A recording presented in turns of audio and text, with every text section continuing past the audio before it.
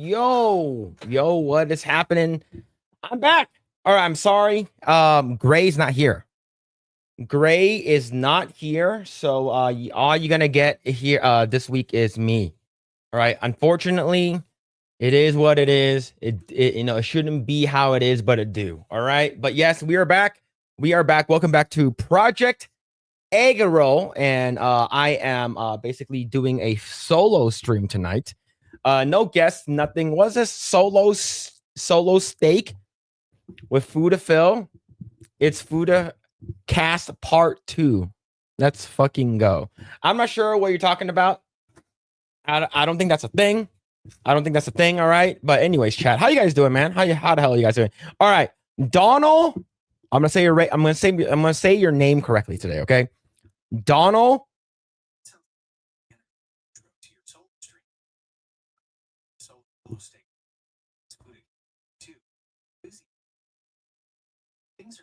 What is that?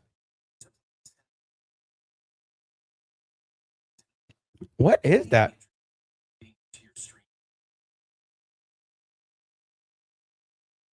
The fuck is that? That was super fucking weird. Hold on. All right. Let me turn this shit off. Give me a second. That was fucking crazy. But anyways, chat. Anyways, all right. So, oh, it was my phone. The fuck was that, man? But anyways, let's see. All right, I'm gonna pronounce your name correctly. Donald McNamara. McNamara. Okay, I said it right. I guarantee you, I said it right. Right? I guarantee you, I fucking said it right. Holy shit! I'm gonna drop everything. Hold on. I'm gonna make sure my phone's fucking on silent. That's fucking was super gay. Hold on. Give me a second. All right. All right. Okay. Hopefully I said your name right. What's going on, Mitchell Fields? What's happening, man? Thank you so much for the 5. Thank you so much for the 5. Thank you, man. My Chinese food is going to be in 30 minutes when the show starts. Look, don't worry about it. If it's any type of like dog food or cat food, I am all for it. I'm all for it. All right, but thank you for the 5, man. Hope you're doing well, Mitchell. Hope your food comes in earlier. Hope your food comes in earlier. Thank you so much for the 5, man. Thank you. Just call him D-Mac. All right, it's fine. Hurry up. Look, I was basically trying to finish watching what's it called again? Thunderbolts. Thunderbolts. Okay. Well, anyway, how's it going, Hertz Donut? Lost Tales, what's happening? Hope you're doing well. Lord Crush, Kuren TV, War Wizard, what's going on? Painless, what's happening? Pure 100 FutaPhil. I wouldn't say 100%. I would say probably 99%. 99%. All right. Talking about Phil's love of big veiny Futas.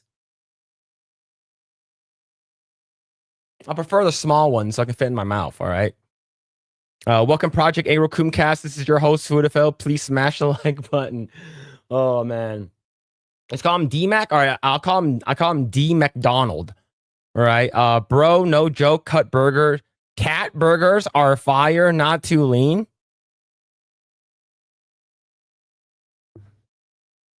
I'm not sure about that, man. Not sure about that. What's going on, Sayonara? No spoilers. Well, I'm gonna be talking spoilers today. So I'll probably talk about it in a bit. Not immediately, but yes, I am going to be basically in a way talking about it. And then we'll do how about this? We do a little bit spoiler and a little bit non-spoiler, right? This will be up. Let's go and change it to red. Okay? Change the gay boy red, okay? All right, where's red color? Boom. All right, we'll have it there. Once we're talking about spoilers, I'll have this up. And then if you guys don't want to hear about spoilers, you guys can come back later. But yes, I am going to be talking about it 100%. But yes, anyways, hope you guys are doing well. I'll mute. No worries, man. No worries. I already got a bunch of spoilers from FNT. Yeah, man. Everything tastes good. I just got to know how you cook it. That is true. That is true and real, brother. That's true and real. All right. So we do have a bunch of stuff we need to cover tonight. lot of stuff. Grae isn't going to be in next week either, so I'll see whether or not if I can find a guest. I'm not sure. Maybe you can get a guest on or something like that, and we can talk about it. And then we can we'll talk. Well, we'll see what happens. But yeah, Grae's not gonna be here next week as well, but he'll be back the following week. So he'll be back in about 2 weeks. All right. So if you guys are here for Grae, I'm sorry to have disappointed you. All right, but there's a bunch of stuff we're going to be talking about. I'll do my best not to relay it to anything sexual. Okay, this is not Coomcast. This is not FutaCast at all.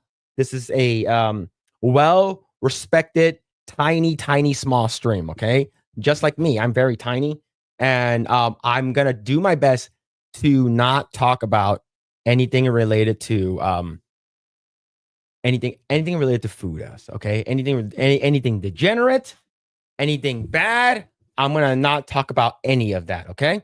In order to remain normal, Grae must go on a vacation from Futa. Please be respectful. Yes.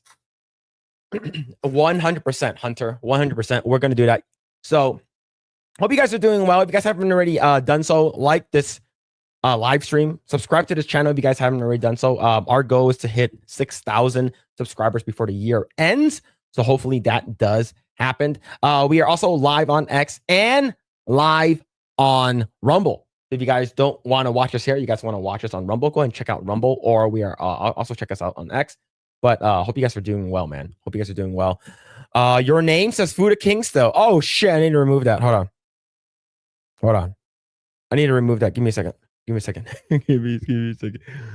Futa King. There it is. Futa God King. All right. We're gonna do Futa God King. Okay. That now I have evolved. Okay. I have leveled up. Okay. I've reached a certain amount of threshold where we leveled up, and now I'm considered the Futa God King. But yes, what's going on? Tubby Tank. Hope you're doing well. A lot about nothing. Says Perv says what? I don't know what you're talking about. I don't know. Look, look, I am a pervert, but I have standards. Okay, I have standards, and the standards are very low. Okay, all right. That's all I wanted to say. But Phil, stop the cap. No cap. All right, no cap. Been watching Konosuba. Unfortunately, I only watched 2 episodes. I haven't been able to get back into it. I've been pretty busy. Next level up is Futa God Emperor. Thinking outside the box, painless. It's going to Giggity. I'll be doing well, man. But yeah, I haven't really been watching Konosuba. I only watched 2 episodes. I've been pretty busy. Like 2 weeks ago, I was in the Vegas meetup. Last week, I had to catch up on a bunch of stuff, and this week I had to make 2 videos this week for Geeks and Gamers Play. Well, I didn't have to. I just wanted to, right? But yeah, I made 2 videos for Geeks and Gamers Play earlier this week, and one was about the Nintendo Switch. Was it Nintendo Switch? No, it was about the Xbox price hike, the Xbox Series X and S price hike, which is freaking. It was pretty wild, and then the delay for GTA 6. So yeah, man. Konosuba is goated, and this is coming from a non-gooner. All right, here's what's been happening. I've been watching solo leveling with my wife. Okay, I've been watching solo leveling with my wife, and it's been pretty good so far. So we're what episode are we on? I think we're on episode 10. Yeah, I think we're on episode 10, or yeah, I think we just finished episode 10. So episode 10 of season 1, we just finished it. It's been really good so far, and I heard season 2 gets better. But unfortunately, I heard that they're going. At least the animation wise, they're not gonna release season 3 until 2028. I'm not sure if that's true. I heard it somewhere that they're not going to release season 3 until 2028 because they want it for some reason line up with the Olympics. Why the hell would they do that? What's going on, Tom? How's it going, man? Man wasn't expecting Windbreakers to bring in a cross-dresser. Hey, man, it is what it is, bro. It is what it is. I can't fully trust a non-gooner. look, if you're non-gooning, you got to do something with your life, all right? Look, a lot of people are like, hey, you just want to have sex with pixels. You just want to fuck pixels. I'm like, bitch, you're goddamn right I do. It's because it's non-consequential. I won't get in trouble. I won't go to jail. Oh, fuck, man. Let's go on Big Z video games. We'll be doing well, man. That one is really good. Reading the manhwa, they totally assassinate the MC in the animation though. I typically the comic book counterpart is typically better than the animation, unless you're One Punch Man season 1. Right? One Punch Man season 1 is better than the manga. But yeah, so I'm probably just eventually, if I can't wait for it, that I might just start reading it. But like, there's so much shit that I need to read. If that is the case, like I'm gonna start reading manga again. The last time I read manga was up until the final arc of Bleach before they sort of in a way rebooted it. But yeah, man. 3D pig, 2D pure. Yeah, man. 100%. I got called out. Well, you didn't get called out. I'm just reading the chat. I don't call you guys out. The only person I call out is Thomas Blackfire for the fact that he I asked the chat on Coomcast, hey, what do you guys want me to make in an AIR? And he was like, what about Gloria? I was like, who's Gloria? He said, from Madagascar. I'm like, the fucking hippo? And he's like, yeah. I was like, what the fuck, bro? What the fuck, man? But yeah, so that's the only time I will always call out someone, all right? You guys hear the slander? It ain't slander, bro. I actually have proof. I know Hertz Donut is somewhere in the chat, and he knows, all right? He knows. Is that too Melanie? I'm not sure I'm not sure what do you mean by that, Hunter? I've read the manhwa. If they animated the story, it's going to be fire. Solo leveling shows how to do power scaling right. Yeah, I'm really enjoying it so far, and my wife is super enjoying it as well. Now, the only thing is, I believe the last official, like, final season of My Hero Academia is coming out this year. And finally, One Punch Man season 3 comes up. Season 3 is going to be launched, not launched, but released this year as well. And all in October. So it's going to be a lot. There's definitely going to be a lot. FutaPhil loves Nancy Pelosi, though. It's not me. It's Hertz Donut. That's the guy who loves the Nancy stuff, all right? It ain't me. I don't know what you're talking about, all right? Hertz Donut is in the chat somewhere, all right? I saw him earlier, unless he dipped out, all right? Look, I do not like Nancy Pelosi. However, Nancy Pelosi got some big melons, all right? Some fat melons. Holy jeez. But man, you know what? Just in case, if you guys have not seen what I'm talking about, just in case you could. Nancy Pelosi beach.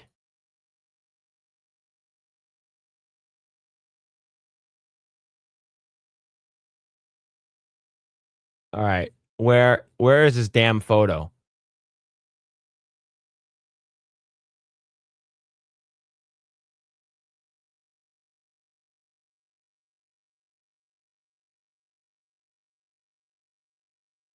Okay, now here's the thing. All right. If Nancy Pelosi's boobs were this big, I wonder how big they were when they were younger. Right? I wonder how big the boobs were when they were younger, right? When they were more ripe for the picking.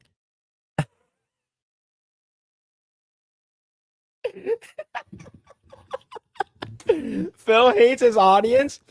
Yeah, I'm not Grae, all right? I'm not Grae, okay? I will make you guys suffer with me, okay? Look, Grae, 2 weeks ago, Grae did a stream when I was doing the FNT, all right? And Grae was the guy who was like, oh, I got to respect the chat. I got to make sure the chat's, I'm not offending anyone. And Grae is a good boy. Me, on the other hand, not so much, okay? Not so much. Gay cast vinegar for reasons? What are you talking about? Phil does hate us. My eyes would. See, Giggity says wood. All right, Phil. See, he says Phil hates his audience and immediately said wood. Okay. All right. So it ain't me. You guys did it. All right. You guys did it to yourselves. Okay. Someone brought up someone brought it up. Okay. All right. What's this here? Give me a second. I see something here for you guys. All right. All right. How about this? All right. For doing that, I will give 10 gifted memberships right now. Okay. For doing that, for making you guys go through all of that turmoil and hardship, I will give 10 gifted memberships right now. Okay. All right. That's fair, right? That's fair.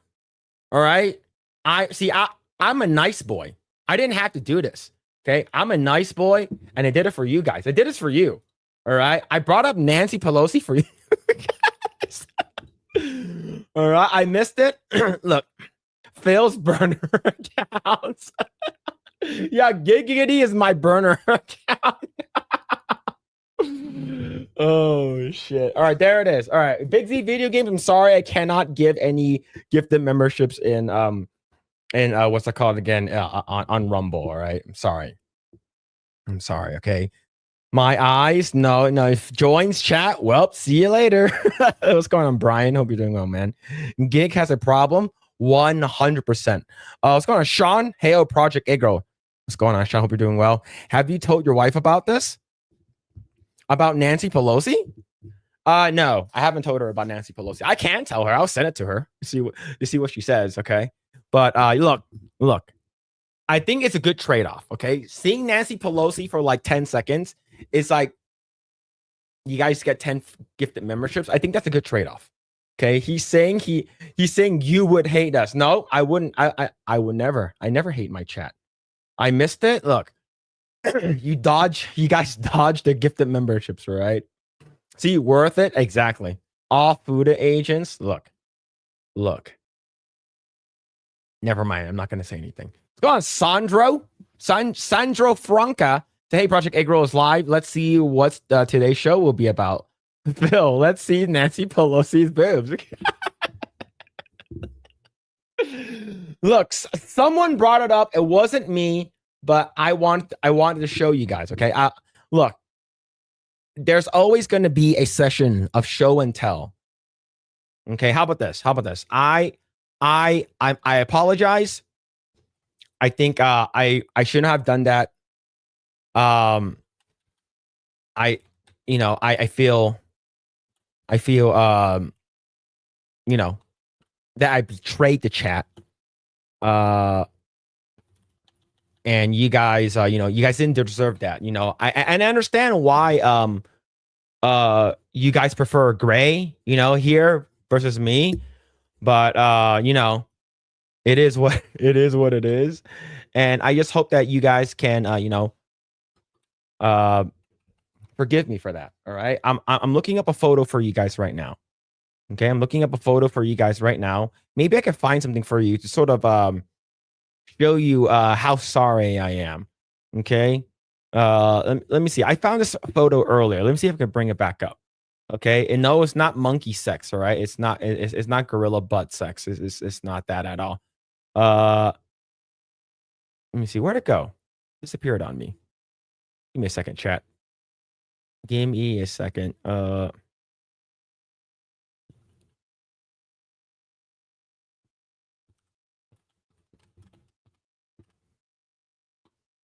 All right. Let me see. There we go.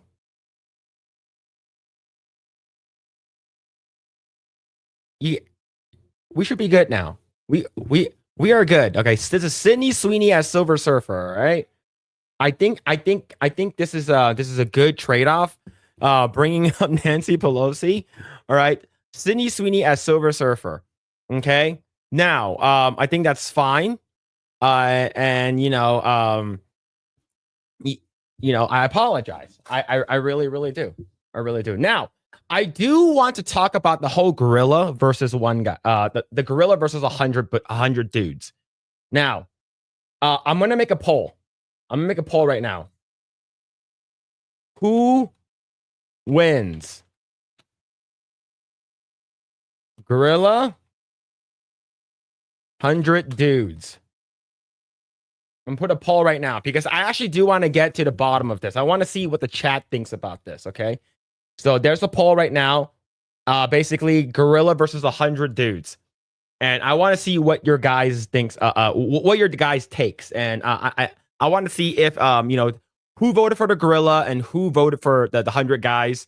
And like I originally, when I brought this up to my wife, she gave me an answer, and then I sort of broke it down for her and like a play by play on how I would tackle it and how people would tackle this, and she immediately changed her mind.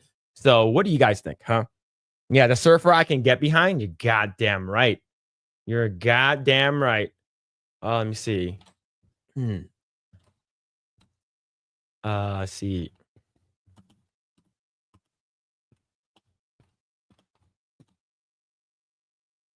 All right. But yeah, man. So a lot of people were wondering, hey, if Silver Surfer came down as Sydney Sweeney, and he says, your world is going, it's over for your world. It's over. Galactus is coming. And you know, how are you got, you know, people are asking me, how am I gonna take down you know, how am I gonna take down you know, Silver Surfer Sydney Sweeney?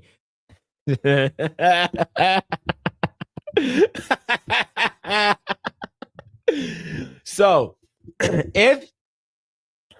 if Sydney Sweeney, if Silver Surfer Sydney Sweeney pops up and it's like, your world's over, and they're like, what's gonna happen? I'm like, bitch, I will eat her. And that means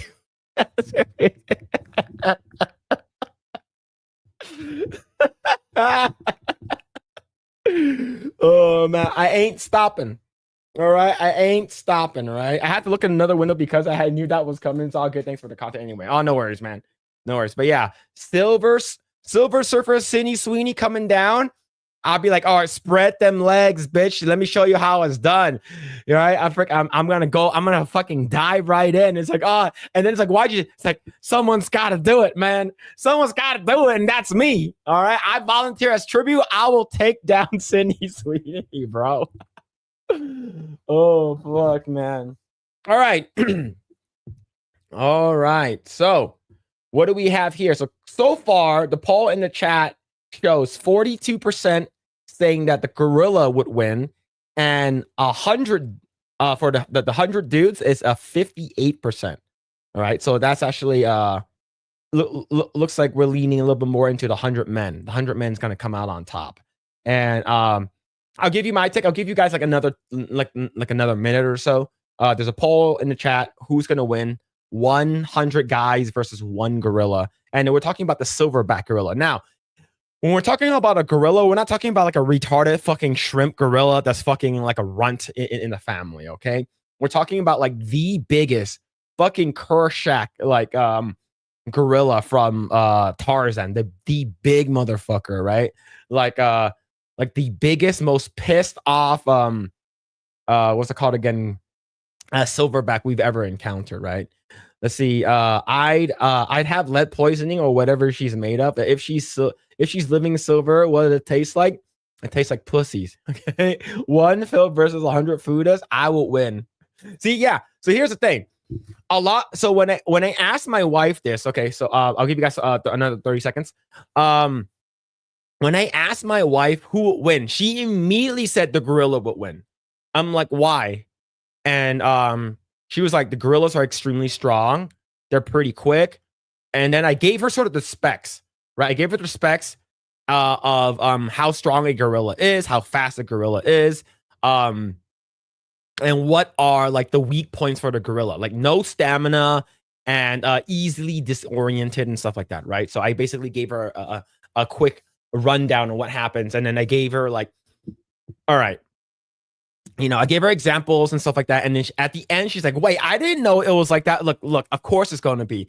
If it's, I gave her an example of like if the gorilla wins, so we're gonna allow that the gorilla would take over the earth, right? If the humans win, human will still continue to dominate as the social hierarchy of all types of beings that are living on Earth, right? So after telling her that, and she began to change her mind. But yeah, all right, there it is. I'm gonna end the poll, and it looks like we got a right over here a 59% to 41, 59 to 41. So that's I would say that's a pretty good poll right over there.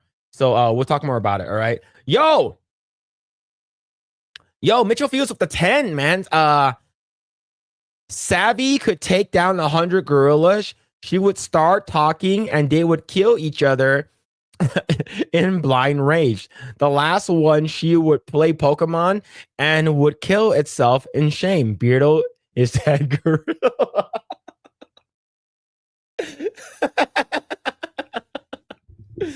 Oh fuck, man. Yeah. Hey, man. Wait, didn't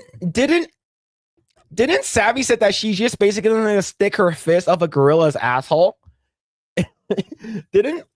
Wasn't that her actual thing? I look that's pretty wild, man. That's pretty wild. But thank you, Mitchell Fields, for the 10. Thank you. Let's see. I voted dudes. Yeah, Silverback. That's even easier. Just distract ads with some man boobs. Hey, you never know. But can we one-on-one as a reference? I've seen video of a guy fighting a primate and getting the uppercut sent it to the Project Eggroll DMs in Discord. You send it to Discord? Let me see. Let me bring it up. All right, let me bring it up. I'll suffer the Argyria for is that how you say it? Is that how you say it? Argyria for Sydney Sweeney. Hey man, anyone would. They can lift 4,000 pounds. No chance 100 would win, but it would be close. And we talking hand to hand. Yeah, we're talking about hand to hand.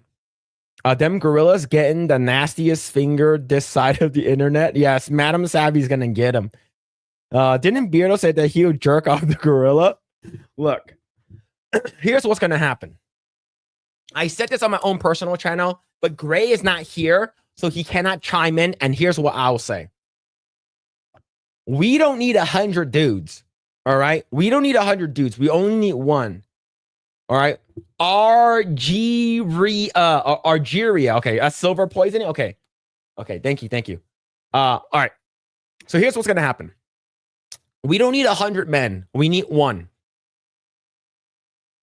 What you're going to do is you're going to suck that gorilla off. Okay. That's what's going to happen. You're going to suck that gorilla off until that, because according to what I heard, according to I think Legendary Scrub, he said that an average gorilla penis is like no more than an inch, or maybe about like an inch and a quarter. So that's why they're mad all the time, right? That's pretty bad. So basically, what you're gonna do, all you gotta do is suck that gorilla off. Suck it until once he's climaxed, and you continue sucking. All right. And then after you're done, the gorilla falls asleep, you suck that dick some more. All right. So just fucking, and then that gorilla becomes your prison bitch. Okay. All right. Because if you think about it, that gorilla probably never got sucked off before. All right. That gorilla, look, female gorillas, I don't think they do that kind of shit. All right. That gorilla's like, wow, you can do that with your mouth, and then you fucking own that gorilla. All right. And this is not a racist thing, okay, right? If you guys trying to use a gorilla saying that the gorilla is actually something else, look, it's not. Then you own that gorilla. That gorilla becomes your prison slave. All right. It's a win-win. It's a win-win. Is this guy here, man, really doing it?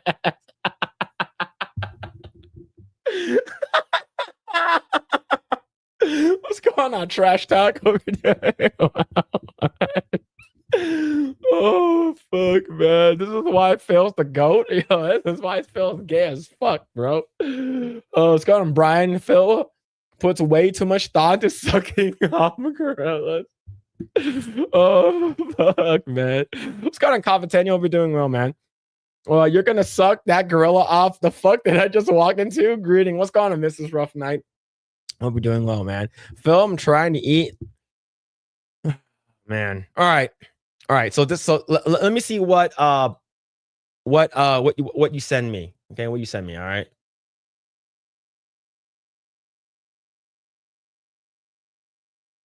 All right. So hey, there it is. There it is. Watch. So so watch. So you have that's not a like a really big gorilla. That's probably like it could be like a, you know, an adolescent or like a teenager, but I don't think that's like a full on like I'm talking about the biggest like silverback you've ever seen, right? But that's pretty cool though. This fucking madman basically took down an adolescent, maybe an early adult gorilla, basically pushed his ass down. But yeah, not bad though, not bad. All right. So all right, here's my plan of attack, okay? Like for reals now, we're not talking about sucking a gorilla's dick anymore, right? We're talking about real shit here, okay? We're talking about real stuff here. Here we go. 100 guys, all right? We're gonna like I saw a video, but basically what we want to do in waves, of 20. We get 5 waves. And basically the first 20 guys are going to be like extremely like world heavyweight, like fucking power lifters, like fucking Roberto Burst that weighs like 400 fucking pounds, max bench presses like 600 pounds. All right, we're talking about that kind of shit. We're gonna get fucking 20 of those guys.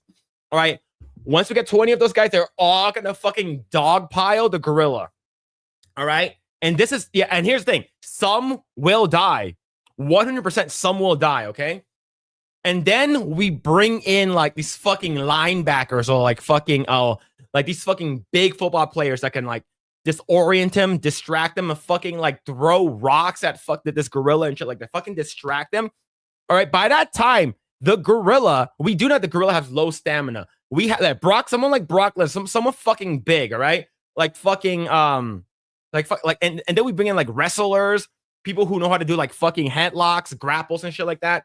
Now, and then we bring in like legit martial artists that knows how to like fucking like legit like big MMA fighters, like fucking heavyweight MMA fighters.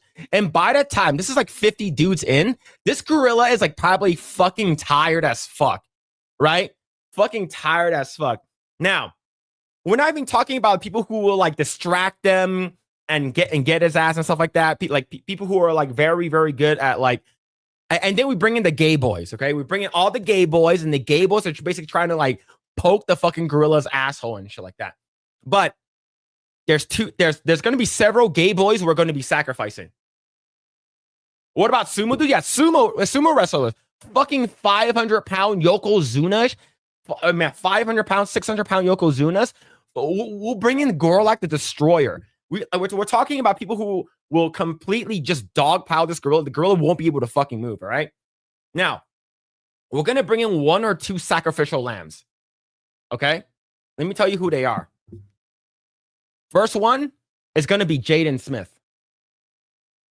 We're gonna sacrifice Jaden Smith. Another person we're going to be sacrificing, all right? Probably, we're talking about men here, right? And look, we're trying to be fair, we're trying to be balanced here, and we're trying to be politically correct. We're gonna bring in fucking Elliot Page. Okay, Elliot Page, Jaden Smith, sacrificial lambs. We throw their asses in there. They're like, and then immediately Elliot Smith's like, I'm a woman. It's like, shut up, bitch. You a man. You a fucking man. You get your ass in there, bitch. All right. The gorilla fucking destroys those two. Fucking pop. Fucking heads explodes and shit like that. Here's what we're gonna do. We're gonna bring in the guys who know how to use really fucking green beret knife, like top tier knife fighters. We're gonna have them go in there and fucking break up the fucking dead body, but like the bones of the dead body from Elliot Page and Jaden Smith, and we're gonna file that shit into a shiv or a fucking shank, right? And then once you grab those fucking dead bones, like the fuck we're gonna grab fucking Elliot Page's non-existence penis or fucking femur, file that shit, use that shit as a fucking club. Nah, man, you gotta be an arm, but a bone. It doesn't look. You file that shit, yeah, unarmed. All right, you gotta enter the match unarmed, which is fine. You enter the match unarmed. Elliot Page and Jaden Smith fucking ends up getting clapped. Right? They fucking get bodied by the gorilla. You go in there, break up a fucking femur, and use a fucking leg to fucking wail on this fucking gorilla. By that time, you have probably about 70 or 80 dudes in the match. Maybe 15 to 20 of them are probably incapacitated by now. The humans would win. The humans would win. Bone shivs? Look, we're talking about a fucking like all-out brawl. If the gorilla wins, Planet of the Apes will happen. All right? Planet of the fucking Apes will happen. We can't allow that shit to win. If the humans lose, our ape fucking monkey Planet of the Apes overlords will happen. Dylan Mulvaney, yeah, put in Dylan Mulvaney in there. Turn that fucking we're gonna use that leg, fucking file that shit down into a fucking ship. Clack, clack, clack, clack, clack. Fucking gorilla's done. And then I'll come out, have secret wave 6. Once all the things said and done, I'll go up to the gorilla. I'll be like, I told you not to have any monkey business. And then I will stab the gorilla right through the fucking skull with Dylan Mulvaney's fake dick. Stab the motherfucker through the skull. And then I said, who wants to eat gorilla? And then I will bring out all the mi familia. We're going to bring them in. We're going to have a fucking gorilla fiesta. I will cook the gorilla meat and I will serve it to everyone. And then all the other, and then I will fucking broadcast this to the fucking ends of the earth. So every motherfucking gorilla sees this will be like, oh shit, fucking Asians eating this fucking monkeys. Oh, fuck, ain't gonna happen, man. Ain't gonna happen. That's what's gonna happen. Human will reign supreme. There it is.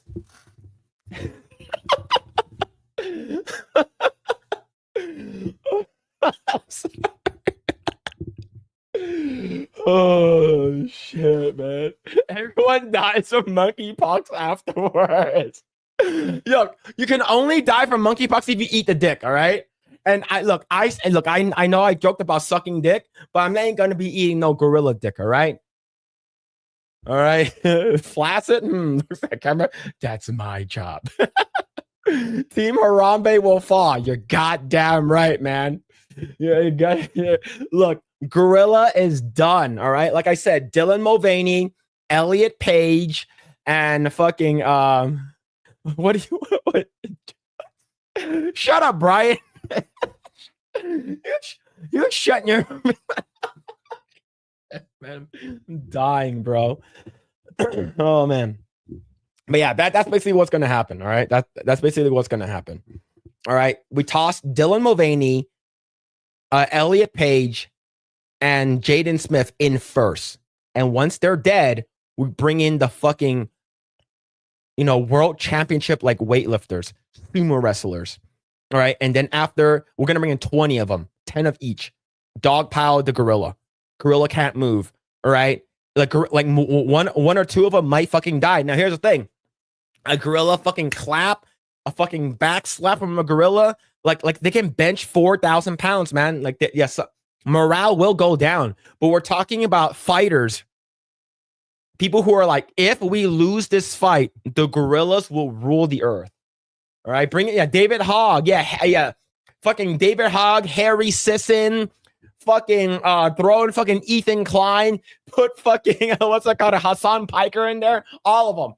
Okay, put them all in there. The governor of California, put in fucking Gavin Newsom in there as well. All right. What's this fucking? Phil's just happy that he's packing more than a gorilla's 1 incher. Look, I have 1 inch over the gorilla. All right, I have 1 inch over the gorilla, and that's that makes me happy. All right. Oh man,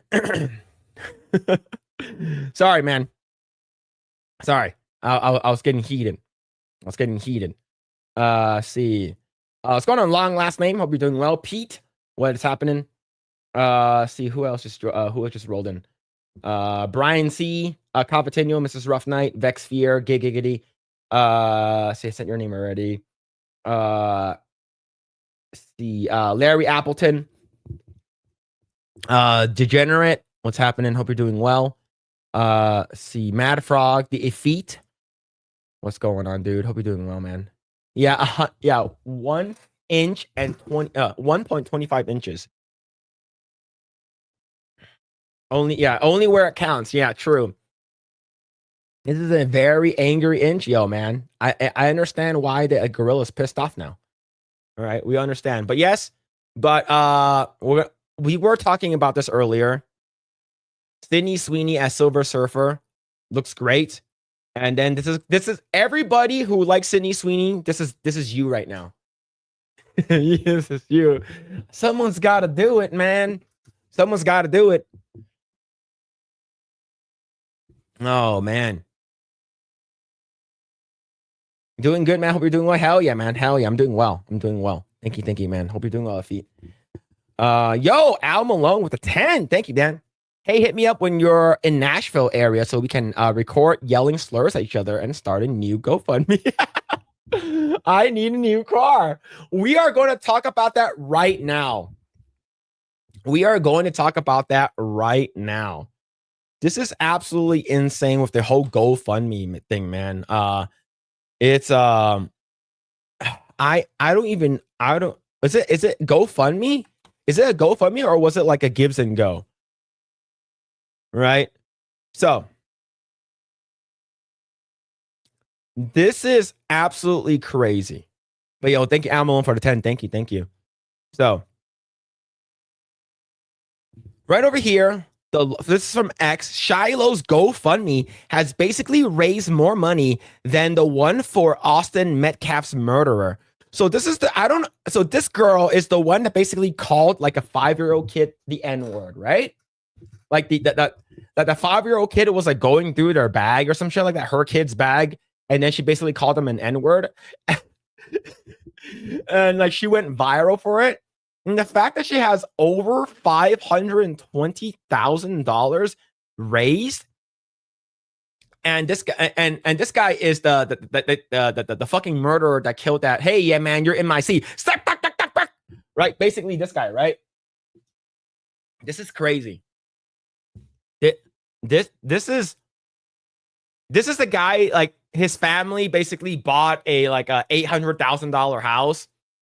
And he got like a new car and shit like that. Yeah, that's this. Racism pays, man. Where's the PewDiePie check? I don't know, man. I think everyone is fucking tired of having white guilt. I think these people are like, I can't believe that this killer has gotten more. I believe there's also a Gives and Go or a GoFundMe for the family. And they don't even have like half of this guy's. I believe maybe half of this guy's like amount that he's raised. But yeah, I believe everyone is sort of just tired of this white guilt, right? This white guilt stuff that's been happening for a long time now. And I think the white guilt narrative is like basically over. I think it is. It's over. I don't think anyone actually fucking cares anymore. Now let's go and check out this video from what's it called again? Sargon. All right. So something very interesting has happened in the United States. And I'm trying to think of a very delicate way of putting this. But it seems honestly that just a lot of white people in America have just had enough of the way that they are treated and are expected to respond. Yeah, so he's 100% correct. So if you guys don't know who Tony Moon is one of the original rooftop Korean dudes. And now if you guys don't know what a rooftop Korean is, let me give you the cliff notes. In the early 90s, I believe it was 91 or 92, there was I think it was 92. There was the Rodney King riots that happened in South Central area. And basically a lot of businesses and homes and South Central in that Los Angeles area was basically on fire. Now, the reason why I if you guys don't know, I was directly affected by this. Okay. Now, am I a Korean? Was my family a rooftop Korean at this point? No, they were the, hey, don't do anything, Chinese people, okay? Oh, there's black people come into our store. It's okay as long as you don't come in and steal stuff. But my family had a supermarket down in South Central, and it wasn't too far off of, I believe, the Natural History Museum. It's actually not too far from it. And our supermarket got torched. It was burned down. It was burnt to a crisp. And we came back the following day, and our supermarket was gone. We tried to gather and scrounge up whatever we can find from the basically rubble.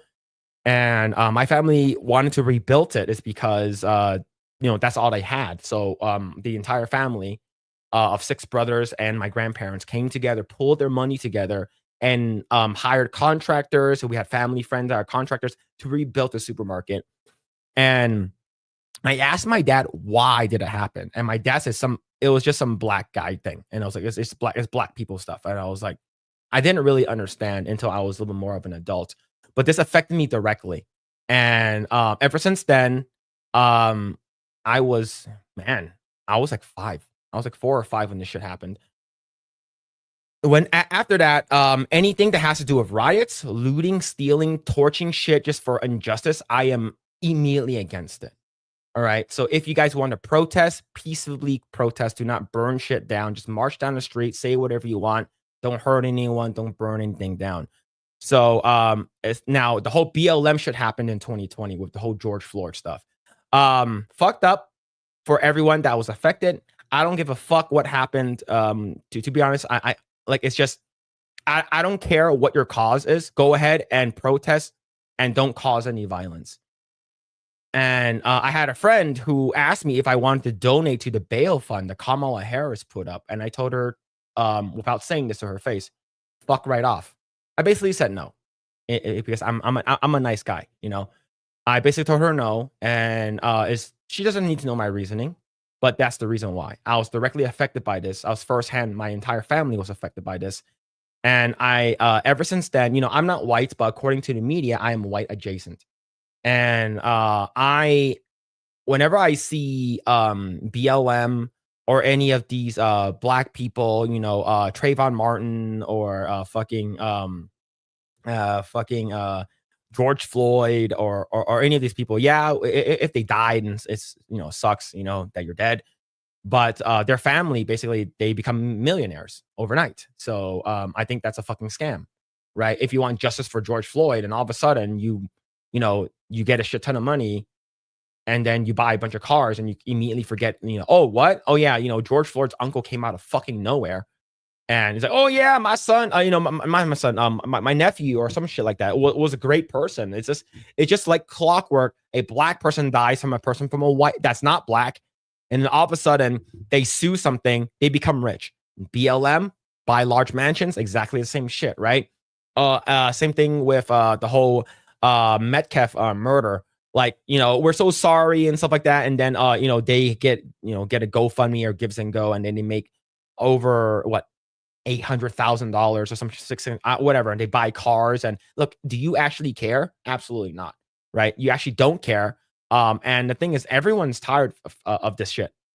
Not just white people. I think everyone is tired of it. Even black people are tired of this shit, man. It's like people don't care anymore. Look what happened in 2020. Like the whole BLM shit. There's still sort of like, I guess you would say like some reminiscence of like some kind of violence and shit like that that's still happening. That's why I don't drive down to the big cities anymore. I don't go to San Francisco. I don't go to LA. I don't go to any of these big cities anymore because I might get, Antifa might show up. I don't know. I'm white. I'm basically white to them. I drive a Tesla. Oh, this guy's a white supremacist.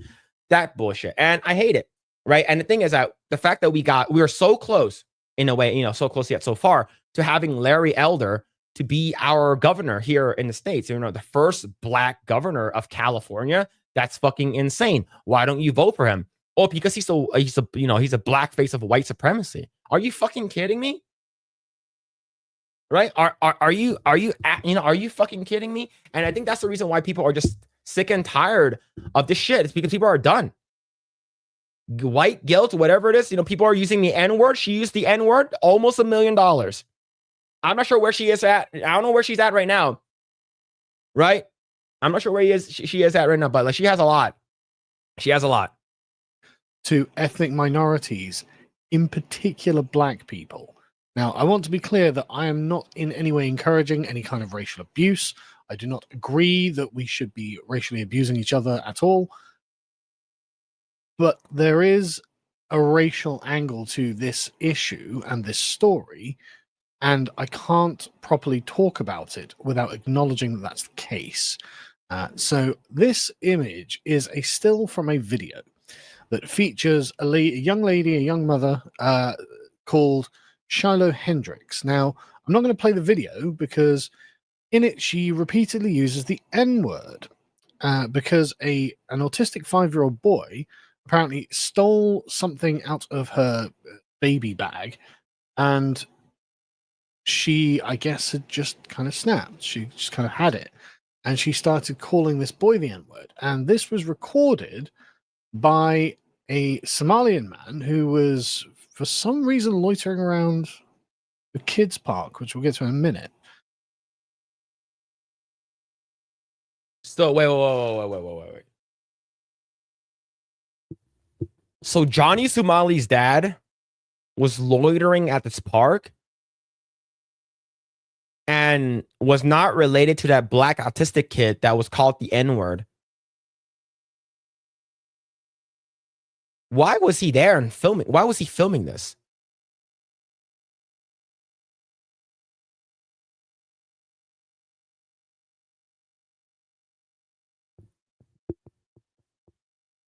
Yeah, I think he's a pedo. Yeah, but that's crazy, man. Registered sex offender with a camera. Yeah, I think so. I think he was there filming kids. I think he was there legitimately filming kids. Fucking insane, bro. And she was just completely unrepentant. She was like, no, I said what I said. I'm not going to apologize. I'm basically absolutely done with the way that these things keep happening in the United States.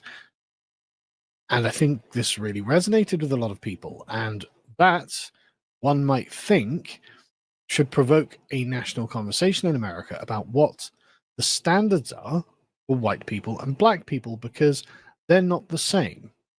And we have seen repeatedly standards for black people that would never be accepted for white people 100%. and vice versa.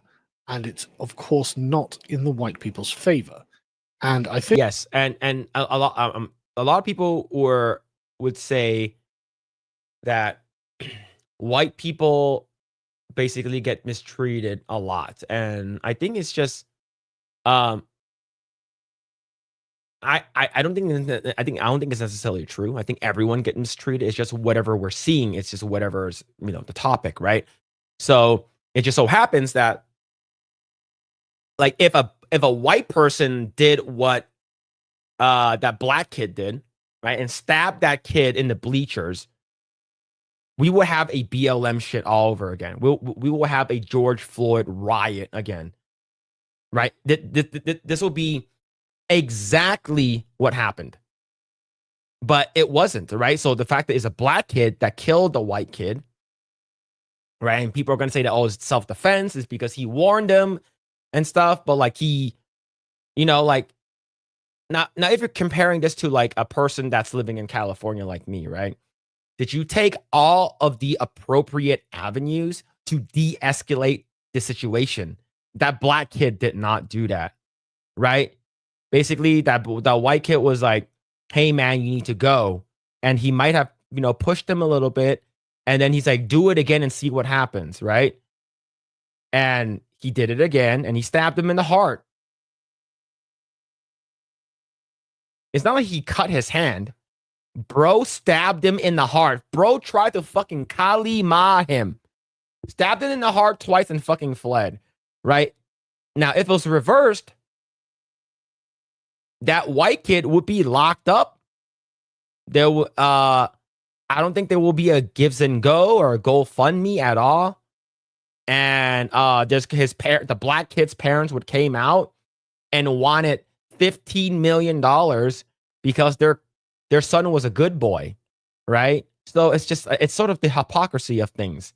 And I think that's where people are just like, what the fuck is happening, right? The fact that it's a black kid that did it and the white kid that died, nobody cares about it, right? And this is where people are just like sick and tired of it. And people are saying, hey, this is fucking unreasonable. And the fact that, we're just done with this.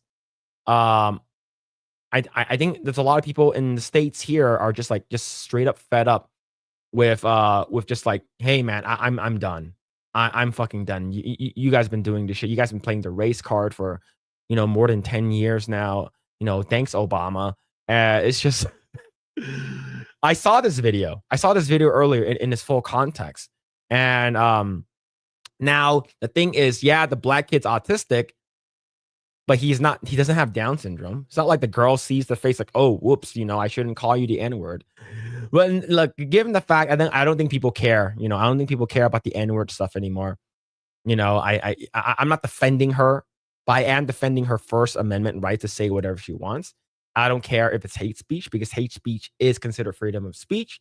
But a lot of people is like, oh, well, freedom of speech is from freedom of consequences, right? She didn't threaten anyone. She just called them a slur, right? You could call her a Cracker Jack box, right? You can call her any kind of white slur, right? I have people call me the Chinese yellow slur all the time, right? I'm not gonna be like, oh, hey, but yeah, you know what? I'm alone. I'm gonna be in town.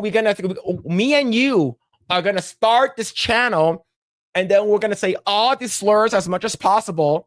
All the slurs, okay? You call me a slur, I call you a slur, we call everybody else a slur. All right. And then we're gonna be millionaires. I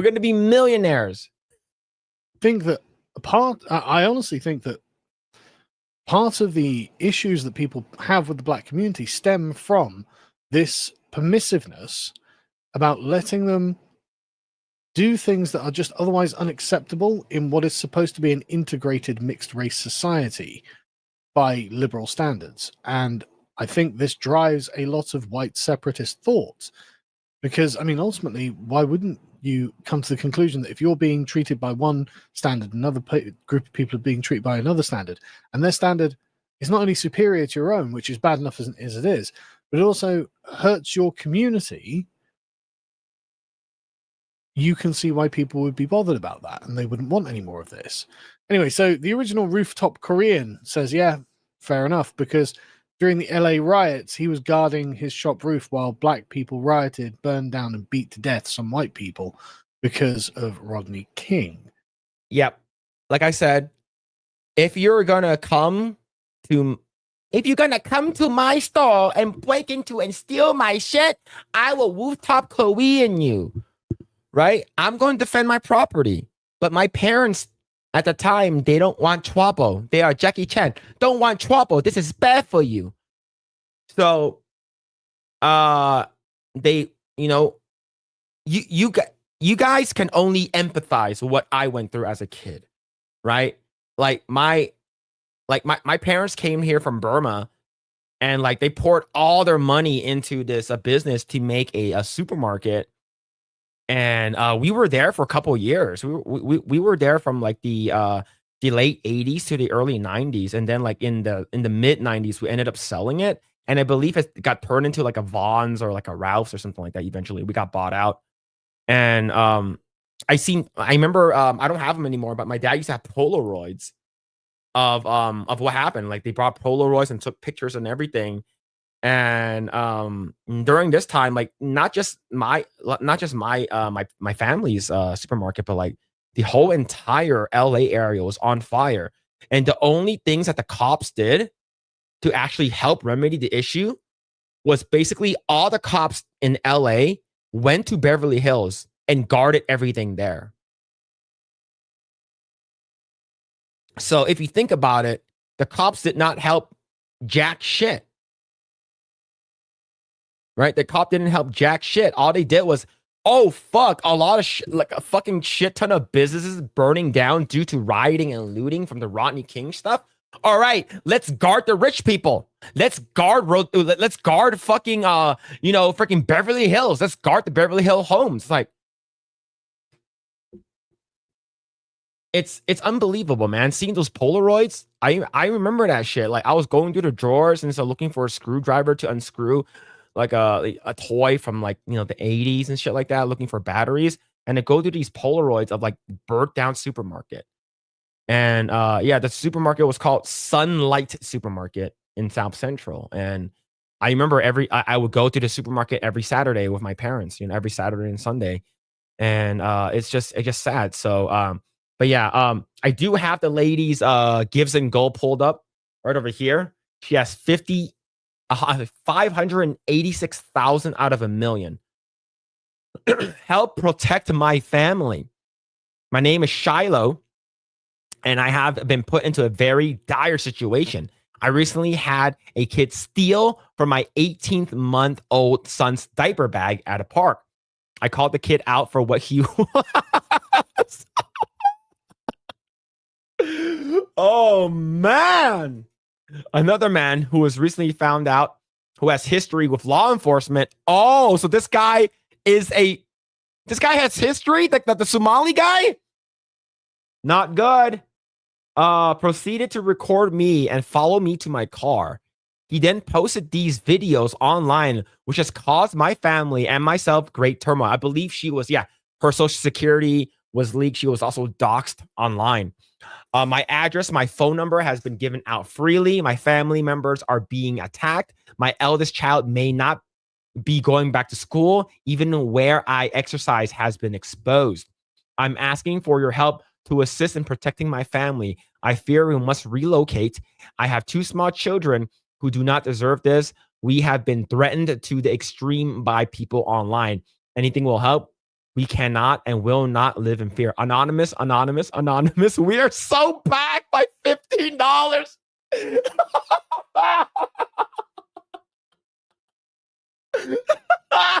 That's fucking great, bro. Oh my, anonymous. Follow Jesus. Follow Jesus for $20. Anonymous. Frederick. I don't know who I'm not saying it. Support from Asia. I will stand up for my people. God bless you. Remigration advocate. Anonymous giver. Anonymous. Base. Anonymous. Fucking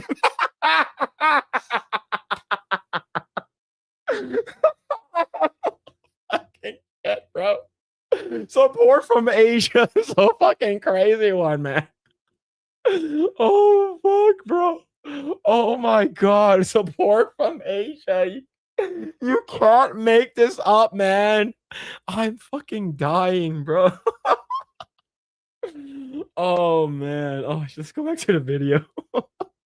And like I said, this can only go on forever. Guaranteed Ryan Kinnell's name is in there. Yeah. People are going to start really. I am support from Asia. Okay, that's me. Who else could it be? All right, support from Asia is definitely me. Really getting resentful. Now, the chap who was filming was apparently shout out Kongmin Lee, sex offender from Somalia. He was he and someone else will appear in court. Oh man, I was just joking, a little bit joking, not really, but sort of a little bit joking about the sex offender thing, but it actually is. 2 Rochester men will appear in court May 5th on joint charges of 3rd and 5th degree criminal sexual conduct after being accused of raping a 16-year-old after offering her a place to stay. Occam's razor, huh, chat? Occam's razor. It's the most likely outcome is probably the actual outcome. That is crazy, bro. Like I was like in a way just joking, just like what random dudes from Somali filming little kids at the park. Sounds sort of weird, but not anymore. On May the 5th, after being accused of raping a 16-year-old after offering her a place to stay. Right. So, an accused paedophile is wandering around a kid's play park and films this. Why is he crazy. there exactly? That strikes me as a bit weird, especially as in his defense, he says, well, I didn't do anything wrong. I've been accused. Bro was scoping out. Bro was fucking camping, was spawn camping these little kids, bro.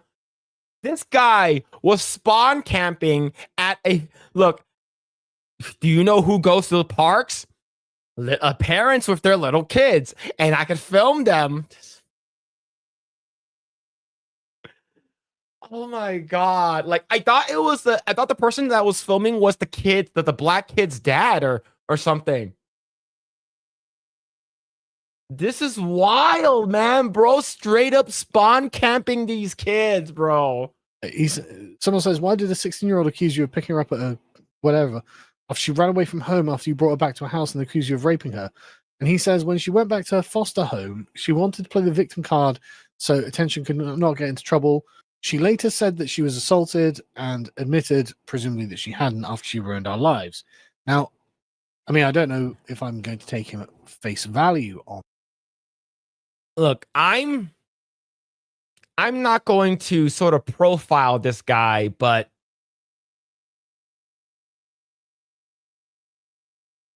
come on.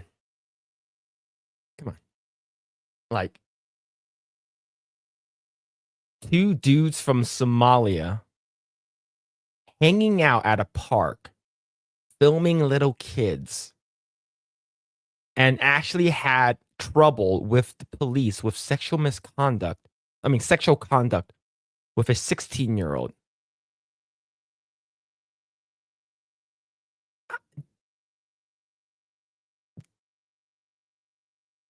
I don't trust these guys on that, because frankly, I mean, he's not a young man. No, he's not. Grooming 16-year-olds. Just saying, in my country, we have some experience of older foreign Muslim men who spend a lot of their time trying to pick up teenage girls. Yep. Vulnerable teenage girls who are in foster homes and things like this. Yeah. Hardly respectable gentlemen is the point. So anyway, why this accused sex offender is hanging around at this park is a question I don't have an answer for. Yeah. But anyway, so after this, Shadow Hendrix started a give, send, go because she wanted to help protect her family. Because so as a filming, Sargon had what's it called again? I want to make sure I got this. Akkad Daily. He has posted that she got 347,000 but she actually has right now I'm going to refresh really quick. I'm literally going to refresh right now. Right, as of right now we checked, she has 586. I'm going to refresh. She has 586.88 one now. So chat,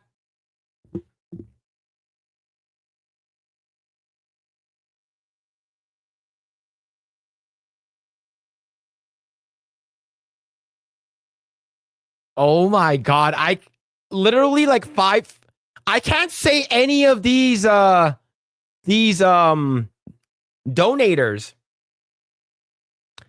I can't say this. Yeah, people are tired, bro. Like I'm gonna zoom in. You guys can see that, right? I'm gonna zoom. I can't say that.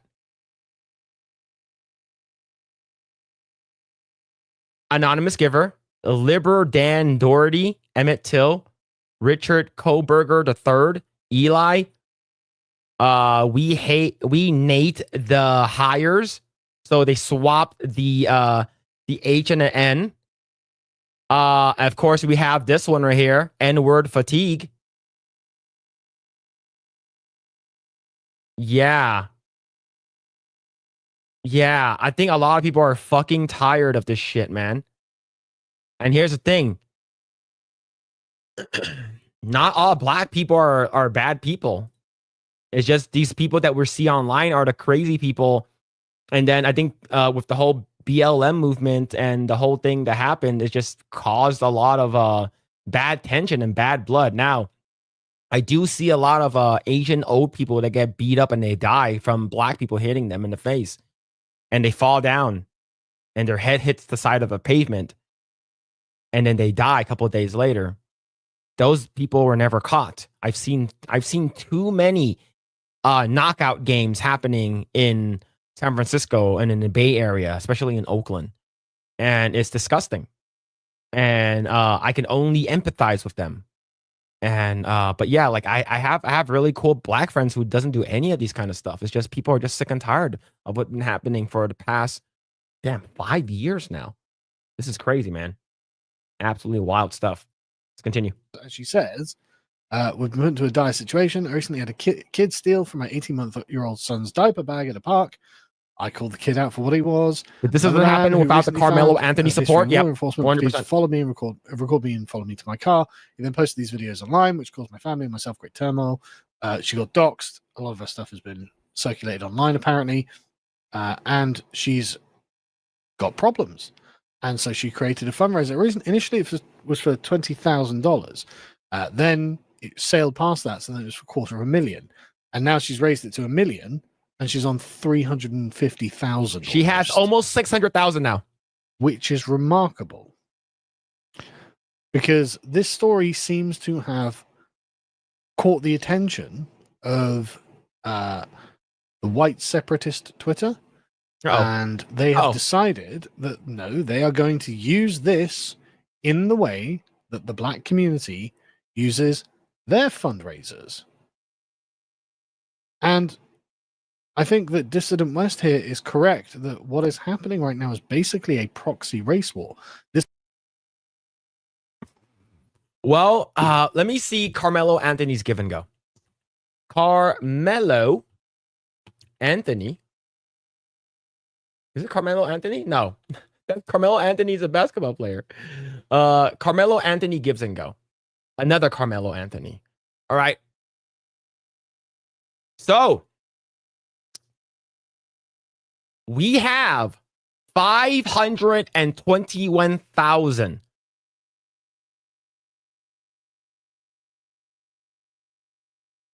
Shiloh Hendricks with $20. Protection. Anonymous giver. Defrost. But yeah, Black Rights, Jamie, anonymous giver. But yeah. Yeah. This is I agree with the guy that Sargon is talking about. And this is in a way, proxy race war. And currently the race that's winning is the white people.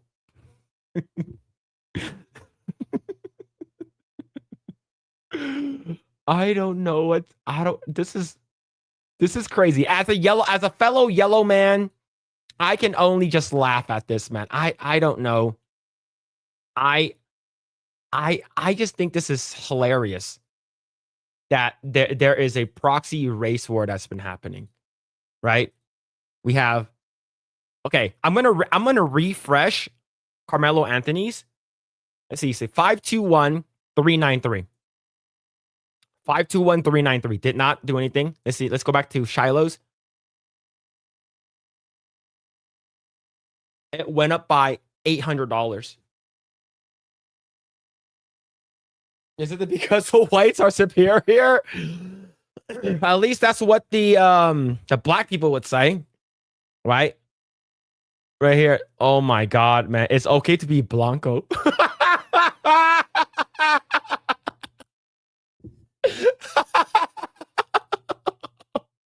White lives matter. Another N-word fatigue with $100. Holy shit, man. The N-word. Donald Trump with $10. Oh, fuck both and Somalia pirates. Yo, I'm alone. I'll hit you up when I'm in Nashville, okay? We will be so rich. All right? We will be so rich. Oh my God, we will be super, super rich, okay? Oh my God. It's coming so quickly after the Carmelo Anthony incident and the manifest injustice that came from that. I can see why a lot of people are angry, right? Again, just other Austin Metcalf, the lad he killed, and a lot of people are saying things like "no more white guilt, no more So white many shame." troll This is the accounts only is way forward. hilarious, though. Why should they have to live with this kind of burden? And you can see that actually a lot of it is, I'd say, just self-love, right? Whether you like it or not, whether you agree with it or not, they aren't saying we hate black people. They're saying we like white people, which is quite different to what was Yes. going on Carmelo's one. Right. For instance, if you're saying, I'm proud to be Asian, Asian pride, better recognize. Got rice, bitch. Got rice. Got soup. Got food. Got rice. Got cars like us. Got girls like us. Hell no, you're not Asian. Never be like us. When I'm saying that, I'm not saying F the other, race. All right. I'm not saying that. I say, Asian pride. Y'all gotta get my rice rocket. Y'all gotta get my, TikTok down through Chinatown. Before we get to that, though, she's been reported to the police, even though I'm sure that what she's done in America isn't actually a crime because of the First Amendment. I'm reasonably sure she... What was a slander here? Well, Phil, you have to do the, what you have to do to Mike in the next Mario Kart stream. I got you. We gonna get him with the red show.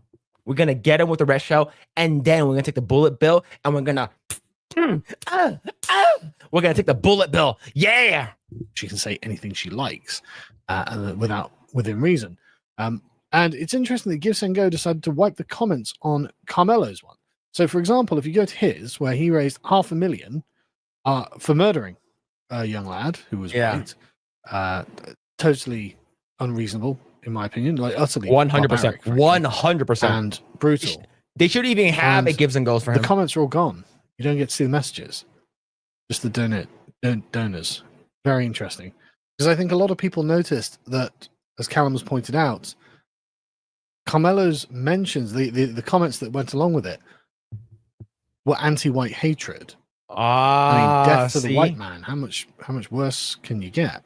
Whereas with hers, it's good luck. I hope you're okay. The tone is so obviously different. That's true. Again, if you're upset that in less than 5 years America went from supporting George Floyd to supporting Shiloh Hendricks, you're really not going to like what comes next. Yeah, well, people, I think, are really annoyed. Yep. This is just... It's not acceptable that justice is denied when the races are of a certain... Yeah, look at that right over here. $5, death to white men. That's...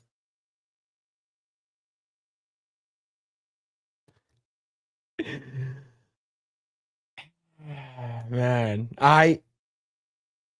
this just sort of like blew up the past day or two. And for me, I'm just like, what's going on? Who is this white girl that's getting infamous? And I'm like, oh, okay. But people are like, nobody's winning at this time. Important in time. Someone's dead. And then this guy's getting almost $600,000 versus a white girl that says the N-word to a black kid is getting $600,000 plus. So one is just a little bit worse than the other, right? What Carmelo Anthony did was just a little bit worse, right? And here's the thing. Just remember, saying the N-word is according to a lot of people online, the crazy people online, they're basically saying that saying the N-word is as bad as killing someone, okay? People who annoy you. Naggers! That South Park episode's so good, bro. Tone in the race of a certain kind. It's just not acceptable. And the black community is not happy about this. For example, let's have a listen to this. Who's that? And you guys raised $250,000 for her? Yeah. I am beyond disturbed. I am beyond disturbed that people raised over $500,000 for a murderer. All right. Two Wong don't make a white, but one Wong is certainly more Wong than the other Wong. Okay? She said the N-word to an autistic kid. And then she called the guy who's filming also the N-word.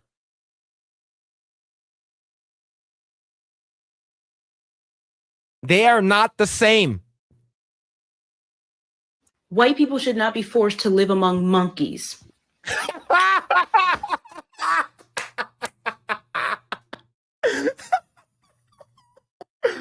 Oh, bro, look, you shouldn't say that online. That shit's fucking funny. Look, look, all right.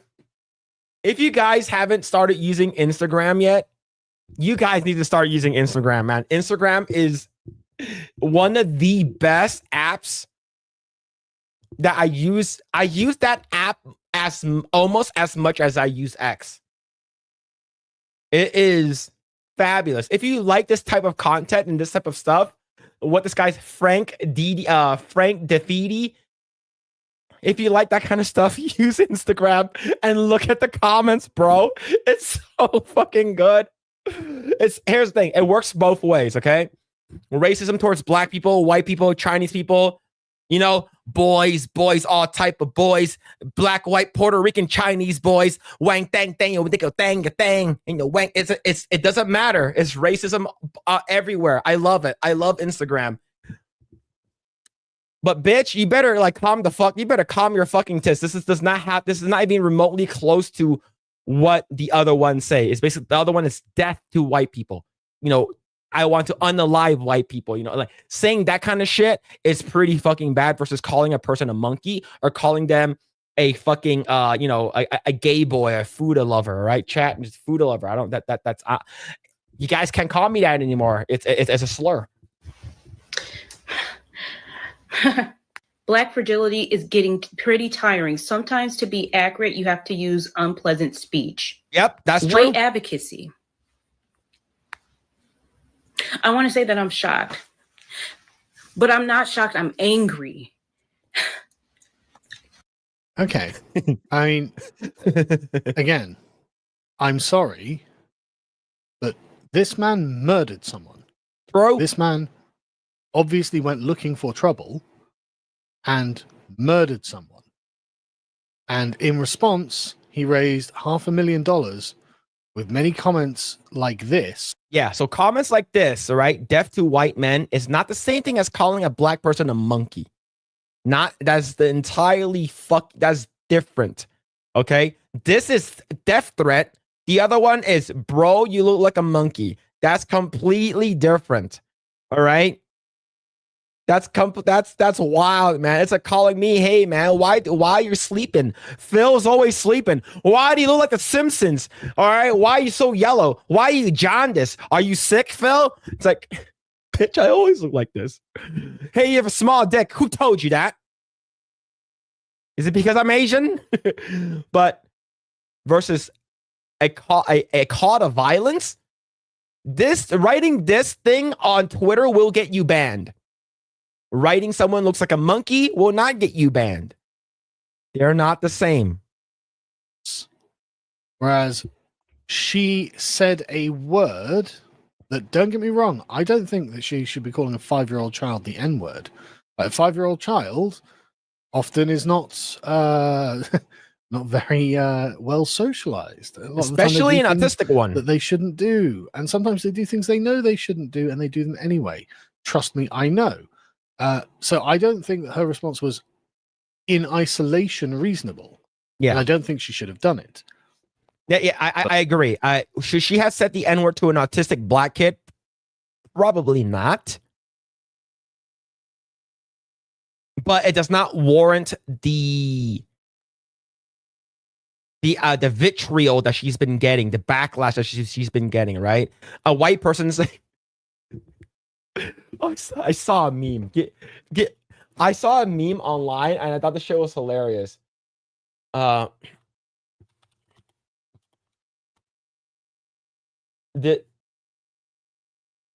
It's what's it called again? It's like we're assembling a team. Oh, we're assembling a team. Oh my god, bro. Oh my god, man! Like this, it's. Oh fuck! Like I said, you shouldn't call a black kid the N-word. All right, they But the thing is, like, I think this is where the black fatigue comes in from. It's just like, bro, we're just tired of it. Like, and here's the thing, everybody, I guarantee you, like, everyone has used the N-word in one way or another. Even Jackie Chan has used it. All right, and and whether or not you're saying with the hard R, the A, it doesn't really matter. At one point or another, you have used it in a way. But the thing is, it's not the same thing as calling a death threat to someone. But that doesn't mean I'm going to condemn people who, in a wider context, understand that there's something greater going on. Wait, Phil's here. Asian, I'm Again, out. Like, sorry, it was just speech. Jackie Chan is black? This was a murder. That's news to And me. it's hardly unique.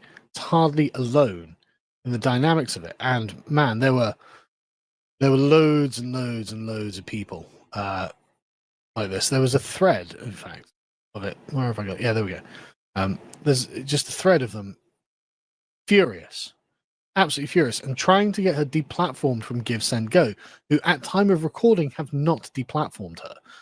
So honestly, I mean, you know, like I said, I don't agree with what she's done. Yeah, I don't agree with it either. But I can understand that she probably doesn't have a huge amount of money, probably lives in a rough area. I mean, why else would you be at a park where Somali accused sex offenders are prowling?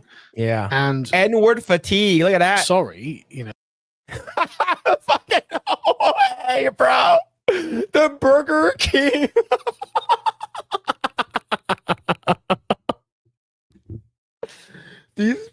This is some pretty funny stuff as well. Holy shit, man.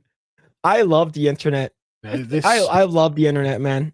This is just too damn bad. Just too damn bad. I mean, again, if the standard wasn't so evidently set by this community, then maybe I would have more of a problem with it. If we didn't see this repeatedly, and this is not the first time, there have been many others. The George Floyd fundraisers were, again, eye-opening. Absolutely 100%. And the fact that they sued the city and got a shit ton of money for it, like, their family's completely set. Like, I guarantee you all of these poor people, you know, for what we've seen, these poor black people, when someone in their family dies, they come out of the woodwork saying that their kid or their husband or their uncle or father was a great guy who never hurt a fly. He went to the church all the time, yada, yada, yada. And then they get a shit ton of money from that shit, right? And the thing is, why doesn't white people do this? Why don't white people do this? Like, if black people are doing it, why aren't white people doing it? Why aren't Asian people doing it? Why aren't Mexican people doing it? And the thing is that I believe they do actually do it, but it does not get the traction that it needs, right? If, for instance, you know, like if someone's grandmother died because a black person beat the shit out of her for fun in Chinatown in San Francisco, and they're trying to get money so they can, you know, get her justice or, you know, pay for the funeral. You know, they're asking $20,000. They barely get like $7,000. It's like that kind of shit, right? It's because the thing is that they're not black, right? They do it privately at a eulogy. Exactly. Like, why do they have to blast this out from the high heavens? Why does fucking Al Sharpton have to come out? Maxine Waters have to come out. We must not let this stand. This is a death through the democracy and the black people. We ain't gonna stand no longer. No. We're gonna come together and we're gonna get in their faces and say that we demand justice for George Floyd. It's that kind of shit, man. Like, people don't do that. Why? We should start doing that, man. You know what? Let's say, God forbid, something happens to someone I know or a family member, man. I'm be like, hey, everybody! Ladies and gentlemen, we come together right now to mourn the fallen. You know, my uncle Jackie don't do feel so well, and somehow injustice got to him and he died. I'm going to need $1 million. Okay, listen. I need, I need $10 million. I need 1 million in ones, and then 5 million in 5, and then 5 million in 10. Okay, that actually maybe that come in, that's 11 million. Okay, and then the guy was like, do you want more? He's like, do you want any twos? He's like, no, who am I talking to? Hey, but it doesn't matter. It doesn't matter because I feel like I'm not the correct race to do that. No one would care because we are of the privileged, right? Who are the people who are oppressed? Who are the people that were slaves before? Who are this? Who are that? Right? Who is the most oppressed people in the US right now? Probably Black trans people. But if we're not talking about, the gender or anything like that, we're talking about Black people, right? But the thing is that they have that victim mentality. And what makes it worse is like they want handouts and stuff like that. And that's the reason why they make this shit, Al Sharpton shows up, Maxine Waters shows up, or, Kamala Harris shows up, and they get like tens of millions of dollars that's poured into their family. And it's just so, I don't know. It's so dumb. Okay. It's so dumb. No problem. Just rush hour. Yep. Oh man. The level of resentment many people in the Black community hold towards the white community, even though I don't think the white community in America deserves it at all. Keep Big Mike's name out of your mouth. Generally. And what they're upset about is a lack of tolerance. People have decided that, no, we're just going to speak out against what you're doing. And it's driving them mad. How dare you? Well, I mean, how dare you? And so people are pointing out this. And I'm just going to read this from Chad Crowley because I think it does accurately summarize why Shiloh was able to raise so far $750,000. For years, the pattern was held. A white person makes a comment, sometimes crude, sometimes merely unfashionable. The video is clipped, stripped of context, and cast into the digital coliseum. The crowd demands penance. Doxing follows. Then come sponsors, employees, the journalists. The result is always the same. Apology, groveling, ruin. This is not justice. It never was. It is a moral spectacle, a purification ritual for the postmodern West, where the cleansing agent is white submission. The apology is not meant to be accepted, but to affirm the guilt of the group. Yep. The goal is not reconciliation, but re-education, humiliation, and silence. Also, catharsis for the Black community. But this time, it was the case of Shiloh Hendricks. The script cracked. Her personal details were posted. She received death threats. Her children were targeted, and yet she did not capitulate. She did not appear on camera with a quivering voice and downcast eyes. She launched a fundraiser, and white people responded. Yeah, like imagine if after that she went on to knees, like, oh, I was harassed. I was harassed by a Somali guy. I felt I was in danger. Oh, please, I hope this doesn't happen to anybody else. I was a good person. I never meant to say the N-word. It's like, yeah, like no, like I'm glad, like I respect she is not doing that kind of shit.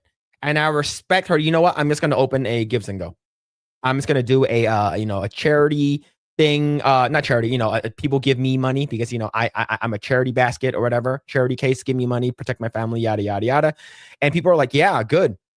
It's because the other side, look at what they're doing. They're on the news all the time. They're the person who stabbed the black guy that stabbed the white kid, and now the white kid's dead. The black guy's the victim. Not the media, not the institutions, not the credential class, but ordinary white people. Tens of thousands poured in to support her. The platform, Give Send Go, not GoFundMe, which obviously bans these things, reported over 250,000 raised in days. These were not donations. These were the stirrings of something new. Each dollar said, we see what you're doing and we are done pretending. This is more than the defense of one woman. This is a rejection of the moral framework that made her a target. The Hendricks affair is not the first of its kind, but it is one of the first to end differently. No apology, no resignation, no collapse, instead resistance. And more than anything else, that signals a shift. Ritual is breaking, and with it the spell of white guilt. And this, I am genuinely annoyed. I mean, I'm just furious, frankly, at the way that what's his face is. So I believe that's the dad, right? I believe that's Metcalf's dad. So son is killed, forgives the killer, kicked out of killer's press conference, and then swatted. Wait, I knew about the first three, but what the? He got swatted too? Yeah, I can see why white people are just done with this shit. Like, not just white people, but people in general.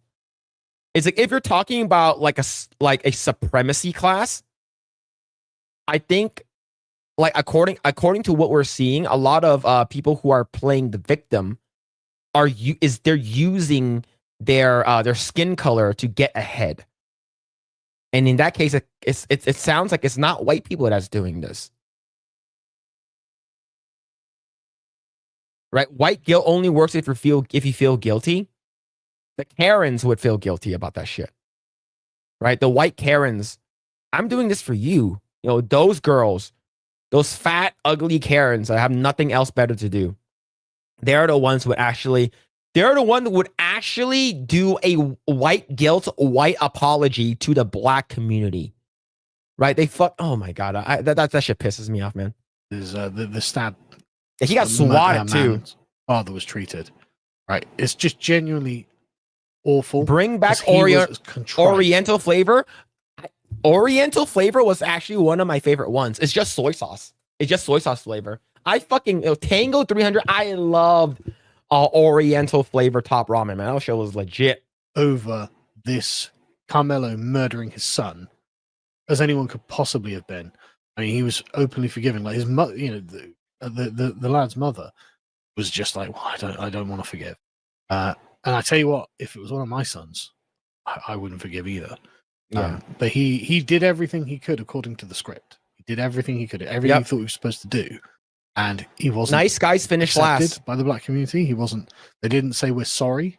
They didn't. The family of Carmelo didn't say I'm sorry, but we stole your son forever. And so yeah, people are glad to see when someone's like, you know what, I don't care. I'm not having this. Yep. And people are so, done. Yeah, I mean, I can't bring it myself to condemn this. I'm not, like I said, I don't endorse it at all. I don't think you should be calling anyone the N-word. I don't think that calling children slurs is a good idea either. And honestly, I think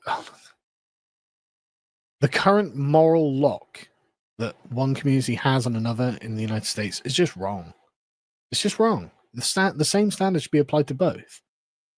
Like, Carmelo should not have been allowed to raise $500,000 on the back of "we hate white people, death to white people." Yep. That should not be permitted.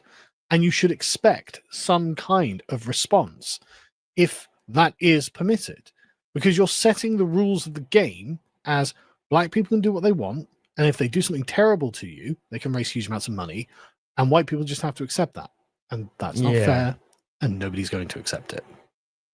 Yeah, I think that's 100% true. I think people are just done, and the way that this is being handled is pretty wild. Is because it's just like people are just done with it, and I think you know, you killed someone, and then you don't show any remorse, you don't apologize, and you raise over $500,000, and you bought an $800,000 house, you bought like $100,000 car.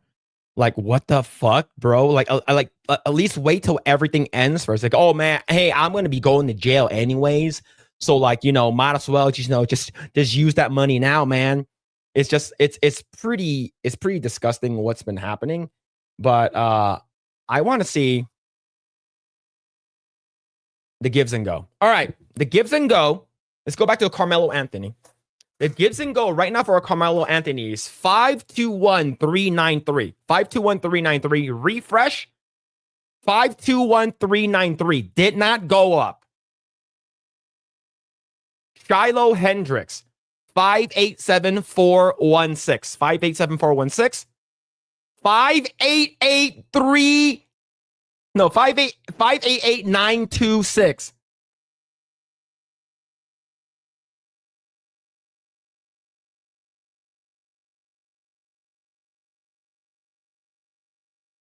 Man. Save America. Anonymous giver, anonymous giver, anonymous giver, anonymous giver, anonymous giver. Jungle Yeto? Joseph Walker. N fatigue ceiling bird. Deport the oh fucking way, bro. Deport them to Africa.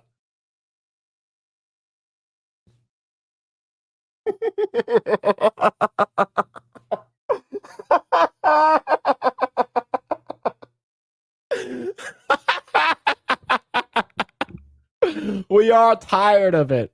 Anonymous giver, anonymous giver, anonymous giver.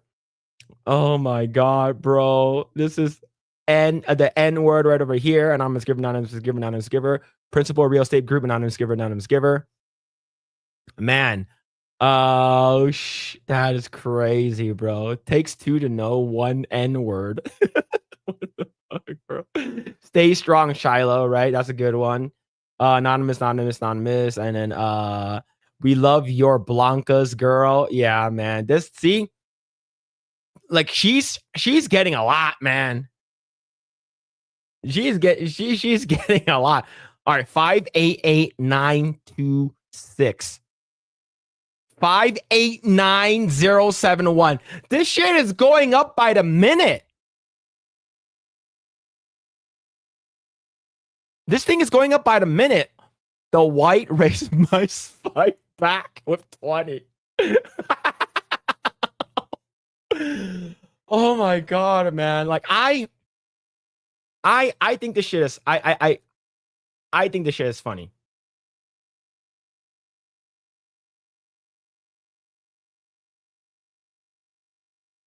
Yeah, man. This is that's pretty crazy, man. Look, it's just I don't know what to say, man. I just think that the internet is tired of all the stuff. Like, now here's the thing: if Carmelo Anthony's like family came out and said, "Yo, we're sorry," he it's. But here's the thing: if he say he's sorry, that means it sort of admits the guilt that he did it, right? But they did say sorry that their son is gone. Did it show any remorse in that? I don't think so. Okay, I'm gonna refresh one more time. 521393. 521393 did not go up by a cent. All right. 589071. Okay, that one only went up about like a minute ago. But yeah, man, it is funny. It is very funny. Man, see, I guarantee you, I guarantee you.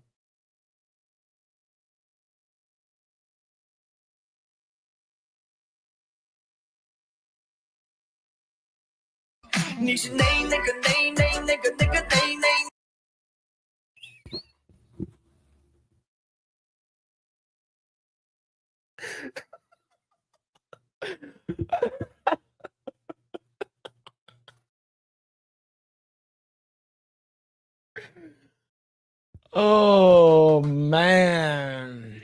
Man, chat. Man.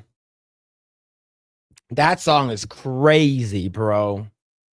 That song is crazy. Oh, am I Burmese? I am quarter Burmese. I am quarter Burmese. Yeah, straight to hell. Look, that is a Chinese word, okay? That is a Chinese word. It's not a racial slur, okay? Just letting you know. Oh man. Oh man. What's this here? Yo, FutaPhil with the $4.99. Super chat me, big boy. I love your big super chat. So big. Oh yeah.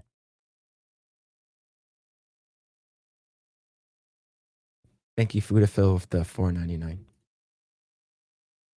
Thank you. All right. Let's see. All right, let's go read some comments. See what you guys are saying. See. Let's go on Midnight Light. Hope you're doing well. Yeah, they all say the N-word. Yeah, Jackie Chan is black. Yeah, I know I know 3 of the 4 Shiloh, Papa John, and the author of the Dilbert comics. And the guy with the Burger King the Burger King crown. I don't know who he is. I always see him on a flight, and he's basically saying the N-word. No, she shouldn't have called that kid that, but I don't care that she's getting money because of the doxing and the retaliation from the Anthony garbage. Yep, true. Missing that Southern chef lady. You talking about Paula Dean from My Kitchen to Yours. From My Kitchen to Yours. So, but the crazy thing about the Papa John thing was like, they did it's sort of like, hey, we shouldn't say the N-word. They're like, what's the N-word? And he said the N-word and he got fired for it. Oh, man. She better have a gun at home. Somebody's going to try something. Yeah, especially they know how much money that she'll be getting. 100%. 100%. Let's see.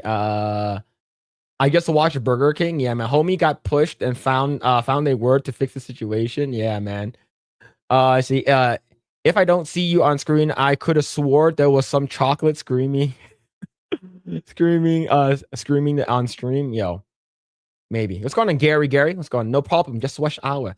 I wonder how much money she has made now. She seems to be getting donations every 5 to 10 minutes. Yeah, she's been getting donations every 5 to 10 minutes for sure. I think she's probably going to hit probably I would say 600,000 probably maybe by the end of the night. Yeah. Let's see. I got into an argument with a guy. He said that we were owed representatives when I said there's a mine because Irish were the first slaves, not Africans. Oh, you're talking about reparations. Yeah, you own reparations. Yeah. Here's the thing. Everyone in one point or another, in terms of I'm talking about race here, were a slave at one point. Come on, we Asians, we Chinese people enslave our own kind. Same thing with the people in Africa. That's what the Woman King, whatever. Forgot whatever the fuck that movie is. But yeah, like we enslave our own kind to make phones and like fucking shoes and shit, right? Like it only works if you feel guilty. I've never once apologized for saying anything. I once called out a coworker for being a rug munching Dick Van Dyke, and the HR calls me. Turns out I was right. Hey, that is true. That is true. Am I wrong? It's like, am I wrong though? It's like, you're out of line, but he is correct. Oh man. It's good. Nice guys do finish last. I always make sure that my lady squirts before. You're goddamn right, man. You got to hold it in. You got to hold it in. Holy shit, nearly 600,000. Yeah. Hell yeah, man. What's going on, Liberty Prime? Hope you're doing well, man. The people of Blue Sky made a gives and go for the kid that was stealing. It has more than $300,000. I guarantee that little kid will not see a cent of that money. The parents would see. The parents would use all of that shit. I was dating a girl years back. I was dating a gal years back. Had her gush while I was downtown. Got all my mouth and beer. Later went bowling with friends. Drank a beer and bleached. And someone asked, "What's that smell like? Snatch." Oh shit! What's that vinegar smell? What is that? Black people are poor and they can't donate as much. They can, like, ask LeBron James to donate, right? Ask Oprah Winfrey to donate. There are a lot of black rich billionaires here, but they're not going to donate to it, right? It's the same people like Oprah Winfrey and The Rock who's been complaining about, Lahaina. Oh, we need donations because of we're not, we need to rebuild Hawaii from the fire. And then those two on screen are basically billionaires, and they could actually donate like $10 million each to get that shit fixed. And they don't. They will never do that shit, man. Sadly, this is only going to get worse. Whoever wins is going to be happy, and the loser is going to be on the lookout for the next incident to get a win on. Yep, exactly. So, do you guys remember Ahmed Arbery? Right. So, if you guys don't know, if you guys don't know who Ahmed Arbery is, Ahmed Arbery was a black guy that's basically jogging up and down the street, and he's broken into several houses before, and the cops was like, look out for this guy. And there's a father and son, I think that they called them McMichaels, and they saw him, and they're like, all right, they called the cops and it's like, hey, we're gonna grab this guy, we're gonna do a citizen's arrest. And the cops like, no, don't do it. And he's like, no, we're gonna do it anyways. So there's so the dad and the son with a shotgun get into the car, because this guy broke into a house, so he's not sure if he's armed and dangerous. And then there's this guy's like, oh, hey, if you guys gonna go arrest this guy or do a citizen's arrest, I'm going to film you guys.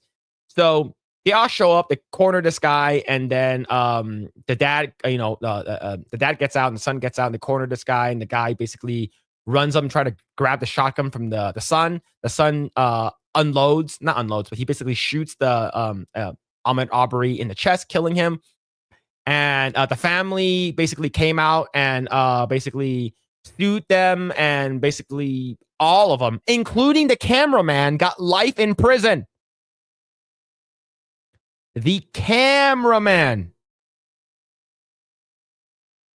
didn't do shit. All right, I understand with the whole McMichaels thing, all right? But this is on the heels of George Floyd. So that's the reason with this whole BLM stuff, they had to do it, especially, but the cameraman, are you fucking serious? That's weird, man. Yeah, my new favorite thing is watching videos of Chinese people being racist against blacks. I saw a girl who was like, go back to your country, and basically started playing that, Yang Guang Chai Hong Xiao Bai Ma, Di Di Da Di Di Da. But yeah, man, it's crazy, man. Really dove into the gay culture to find one N-word. Not gay. Yep, true. Definitely not gay. Let's see. FYI, don't make Phil laugh while he's driving. Yep, I'm missing a run into you. Legit going to straight up run into you, right? Yeah. But here's the thing. The word you in Korea, right? Like, you, it's the same word. Right, bro? I saw a name on the name FutaPhil on the donations right now, and I am looking right now dead as fuck. Look, I don't know who FutaPhil is, but FutaPhil is good, all right? FutaPhil donates money to the chat, all right? Let's see. I don't owe black people a damn thing. No one alive today in America owes them any money. Exactly. I believe in California, they're trying to do reparations here, which is fucking retarded. And they're basically taking it. I believe they try to take it out of your taxes. I'm not sure if that's ever going to go through, but they're like, Gavin Newsom's trying to do this thing where they take it out of your taxes. So I'm like, well, is Gavin Newsom going to be paying it too then? Right? Is he going to be paying it too? You see, I watched Gangs of New York. The Irish were treated poorly. That's a good movie. Every culture practiced slavery at one time or another. Only a few have ended it. Yep, Chinese people still do slavery, but we pay them like 5 cents an hour. I have friends that argue that I owed them reparations for the Chinese people that worked on the railroad. No, but none of my family actually worked on the railroad. Doesn't make sense. Yep.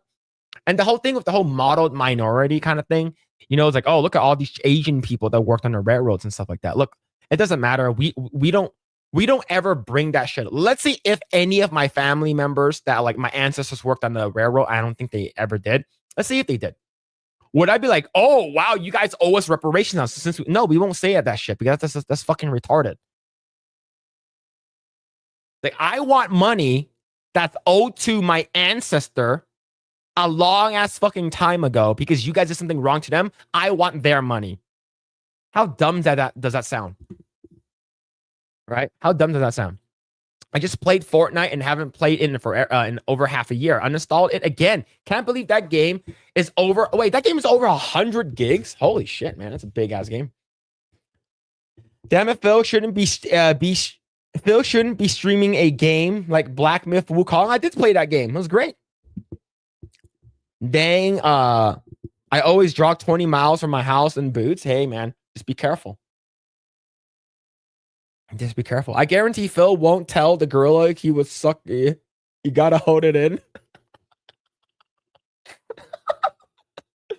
Look, if they're like, hey man, Would you rather have to have butt sex with this gorilla or fight the gorilla? I would rather fight the gorilla, right? All right. FutaPhil, on the other hand, says, yes, I am big boy. Donate to give me all big boy rewards. I know big boy, what I mean. Oh, fuck, man. Mario Kart. Mario Kart Phil is unwavering, unyielding, and will always target Epic Mike for non-racial reasons, all right? It will never be a racial reason for me targeting Mike.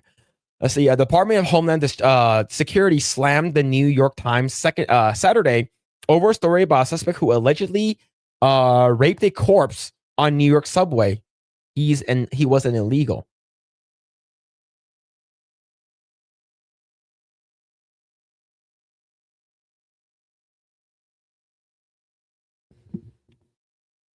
No way that's real. But I believe it though. Who would win? One Phil versus 100 rooftop Koreans? If we're talking about Koreans now, like the girly ones, the one who looks very effeminate, the BTS girls that are boys, I'm not sure. But if you're talking about like legit OG, like rooftop Koreans, of course I will lose.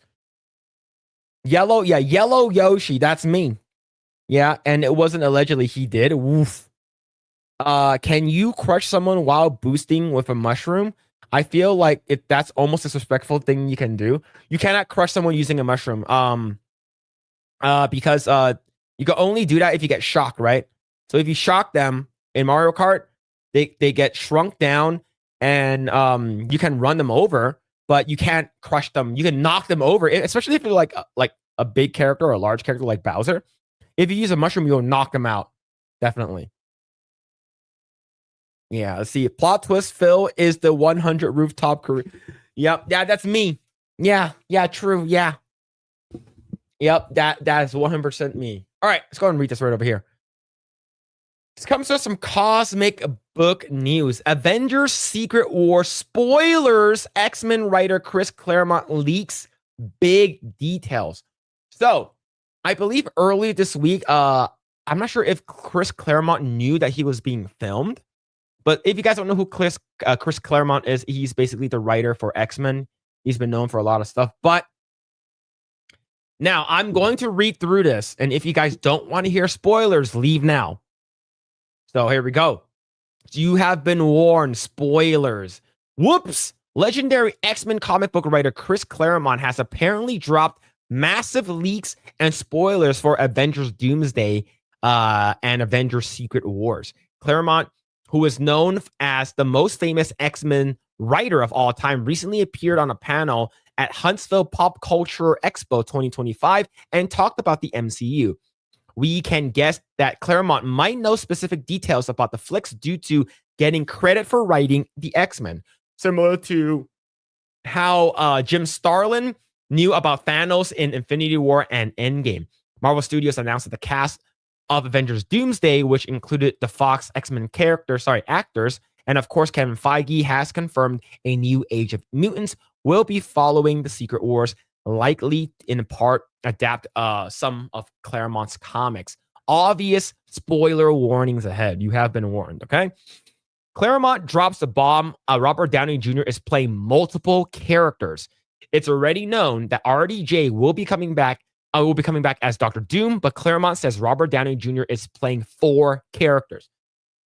Has anyone seen the commercial for the 50 superhero for supervillain, not X-Men movie? Almost sounds like it. You better believe it. The Marvel movie that's in production now. I mean, we've got Robert Downey Jr. playing evil person, Iron Man. Wait, that's confusing. And then he's playing 2 other roles. Chris Evans also is coming back as multiple characters. Likewise, has been rumored that Chris Evans is back.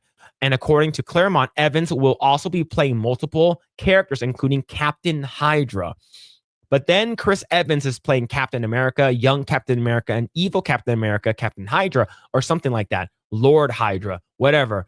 It's like, why didn't they just cast the original Avengers as all the characters? Villains, assistants, sidekicks. Scarlet Witch is returning. Claremont also confirms that Elizabeth Olsen will be back as Scarlet Witch, even though she said she is not. So, of course, this is usually a deflect, saying that Spider-Man is not going to be in Doomsday. Spider-Man is not going to be in Secret Wars. But, we do know that Spider-Man, whether or not it's going to be Tom Holland, Andrew Garfield, or maybe even Toby, will be coming back as Spider-Man. Could be pretty cool. Apparently, after denying it vigorously, hopefully vigorously, so I said it right, for the last year, what's her face is coming back as not Widow, Scarlet. No, not Scarlett Johansson, but what's her face? You had a giant rock fall on Scarlet Witch. Oh, Elizabeth Scarlet Witch, right. I mean, so she's coming back not only as Scarlet Witch, but a good Scarlet Witch, So I don't know if that means that Vision is coming back. Probably Vision, White Vision is, not the Black Vision, but the White Vision is coming back. Famke Janssen basically played the original version of Jean Grey is coming back, looks like. Another bomb dropped by Claremont that Famke Janssen, who's played Jean Grey in the Fox Marvel X-Men movies, will be back. Claremont says that she will be back as Phoenix. It's my understanding that one of Feige's favorite X-Men stories from the comics is the Phoenix Saga, of course, written by Claremont. It's like the original X-Men are coming back. For 2 weeks, we didn't know if Famke Janssen would come back, but now Famke Janssen is coming back. But she's coming back as Phoenix, It's like, and then Psylocke is coming back. So we have Olivia Munn Psylocke. So that's a lot. Famke? I don't know how to fucking say her name. That's a weird ass name. Famke? Why does she just spell it Famke? See, Claremont says that Psylocke will also be returning for Avengers Doomsday and or Secret Wars, but she's not Asian. So I believe that Psylocke being Asian, it's like I forgot what it was. I believe it's like the Psylocke character that's embodying an Asian person, right? So that sounds like Claremont knows definite specifics about what's happening. Olivia Munn played Psylocke in X-Men Apocalypse, who happens to be Chinese Vietnamese. So maybe Munn won't be back in the role, but a new actress. Apparently, Psylocke is coming back, but she's no longer Asian, still wearing the same outfit. Big Wolverine info. Chris Claremont continues dropping big bombs, but interestingly enough, he says this one is a rumor. So maybe it's discussion he's had with people in the industry, as I believe it hasn't hit the net as of yet. Claremont says Wolverine kills off an important character. I think that an important character would be Wolverine killing off Xavier again. If this is the case, Wolverine has killed off Xavier several times, okay? He killed him off multiple times now, so I'm not sure. That's a rumor where Wolverine's going to kill somebody important, which would just, I'm sitting here thinking, why are you going to do this and make us wait for 3 years for the first X-Men movie? Why don't just make this the first X-Men movie? Who cares about the Avengers? To be honest, I agree. I think the X-Men, if you're talking about like diversity wise, is the most diverse group, right? And you're also talking about like, and also in mutant abilities as well, right? It's been only 20 years. Get it right now, Okay, and then we have Fantastic Four. Claremont continues with comments about the Fantastic Four, which is something we already knew, that the MCU won't feature an origin story. The recently announced tie-in MCU comic book also confirmed that the Fantastic Four have been around for 4 years. Oh, and the Fantastic Four are coming back. Oh, wait, they're already back, or will be already back in July. It will be established, apparently, that the Fantastic Four will have been back for 3 years when they run into Galactus. And it's like, yeah, but shouldn't he be taller? Taller in the comics, like Godzilla is taller. So why not now? But yeah, and then we have these massive cast and Marvel heroes and villains. Chris Claremont adds that he's fascinated in regards to what the MCU is doing with all the characters. But I'm fascinated looking at this, and they have somewhere between 20 to 40 mainstream characters. That's a lot of fucking characters, man. We're talking about A+ to B+, maybe with a couple of Bs thrown in for giggles characters in this film. I mean, a number of cool chairs with labels on them that they will have to have for the actors to sit on while they're waiting to be called on for their scene. It would like to stretch from here to Mississippi. And yeah, so we have a Doomsday coming out next year and following year for Secret Wars. So I think that this is pretty interesting. I believe he's been in the industry long enough and he does know a lot of shit. But I wonder if Marvel is going to change anything, is because this is pretty huge spoilers for that, man. This is massive spoilers. So yeah, man. I don't know. I don't know. This is huge. This is really this is a big spoiler for having Captain Hydra. You have Victor Von Doom. I'm not sure if it's actually going to be Victor Von Doom or just going to be Tony Stark. I'm not sure what's going to happen, but yeah, this is a huge plot leak, and if any of this is true, this is actually incredible. All right, see. All right, see. All right, let me read this right over here. Do you target Mike because of his inches? Yes, 100%. Only Project Arrow can make rooftop Korean a subject and a verb. Yep, that is true. I have faith. I give lunacy wood is flexible, but not impossible. I'm not sure what we're talking about. There are at least 60 returning characters, even if the movie is 3 hours. Most characters will be lucky to even get a line. That's true. That's true. Have you seen her lately? Yeah, Famke. Yeah, she looks woof. A lot of plastic surgery. A lot of plastic surgery. Spoilers almost as massive as Phil's 3-incher. 3 inches? I don't know where the extra inch came in from, all right? Pageosphere. I'm not sure where that extra inch came in from, but hey, I'm happy that you guys are giving me that. All right. So I'm going to be talking about the spoilers now, all right, chat?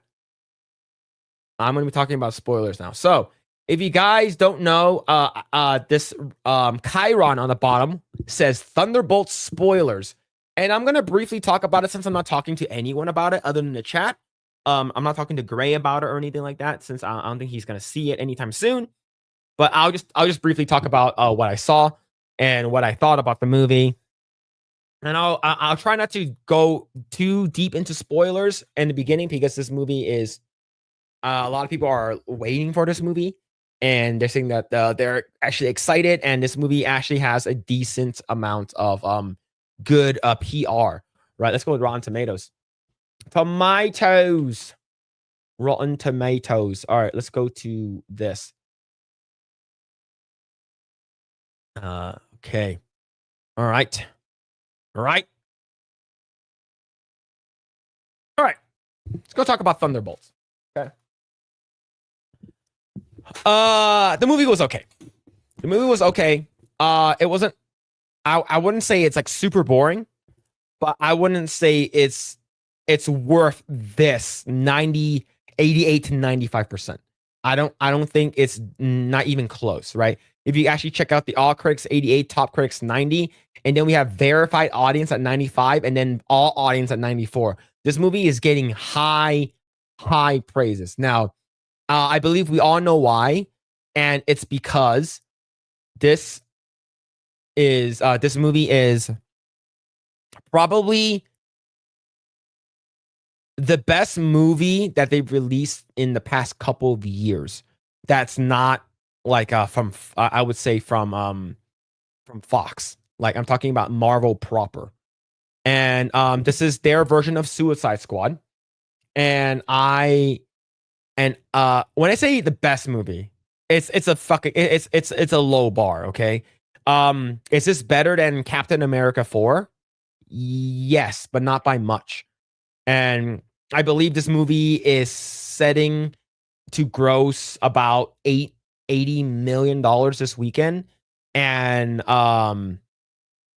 it's okay. Like, if I was gonna give this a rating, I would give this like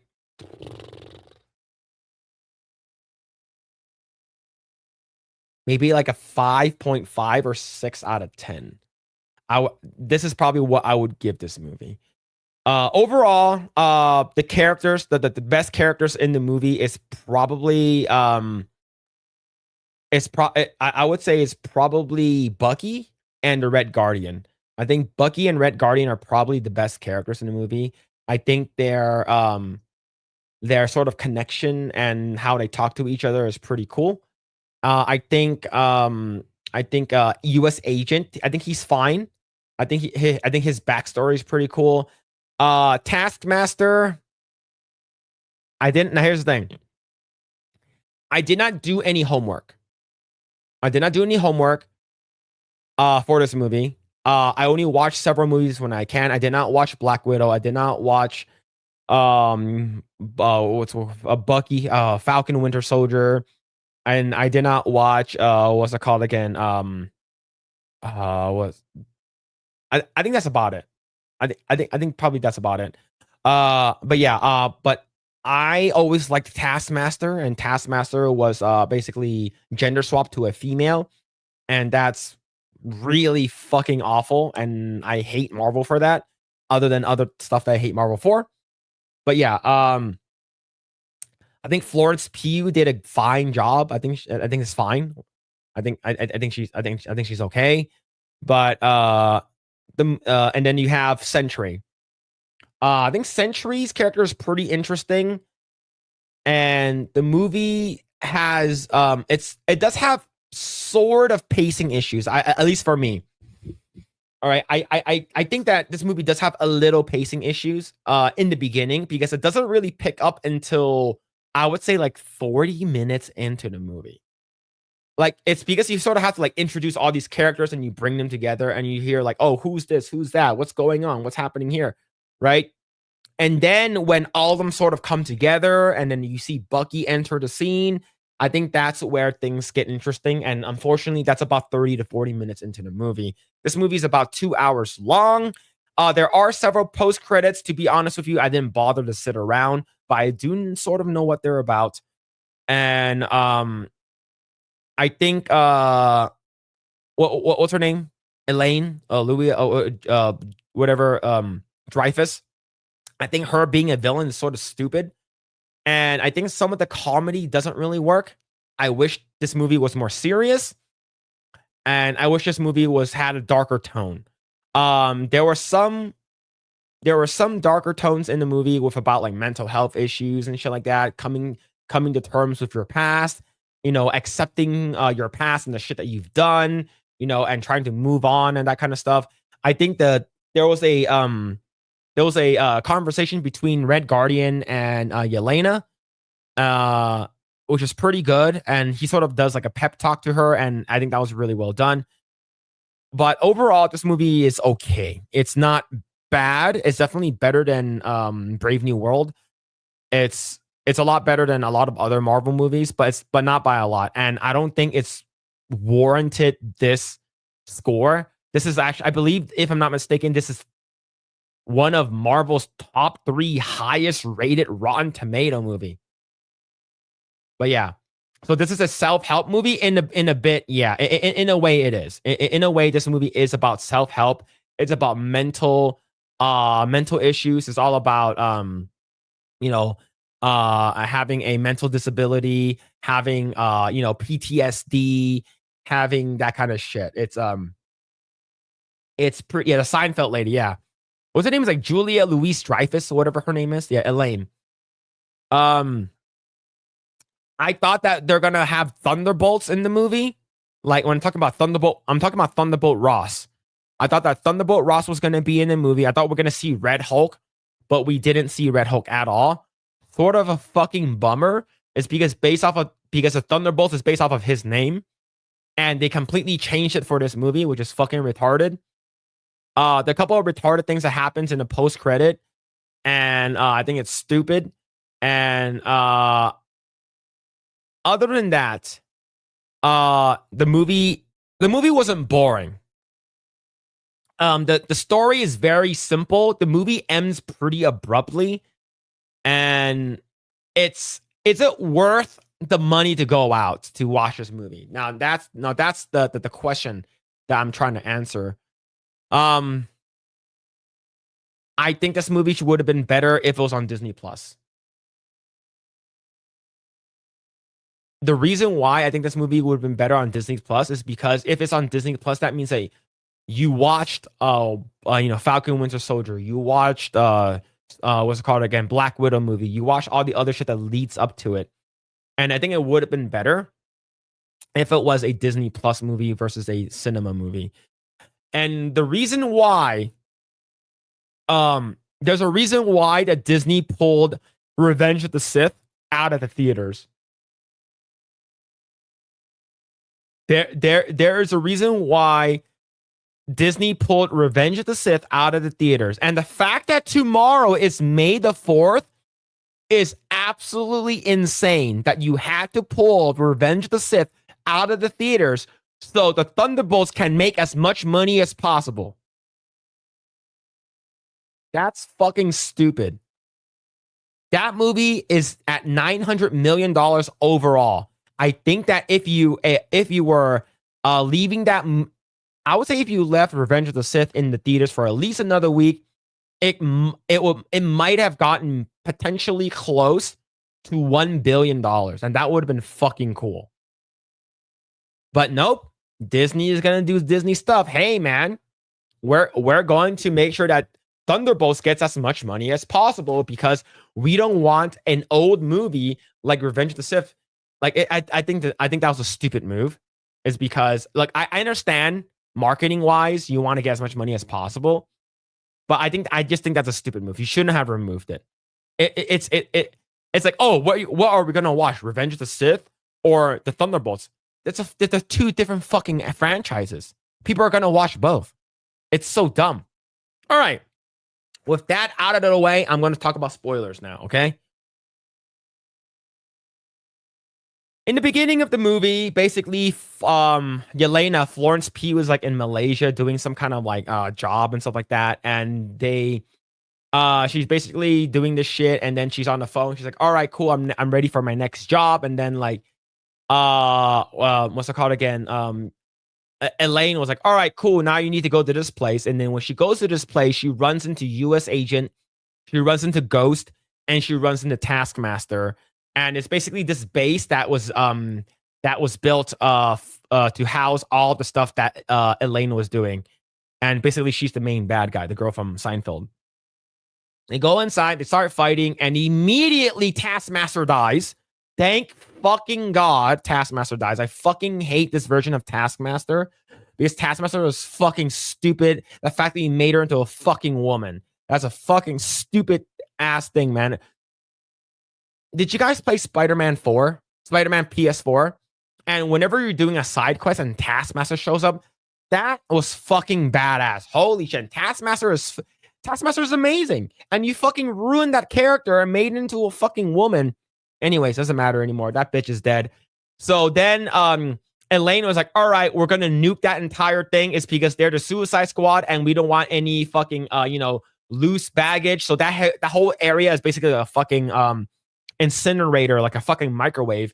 And then while they're fighting, Bob pops out. And who the fuck is Bob? And Bob is basically I guess you would say a test subject that Elaine did, and that's basically Sentry. So this guy's name is Robert, and they just call him Bob. So then they're able to break the microwave, and then they leave through a tunnel. They all leave through a tunnel. They all get out, and then basically it sort of becomes sort of a chore. They start talking to each other. Who are you? Who are what's going on? What's happening? And then all of a sudden they fucking fast forward like 40 minutes in. They go to they're in the desert. And then during the desert, they're walking in the desert, and then Yelena's like, get down. And then like, what's going on? And this guy pulls up in a limo, and it's Red Guardian. And Red Guardian pulls up in the limo, like, get in right now. And then they drive down, and then they get ambushed by Elaine's team because they all survived the microwave incinerator. So when they survive the microwave incinerator thing, they're like, all right, Elaine, so we got to get rid of all of them because they're bad people. They're not good people, right? And while that is happening, they're getting chased by all these like cars that are trying to kill them. And then right when they're about to get their ass handed to them, Bucky shows up, and Bucky takes out all of the cars that were chasing them and also flips the limo. And there's a really cool part where during this chase scene where Red Guardian's like, who is that saving us? A US agent's like, who is that? Who's the person saving us? And then Red Guardian's like, it's the Winter Soldier. It's the Winter Soldier. It seems like he idolized him, is because if you think about it, Bucky is like 90 years old at this time, right? So that means that Red Guardian probably knew of him as a kid. So he's like, idolizes him, and then he fucking flips the limo. Like, holy shit, he's actually not on their side. So basically, Bucky, I believe he works for I think he's like a senator or a congressman. I forgot what title he has. He basically arrests them, and then they're like, I believe Elaine was able to get Bob, and because Bob survived Bob was not supposed to survive the testing that they did on him. They thought that he died, but he survived. So that means that the testing actually worked. So he's like, oh shit, that Operation Sentry, whatever she called it, it actually worked. So they come out, and then what's it called again? I believe they let them go. I forgot what it was. Whatever it was. And then Bob was coming out, and then they're like, we got to kill Bob. So all of them fucking shoot Bob, and then what's it called again? The Thunderbolts team basically leave, and the bad guys shoot Bob. Like all of them basically fucking unload, like fucking mag dumps him, and he gets back up. And then when he gets back up, he's hovering. He flies up in the air, and then they're like, holy shit, he's Superman. He fucking drops back down, and then Elaine was like, oh shit, that actually worked. I can actually use you. I can actually teach you how to control your powers and shit like that. And then later on, you find out why they're called the Thunderbolts. I think it was like US agent was talking to Yelena, and they're talking about like a memory that they had. And the memory that they had was like, oh yeah, I used to be on this like whatever like sports team, and it was called the Thunderbolts. And that's how they get their name. Not because of, Thunderbolt Ross or anything like that, but that's how the Thunderbolts get their name, because of a fucking sports team that Yelena was in when she was a kid. So, throughout the time when they're interacting, I'm gonna jump, backtrack a little bit. Throughout the times that they were interacting with Bob, they sort of black out, and they sort of have this thing where they're like thinking about their past. There's some terrible shit that happened in their past, right?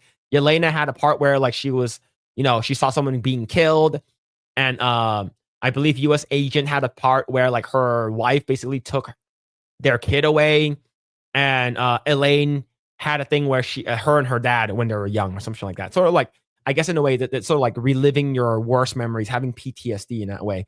So fast forward, Elaine was able to teach Bob how to use his ability, and it's like, we're gonna call you Sentry. We're gonna give you an outfit. You're gonna dye your hair blonde.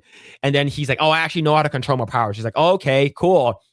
So Elaine invites the Thunderbolts to the Avengers Tower that used to be called Stark Tower, and now it's her office. They come up, and then it's like, here's Sentry, here's Bob. And then it's like, all right, cool. Bob killed them. And he was like, what? They're not a danger to me. Well, they're a danger to me, so he killed them. So then they all start attacking Sentry, and Sentry basically kicks all their asses. They don't kill them. And then at the end, it's like, okay, cool, I'm going to let you leave. It's like, why did you... And then Elaine's like, would you let them leave? He's like, well, because they're not a threat to me. They stopped fighting, so it is what it is, right? So afterwards, Elaine was like, oh man, you can't do anything. You have to go out and find them and kill them. It's like, they're not a threat to me. No one's a threat to me. It's like, well, all right, cool. Now you have to listen to what I do. You have to listen to what I say. Why? It's because I'm your boss. So listen to what I say. And Sentry is like, I'm basically a god. It's like, when did I say that? It's like, well, you said that I'm stronger than any Avenger, right? And she's like, yeah. And there's a god among the Avengers, right? And she's like, oh shit, I knew this was gonna happen. So he's like, I don't need you. I can do whatever the fuck I want. I can do anything I want. So she's like, oh shit, he's gonna fucking kill me. So she brings out this fucking contingency device that basically is gonna blow his head off or whatever. So he chokes her, pushes her against the wall, and knocks the fucking device out of her hand. And then he's about to kill her, and then her assistant comes in and presses the button and then knocks him out. He basically, in a way, quote unquote, dies. And they both leave. They're like, holy shit, this, I didn't mean for this shit to happen. They leave. They fucking, Elaine and her assistant runs out, and then they're like, look, something's in the sky. And then what's it called again? Sentry is basically floating in the sky, and then he's basically banishing everyone in the shadow realm. And during this time, he sort of becomes the void, right? I guess you would say there's like a sort of like bipolar version of him where he's like a super, super bad guy. It's called the Void. And he basically banish everyone to the fucking shadow realm, and everyone starts disappearing, right? Shit starts fucking happening. The Thunderbolts like, oh shit, we must come together and save everyone. And then he banishes everyone into the shadow realm. And then at the end, he brings everyone out of the shadow realms. Like, see, aren't you guys better? Because when they were in the shadow realm, they were basically remembering their past and coming to terms with their past, and they have PTSD. And then when everyone comes back, it's like, aren't you guys better? Don't you guys feel better now?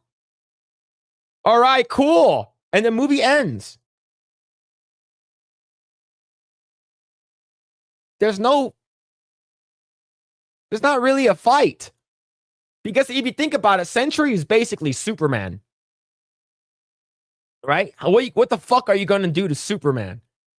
Right? So, I believe the end credits, if I'm not mistaken, they're basically saying that they're the new Avengers now. And then I believe one of them puts a Z on the end. It's like, look, Avengers. We're the new Avengers with a Z. And I believe a ship comes hurling down, and I believe it's the Fantastic Four ship. I believe that's about it. That's basically the movie. All right. The story sort of sucked. The best part of the movie was the interactions between the characters. The coolest person is Bucky. And unfortunately, you don't get too much Bucky. I wish that we got a little bit more Bucky. We got a little bit more Red Guardians. But other than that, that's the movie. The movie is okay. The movie's not awful. I would say the movie, it's worth watching in matinee. Cool story, bro. Yo, Mitchell Fields. Cool story, bro. Thank you, man. That's the story of Thunderbolts.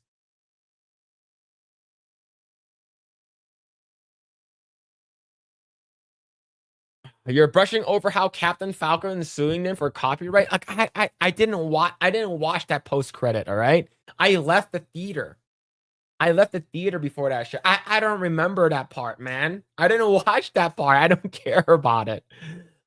Basically, once that shit was done, I left. Once I saw the credits, I left.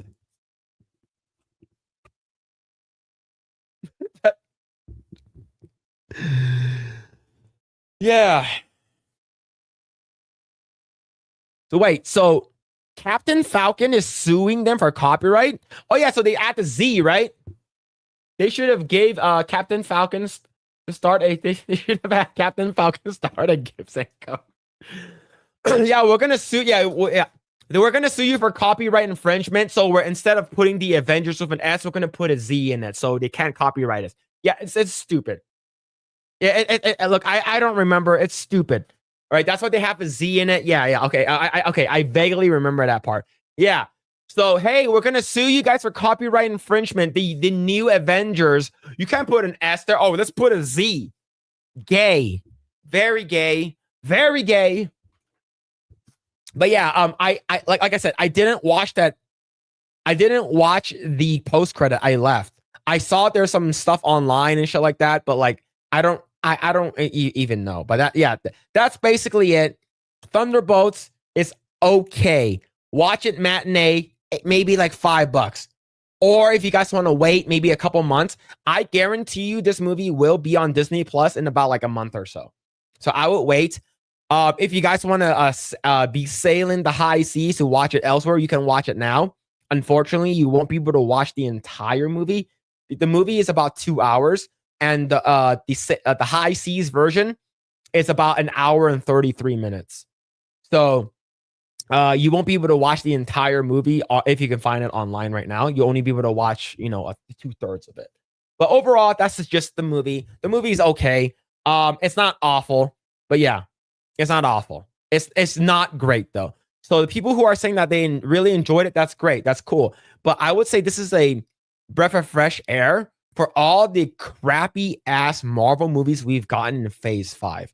All right. So Phase 5. Let's check out what Phase 5 is, okay?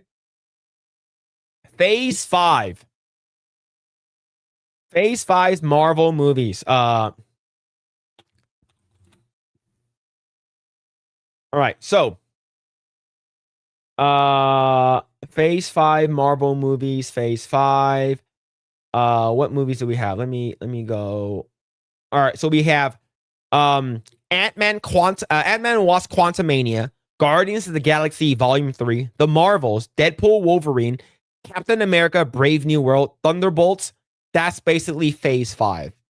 Now, out of all of them, there's like 2 good ones, right? Guardians of the Galaxy was pretty good, and of course, Deadpool Wolverine was pretty good. But other than that, the rest of it sucks. And then Phase 4 was shitty. Like there was a lot of shitty stuff. Phil's describing Panda Express. It's okay. All right. It's not actual Chinese food. It's not legit Chinese food. But if you want something that's okay, you go get the Panda Express Thunderbolts movie. Okay. I've only seen one of those movies, Deadpool Wolverine. Guardians 3 was actually pretty good. I liked it. Guardians 3, in my opinion, is better than Guardians 2. Because the villain is you hate the fucking villain, which is great. I fucking hate the villain. But yeah. All right. So, let's see. All right. But there it is. No more Thunderbolts talk. We're done talking about Thunderbolts spoilers, but we are going to continue talking about Thunderbolts in general. This comes to us from the Wall Street Journal. Disney wanted more from Marvel. Now it wants less. And I agree. 100%. The superhero studio is cutting back TV production and fixing its film slate after fans lost the plot. Now I wonder why. Is it because there was so many shit that we needed to watch for the movies? I wonder. The head of Marvel Studios told colleagues recently that watching all comic book giants' new TV shows and films has started to feel more like homework than entertainment. This is 100%. Of course, we've been calling this shit out for the past couple years now, ever since Endgame, and everything started going onto Disney Plus. You got to watch, what's it called again? WandaVision. You got to watch Agatha All Along. You got to watch Falcon and Winter Soldier. And then you got to watch the sort of shitty ass movies that aren't that good. Look, for me, I think that Shang-Chi, I need to watch Shang-Chi, but based off of what I've known about Shang-Chi, I think that movie probably is mid. And then you have Black Widow, which I also didn't watch. Eternals. Oh my God, so many shit that you need to watch just to keep up. And now you have a bunch of movies that aren't doing so well. It's because like, who is this character? Who's this character? Now, I think that the Thunderbolts movie was average, right? It was like a 5 or 6 out of 10. It's not great, but it's not awful. Given the fact that I didn't have to do any of my homework, I think that may have been a boon for me versus a bane.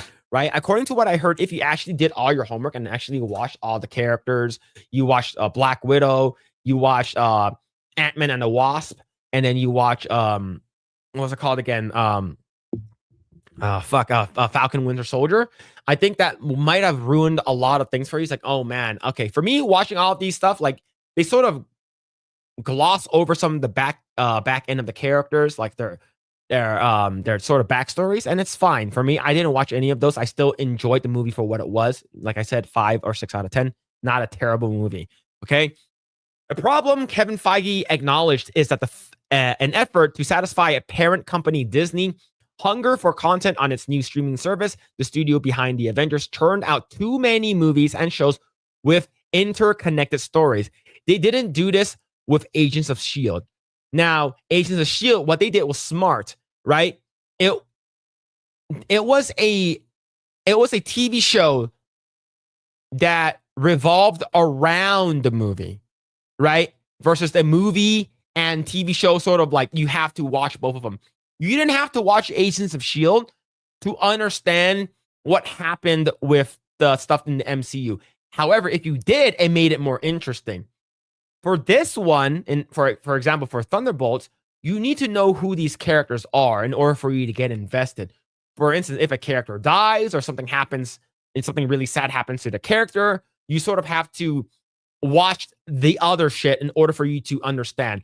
Versus the only character that you actually know that's in Agents of S.H.I.E.L.D. that was actually in the movies is Phil Coulson, Agent Maria Hill, and from time to time, Nick Fury. That's about it. Every other character, like Quake, Yo-Yo, and all the other characters, like Robbie Reyes, they're not in the MCU movies. They're just in the MCU TV show that doesn't have to do with, like, like I said, if you don't have to watch Agents of S.H.I.E.L.D. to watch the movie. But if you did watch the movies, and the Agents of S.H.I.E.L.D. will be more interesting to you.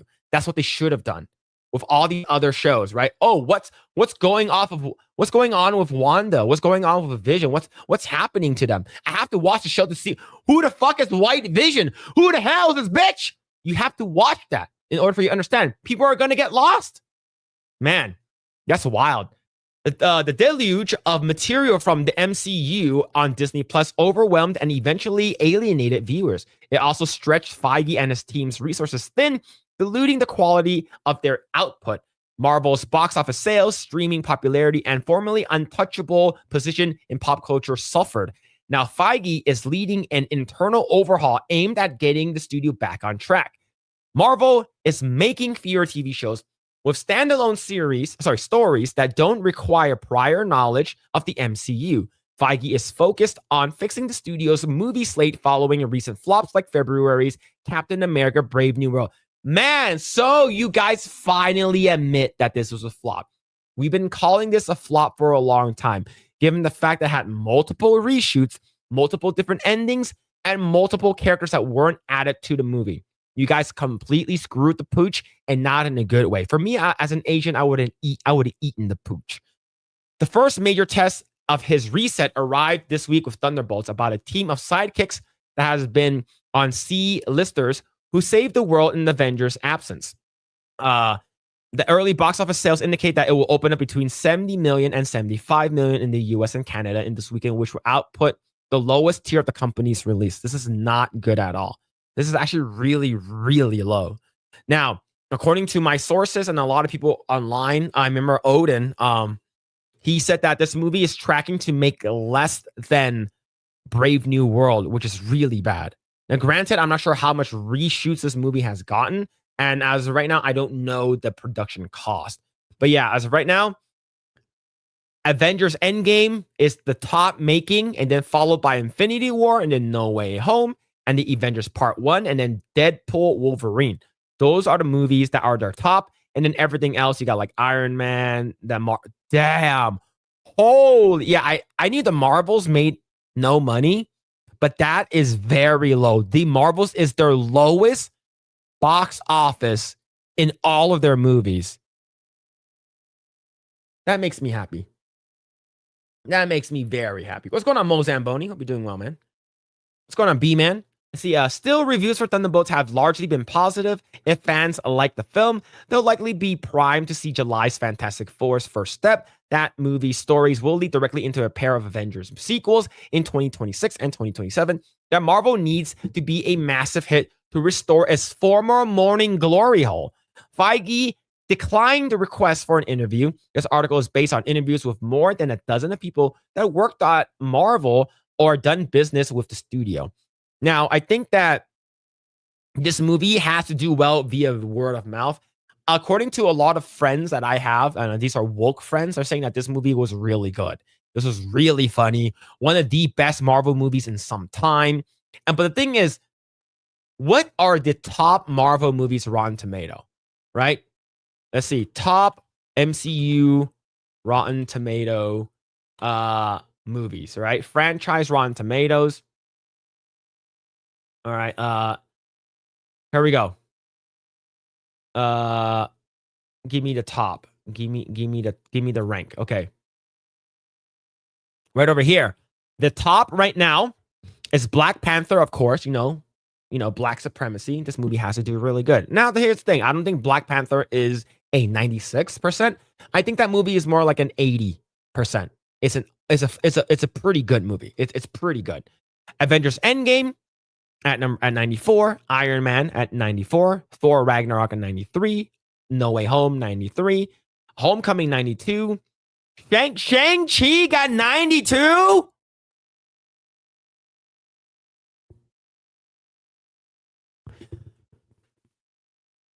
As an Asian, I probably should watch this movie. As an Asian, I should probably watch Shang-Chi and the 10 Dick Rings.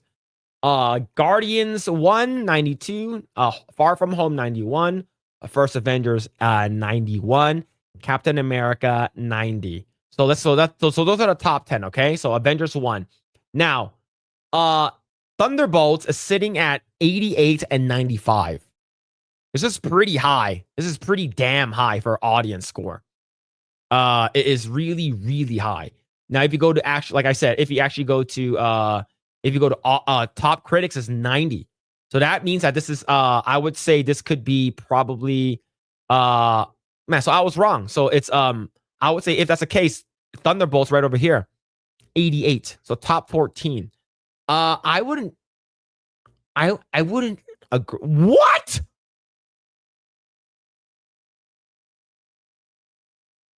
Thunderbolts is better than Infinity War from the critics? Get the fuck out of here. Ain't no way. Ain't no way. Where? No way that's true, man. Where's Winter Soldier? Okay, right over here. The fact that Winter Soldier is number 12 is weird. Because I think in terms of pacing and writing and acting, I think Winter Soldier is like top 5. Hands down top 5. I wouldn't think Winter Soldier was that low. Really? Winter? That's crazy, man. But yeah, I don't know what to say. Let's see. Feige, 51-year-old, is widely acknowledged as the most successful movie producer in modern Hollywood. After starting as an assistant and producer in 2000's X-Men, he was hired by Marvel that year and rose to become the final decision maker on everything from scripts to casting, editing, and VFX. Under his guidance, Marvel released an unprecedented string of hits, including Iron Man, Guardians, Black Panther, all along the way, and has acquired Disney. Marvel has acquired by Disney for $4 billion in 2009, crowning his achievement in 2019's Endgame, which united the stories lines of all characters from all 21 films that preceded it, and grossing $2.8 billion, a record at the time. During Marvel's heyday in 2010, Feige was heavily involved in film development. He deployed lower-ranking executives to supervise shooting, then got his hands dirty again in the editing room, often making significant changes and ordering new scenes. His longtime deputy, Lois D'Esposito, had a recurring joke: "We can fix any movie if we shoot it again." I don't think so. Not with Brave New World. You guys didn't fix shit. You guys didn't fix jack shit. But yeah, man. See, soon after Endgame, creative staffers began meeting in their office on Disney Studios' lot to figure out where the MCU could possibly go next. The nearby executive building, Disney's senior leadership, and another priority, chief executive Bob Iger, was launching Disney Plus and it was his answer to Netflix. Now, I remember, like I said, I don't say this again. I was a part of the buyout for Fox, okay? And what Disney told us, Kevin Mayer directly told us that Disney's Netflix, they call, I kid you not, they call Disney Plus the Netflix killer. That's what Kevin Mayer told us. And if you guys don't know who Kevin Mayer is the guy who's in charge of direct-to-consumer products. The guy who basically runs all the consumer stuff. He basically is in charge of Disney Plus. He's in charge of consumer products. If Interactive was still there, he'll be in charge of that too. So we called it the Netflix killer. And when I heard that, when they started calling that shit, I'm like, ain't no way you guys are going to top Netflix. And I don't think it's even close. He needed loads of new series for it and was counting on Marvel to provide many of them. The strategy became just expansion. Feige recently told colleagues he's agreed to the plan because of the zealousness to tell more stories and a desire to be excellent corporate citizens. It turned out to be a mistake. Woof. Marvel's first 2 Disney shows came out 2021, Loki and WandaVision, which continued the stories of the 2 heroes from Endgame in a satirical sitcom world. Both were hits. But Marvel's transition from producing a few hours of movie content annually to several dozen hours of streaming shows and films eventually broke down the studio's processes. A pair of executives oversaw each show, while Feige remained the final decision maker on every significant creative issue, even though there were exponentially more decisions to make each day.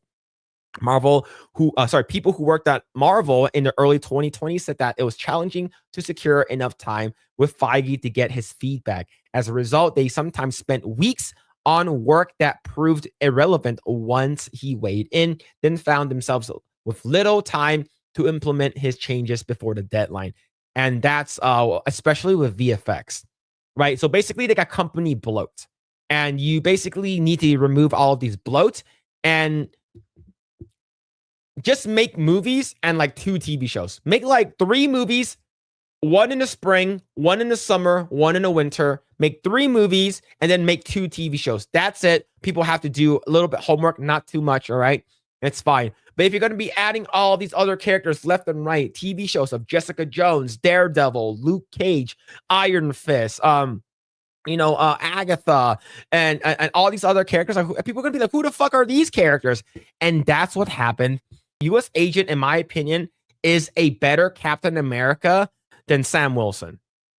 Is it because he's white? No. He's just better at it. Desperate staffers resorted to chasing Feige in the halls to get answers. Long known as one of the most frugal studios in Hollywood, Marvel began spending like crazy. As at other media companies starting streaming services, cost was object in the race to impress Wall Street. With big increases in subscribers, Marvel series made in the early 2020s regularly cost more than $100 million a season, and sometimes approaching $200 million because they included A-list actors and mostly visual effects. Yep, very fucking expensive, man. And that's where we get the Marvel fatigue. Everyone's like, fuck, man, to do homework. Oh, shit, man. Oh, man, I don't want to. Oh, man. Oh, I don't care, bro. I just want to watch movies. I don't fucking care about TV shows and shit like that. And then they're like, hey, gentlemen, ladies, don't worry. We're going to bring in Daredevil from Netflix. It's going to be really cool. We're going to bring back some of the choreographers from the Netflix stuff. But we're not going to bring back any of the writers because we can do it better ourselves. And that show sucks. Daredevil, Born Again, sucks my 2-inch penis. It's garbage. I liked it when Paramount distributed Marvel movies. It was better. Iron Man 1 was so fucking good. Iron Man 1 is still one of my favorite superhero movies. It's so good. But this is 100% Marvel's own doing. It's their own fault. And now everyone is like, man, why have to watch all this garbage just to keep up? And I even have a lot of normie friends who thinks the same. Not a good plan. See. All right. Let's see. Let's go and read it though. What the fuck is Brave New World? I'm being for real, by the way. I don't remember it at all. It is Captain America 4. It is Captain America 4. That is what they called it. It's originally supposed to be called New World Order, but they changed it. So now it's called Brave New World. That movie sucked. Funny how life model decoys were like part of AOS plots, but never made it in the films. Never ever. Let's see. We got 69 likes. Let's go. Keep it there, chat. Don't like it anymore. Do not get us to 100. Do not get this live stream to 100. Only 69. We only need that much. The first Black Panther movie was better than Civil War, Infinity War, Endgame. I don't know. I don't think Black Panther 1. Black Panther 1 was good. I think it's like a B. It's like a B plus, right? I would give it like a B or a B plus. I wouldn't say it's better than Infinity War. Civil War was pretty good, but you're talking about Infinity War. I like Infinity War better than Endgame. But I don't think Black Panther 1 was like warrants a 96. I don't think so. I think Winter Soldier is really fucking good. Right? Now here's the thing. It's sort of like you could have like man, the fact that Chadwick Boseman died, that shit sucks. It's sort of like, but overall that movie was pretty good. The CGI at the end was really fucking bad. It was really bad. But yeah, I think Black Panther was pretty good. I did enjoy it though. They do Hotel California at karaoke at Shang-Chi. So basically I'm racist. Bro, if I was racist, I would say Shang-Chi is the best movie ever. So it goes, oh man. Welcome to the Hotel California. Such a lovely place. Such a lovely face. So you just watch Big Trouble in Little China instead of the Marvel trash. I need to watch Big Trouble in Little China. I never watched that movie. Surprisingly, Jeremy said that you don't have to watch any of the Disney Plus crap. Just the last few MCU flops just to enjoy. Yep. He is correct. He is correct. I did watch Brave New World. I didn't watch Black Widow. I didn't watch Falcon and Winter Soldier. The only thing that I actually watched that had any of these characters in it was like of course Bucky is Winter Soldier and shit like that. But for the new characters like Ghost, like I did watch Ant-Man and Wasp. No way is Thunderbolts better than Infinity War. Yep, that's crazy, man. See, Infinity War might be the top 5 MCU movie. That's crazy. Yeah. So my top personal, I would say, is like personally, okay? This is not like, oh, objectively which one is better. This is me for my enjoyment. In no particular order, I would say Iron Man 1 was really fucking good. Winter Soldier, Infinity War, Guardians 1, and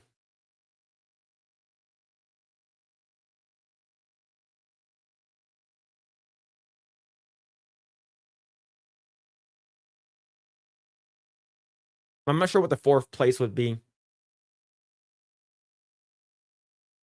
Because like No Way Home is really good. Avengers 1 is really good, and Civil War is really good. I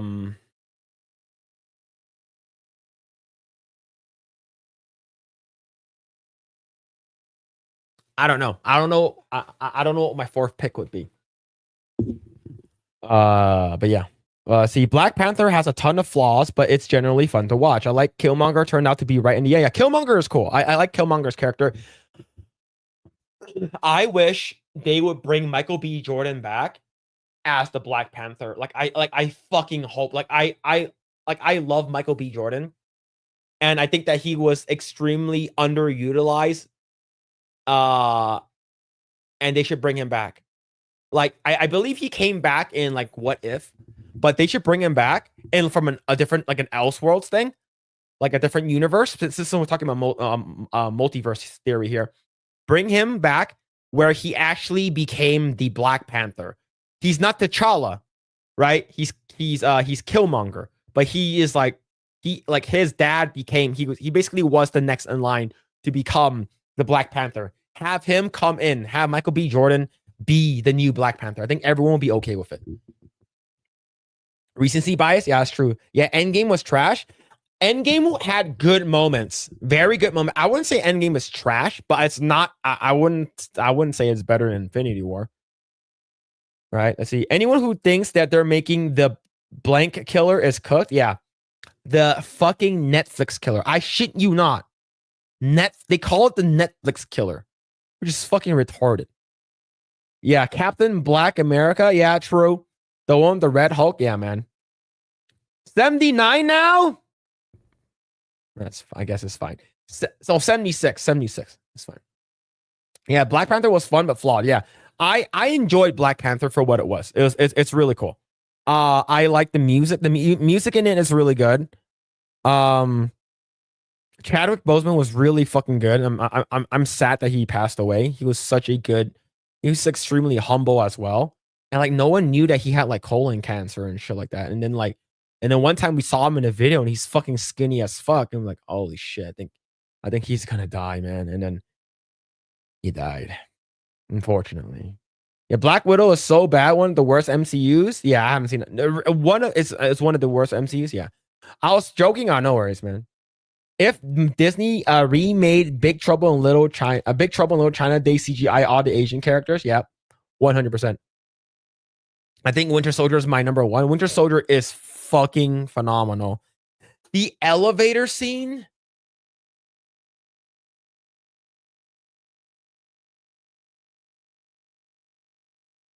Still one of my favorite parts.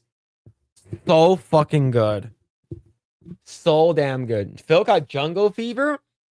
My wife is Filipino, so, you know, it does make sense. Phil, you know, we are waiting for the stream to become Coomcast. I don't think Grae's gonna like that. Say his name and he appears. Yeah, Winter Soldier. Yeah, how's that gives and goal total? All right, let's go and check it out. Okay, so I have not refreshed this yet. So, Shiloh Hendricks gives and go. I have not refreshed this in about an hour. 589,141. Okay, I'm going to refresh. 589,141. Refresh.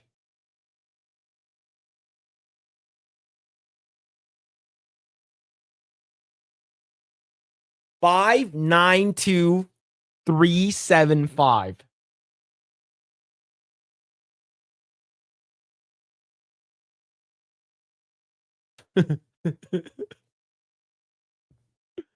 It's, yeah, like I said, it's gonna get to 600,000 before the stream ends. Bring back segregations. N-word monkey. Anonymous. Mark P, anonymous. Jesse Pope, anonymous. Toto N-word death. Now, this is the first one that I've seen is actually calling for death, for calling for violence. This is the first one I've seen. The fact that it has 28 likes. Who did this? Which one of you guys did this? I know it's one of you guys. We was kings and shit. Who did that? I know it's one of you guys, man. Who did it? Fess up now. Who did this? Who did? We was kangs and shit. Who did that, bro? Ain't no way that is in there, bro. It's one of. I know it's one of you guys. It's Lost Tales. No way. Oh my god, man. They was kings and shit. Oh my god, bro. Oh, I can know. Oh my god, that's so, it was Grae. Oh my god, man. That is so fucking funny. Oh my god, man. Yeah, there's a lot. There's a lot, man. Anonymous giver, $100. Holy shit, man. Man, that's maybe I need to start being racist and start saying slurs so I can get $600,000. I didn't do it, but I wish I had. Oh, that was so funny. It has to be one of you guys in chat. Okay, here's the thing. If it's not one of you guys, it's someone in the fellowship. It's someone in the fellowship, the 199, 100%.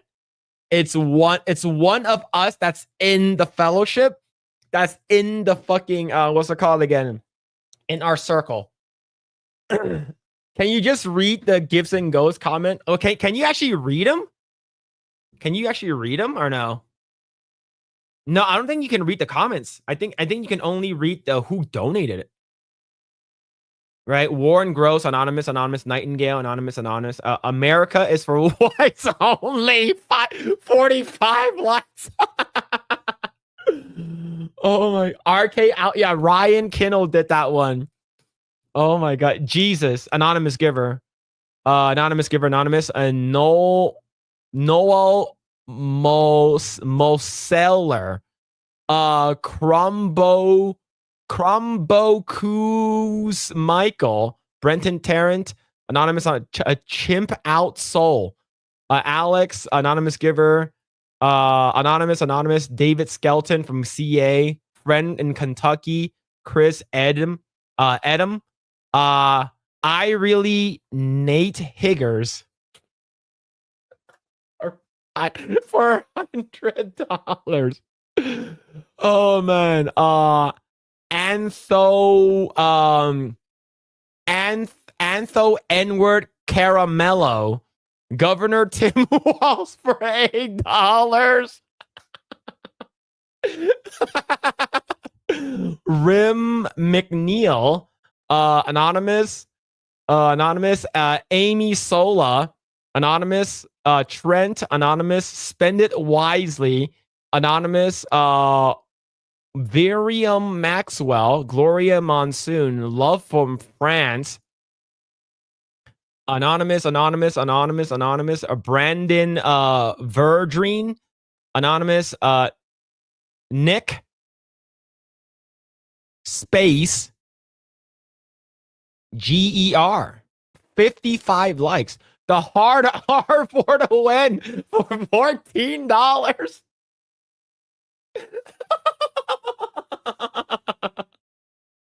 The hard R, bro. Oh my god, man, this is amazing. Anonymous, Peter Prerovich, Martin Luther King for 69 likes. Mass deportation acceleration Groiper. Oh my god, anonymous, Jared Ackerman, support our people, F the N-words. White Awake, chimp protection, 113 likes.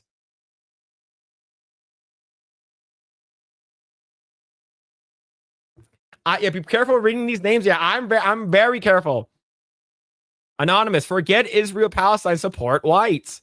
Go buy a mansion now with $12. Anonymous giver, Duke Lacrosse, low IQ N-word.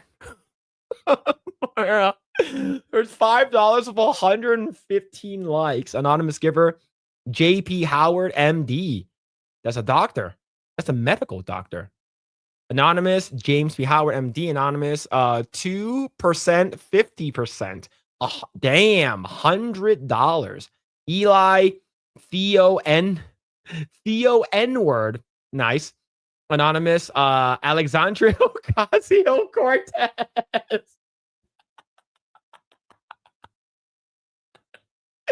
Oh, big booty Latina. Oh, damn. Oh shit, man. Oh my god, bro. N-word. I'm with Shiloh. Anonymous. No white shame.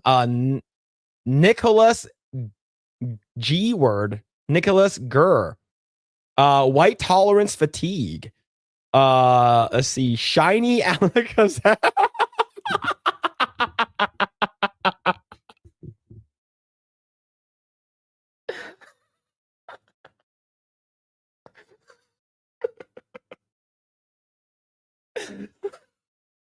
Wait, what color is Shiny Alakazam? Hold on. Shiny Alakazam. Oh, it's just a gay color. Shiny Alakazam is a purple color. It's just gay. Anonymous. Sierra 117. Anonymous. Only white hate is okay. Anonymous giver. Skibbity. Jeff, you done good, Shiloh.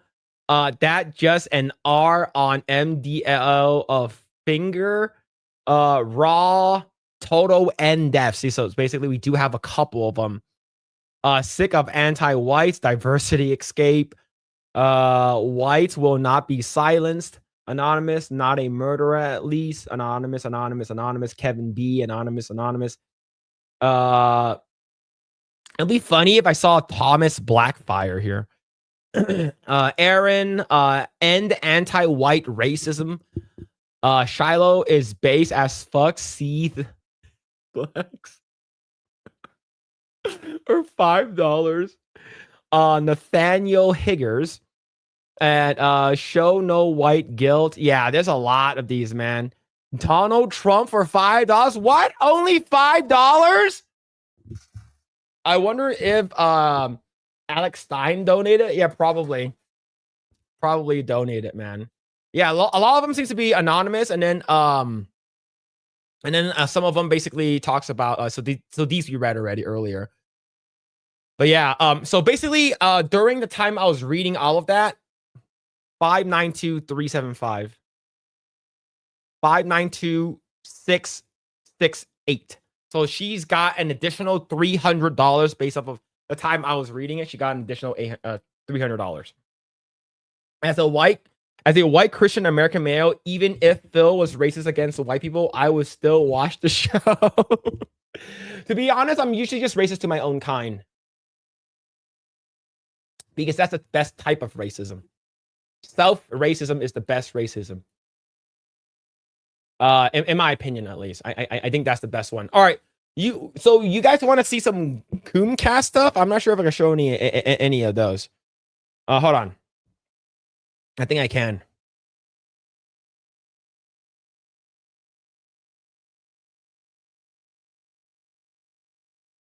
Hold on.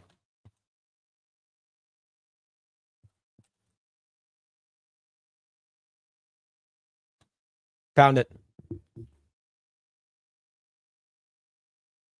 So I was hold on, let me see.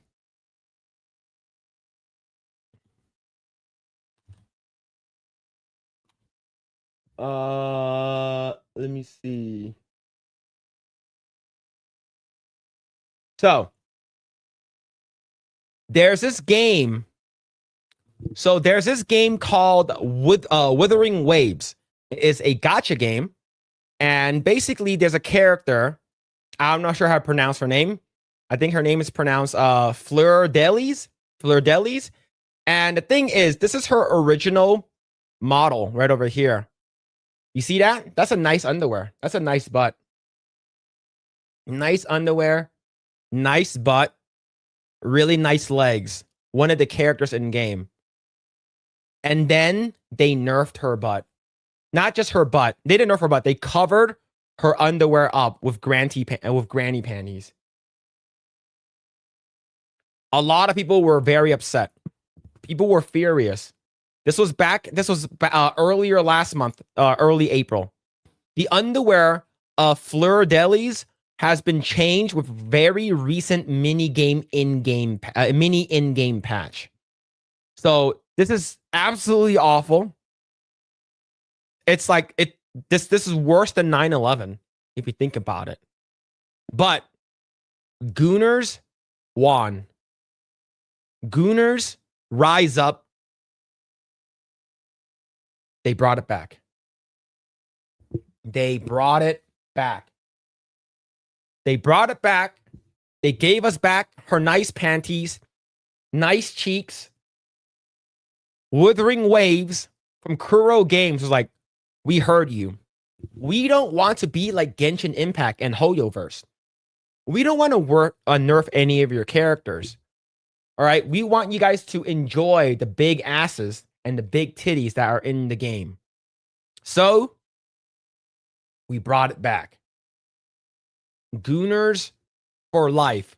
We ride together. We die together. Gooners for life. Oh man. But yeah, when I first saw that, it was pretty fucking awful. Here's the thing. I've only played a little bit of Wuthering Waves when it first came out during the beta. I haven't played it since, but I sort of do want to go check it out now. And it's pretty interesting to say the least. But yeah. Always complain. Ride or die. Yep, ride or die. Ride or die. Never stop, never surrender. Always complain. When they ask you, what do you want to do? You just want to fuck pixels? You tell them yes. At least I'm not hurting anyone. The only person I'm hurting is myself. And fuck you if you think that's not okay. All right. Don't let these censorship ruin anything. All right. Let's be loud and proud. If you're gonna goon, we're gonna goon together. We're gonna make sure we're gonna goon together very hard. Hurting myself and God. If God's watching, hey, God made me this way. All right. God made me this way. He made me to be a gooner. All right. Ultimate gooner. But yeah, man, it's I should start checking into those. I probably should start playing some of those. But let me see. Let me actually check if there's anything else I want to bring up. I saw some crazy shit that I want to talk about. Did I see it? No, I don't think I have anything else. All right, then we're gonna continue with our topics. We're going to continue with our topics, chat. Oh man. What the fuck?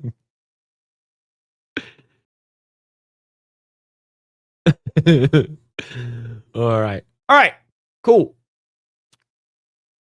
Going to talk about our next topic here. Polygon is dead. It's over for Polygon. It's done. It's finito. It's muerta. It's over. Oh man, you love to see this. Gaming website Polygon lays off union staff. Editor-in-chief departs following sale to Game Rant owner Valnet. Vox Media has sold Polygon, the gaming site it founded in 2012, as a new kind of website built on technology and backed by a new kind of media company. Good. Do you know why? Because fuck them. Let's say if any of us gets bought out, canceled, or whatever, these people will be singing to the high heavens. Thank God Phillip got canceled. Thank God the Coomer Gooner is no longer on the internet. These people will not shed a tear. These people will not care. All right? So why should we care? Yeah, they're crying on Blue Sky? Good. It's a hose mad situation. And apparently a lot of hoes are mad. But yeah, it's it makes me very happy to see this happening. And I love it. I love the fact that they're gone and that this is what Asmongold put up a couple of days ago. All right. Polygon sold to Valnet and hit with mass layoffs. Asmongold wrote, "Welcome home." back to the French fryer with you. Go back to whence you came. You guys do nothing. You guys do nothing good. All you guys is basically propaganda machine. And you guys are absolute terrible people. And man, if I know where the grave of all of these Polygon articles are located, I will fart on them. I will legit take a big farty fart on them, a wet fart too, potentially pooping my pants. But let's continue reading this article here. Gaming website Polygon, which launched on Vox Media 2012, has been sold to Canadian publisher Valnet, owner of GameRant, Fextra Life, and The Gamer, among a number of other online entertainment, sports, and hobbyist publications. Now, GameRant and The Gamer aren't any better, but the fact that we're getting less and less of these, I would say, agenda-driven publications that basically it's hovering around our, I guess, hobbies, the less of them, the better. 100%. A substantial number of Polygon staff members have been laid off or quit, including co-founder and editor-in-chief Chris Plant. I'm no longer with Polygon. If you're hiring, please consider the many talented writers and editors now on the market. Every one of them deserves a spot on your staff. I won't be taking more. I won't be talking more about the sale because I wasn't involved. Those who were laid off were Vox Media Union members with the Writers Guild of America East, the WGAE, said in the statement issued on Friday.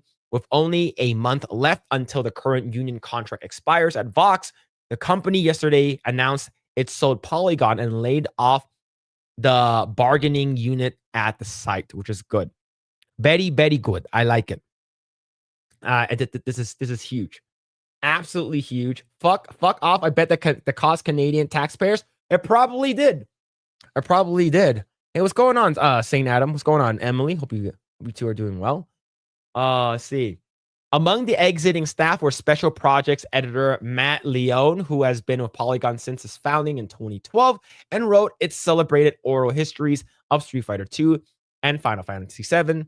Senior reporter Nicole Carpenter, who focuses on long-form investigative reporting and curation of editor Pete Volk, who said that he was let go along with just about everyone else at Polygon.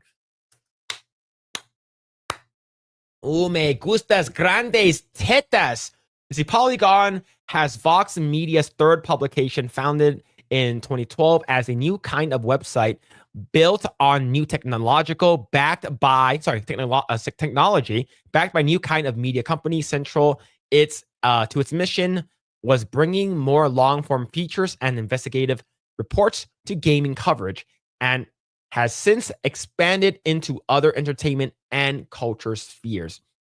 Yep, Polygon is dunzo, rip bozo, rest in piss, you won't be missed. Good, get them the fuck out. Is because I hate these journalists. And we have one down. We have several more to go. But I'm surprised that Polygon was, I guess, Polygon before Kotaku. I hope that this happens to Kotaku soon. But, I'm not going to hold my breath. But we need Kotaku to go away. We need The Gamer to go away. We need Game Rant to go away.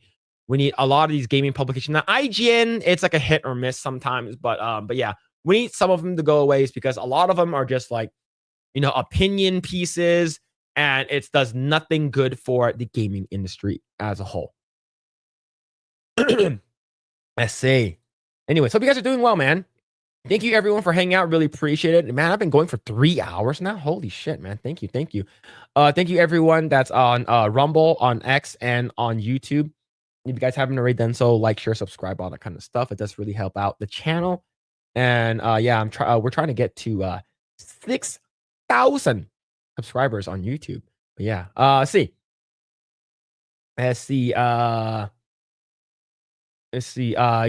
People are dunking on their friends and putting their names and locations on the donation. That'd be hilarious, man. God, this makes me want to quit my job to be a racist. Yeah, exactly, right? Dude, your name is Trash Talks. I wonder if Alex Stein donated. Yeah, maybe. Oh, I read this already. Okay, see, Melanie Mack and what's her name from FNT are definitely donating. Chrissy Mayer? Chrissy Mayer? Yeah, maybe. Let's see. What a waste of underwear pixels. Leave them alone. That's true. God's gooning too. Look, I guarantee you, when God made Adam and Eve, Adam was the most Giga Chad person alive. And when he made Eve, Eve probably looked like some kind of like Amazonian goddess, big ass, big tits, like all real. Holy shit, man. I guarantee you God did that. 100%. Let's go on Dixie Bell. Hope you're doing well. Bummer, that was my favorite Pokemon. Shiny Alakazam. Phil, have you checked out Alexis Yates yet? She was the woman who seduced her 15-year-old stepson.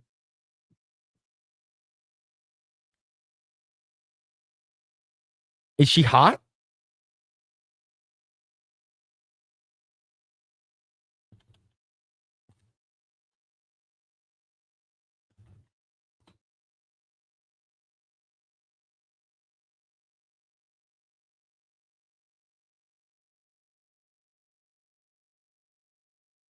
She aight. She aight. Why did you ask that?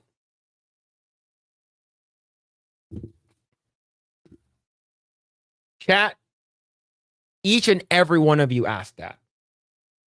If they're like, high school teacher slept with 3 male students, jailed for 7 years, you immediately ask, is she hot?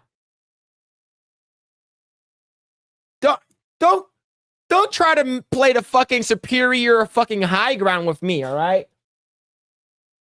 Don't try to play that shit with me, all right? There are so many hot teachers that's gone to jail. I'm like, bitch, where was I? Why didn't that happen to me? All the teachers that was in high school are fat and ugly besides one. All right? Don't play that shit with me, all right? So now stepmom issue. Let's see if it's Corey Chase. All right, Corey Chase. Hey, Phil, stepson, I'm stuck in the dryer again. Hey, I'm stuck under the bed again. Can you help me out? All right. And you go over there and you are like teenager, 16 to 17 teenager. Your hot stepmom tells you all that shit. Are you look, this is like some kind of porno fantasy, all right? You telling me you won't do it? While your dad's a traveling salesman, never shows up at home, comes home like once a month? I've never jerked out in the bathroom stall. Me neither. I don't know why you brought that up, Vexphere. I don't know why you brought that up. Hear that, chat? Shart fetish confirmed. Watch him say it's me who sharted. Fetishgate. What a specific example, Phil. Shut up. I never said anything. Okay, I read that already. Funny how when the USAID gets frozen, all of these outlets suddenly close. That is true. A screen rant is like a turd you can't shake off. Yeah, it just keeps hanging there. That is true. Time flies when reading names of donators on Gives and Go. That is 100%. 100%. They always have crazy eyes. Yeah, they do. They do. See, you know why? Look, Phil, details of what happened got detailed in her Florida Department of Health nurse license suspension filing. Well, here's the thing. She's not hot. I think she's like mid. I don't think she's hot to me. But the thing is, why did she do it? Right? Florida nurse revolting excuse to husband after was caught with her 15-year-old stepson.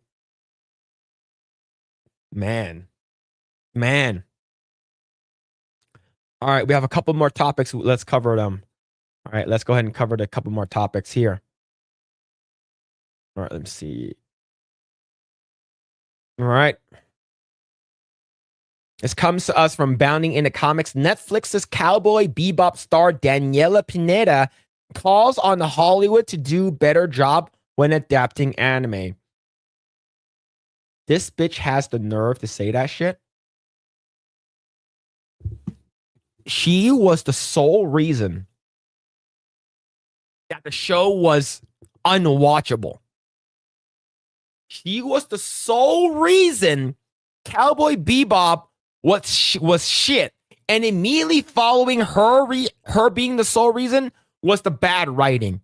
Everyone else did a really fucking good job.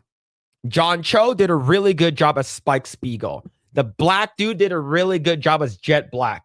Now, the gay dude, the bakla dude, whatever the one at the bar, that the story sucked afterwards, all right?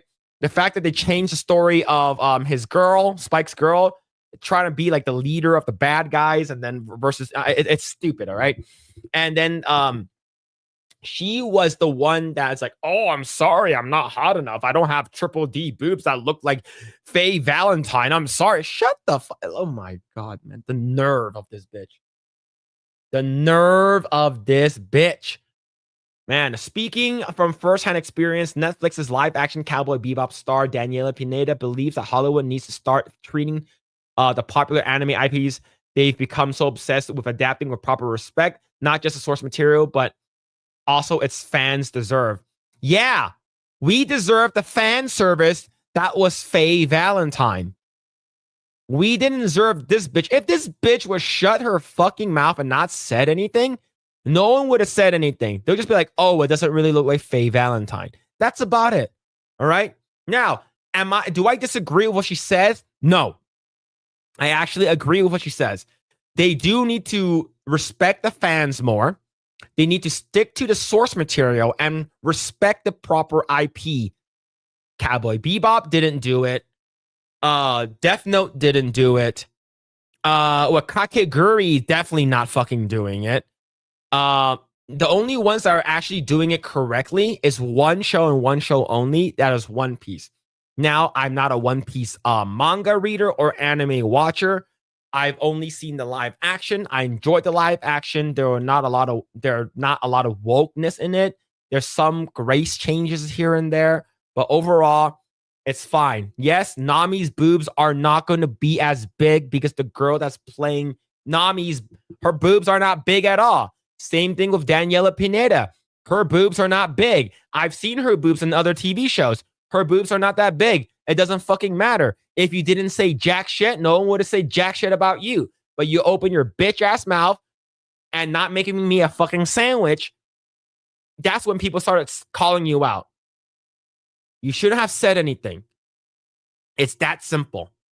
Pineda, who appeared in the disastrous live-action adaptation of Shinichiro Watanabe's seminal work as the version of Faye Valentine, offered her thoughts on American film industry's ongoing ignorance as to the heart of what makes various anime so beloved to their given fan bases, while speaking to the direct on the red carpet for The Account 2, which stars alongside The Punisher, John Bernthal, and returning lead Ben Affleck. Asked of the outlet as to whether or not she has any thoughts on Cowboy Bebop's swift cancellation, Netflix announced its decision just 3 weeks after it premiered. This is one of the worst adaptations ever. And here's the thing. Cowboy Bebop is hailed to and considered to be one of the best animes of all time. All time. This is absolutely insane. Okay? The actress asserted, I feel like those animations, they mean so much to people and they're so personal. And I think people really connect to when they watched it in the point of their lives. And so I just feel like, and I'll say this, having been in one, I think that those studios, they just need to do a better job of valuing the IP.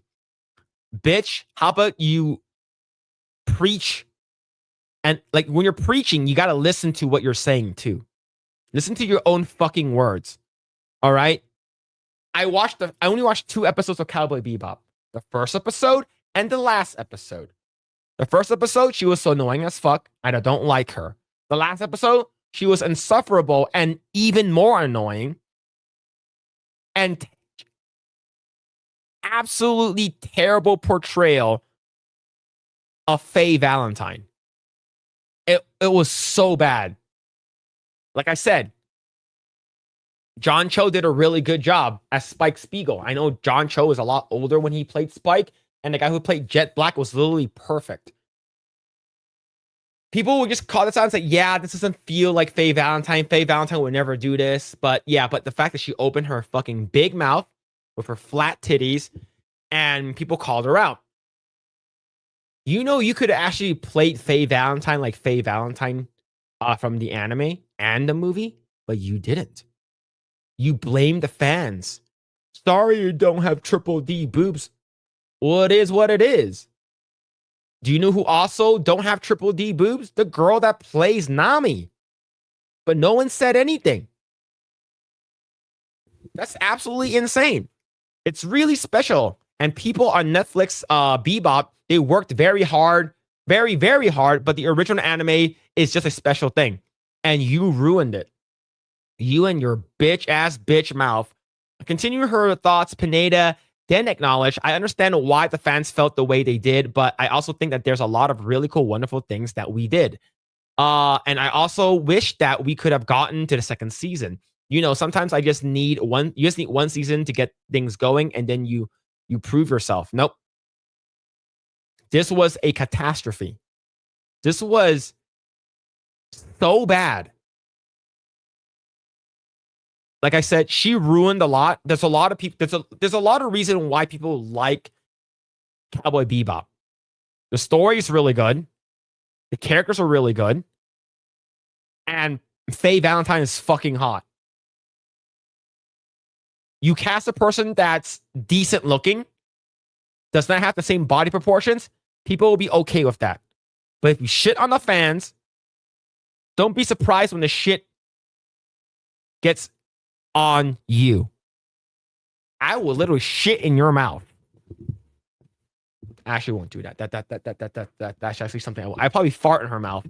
But yeah, admittedly, while it seems like Pineda's heart is in the right place, given just how badly the live action series mangled the source material, it's unlikely that even given an infinite amount of seasons to do so, Cowboy Bebop from Netflix could have righted the ship. Yeah, it definitely not.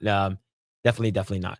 Sure, more episodes could have allowed the writing team to bring the characters' personalities more in line with the anime counterparts, but that's ultimately just a surface level, albeit important aspect of the series' identity. In the end, short of either starting over from square one or messily attempting to get everything into place, the damage is already done, thanks to such creative decisions as overtly showing Vicious as being abusive towards Julia, or Jet having a wife and daughter, and the series already lost sight of the core space western story that captured fans in the original.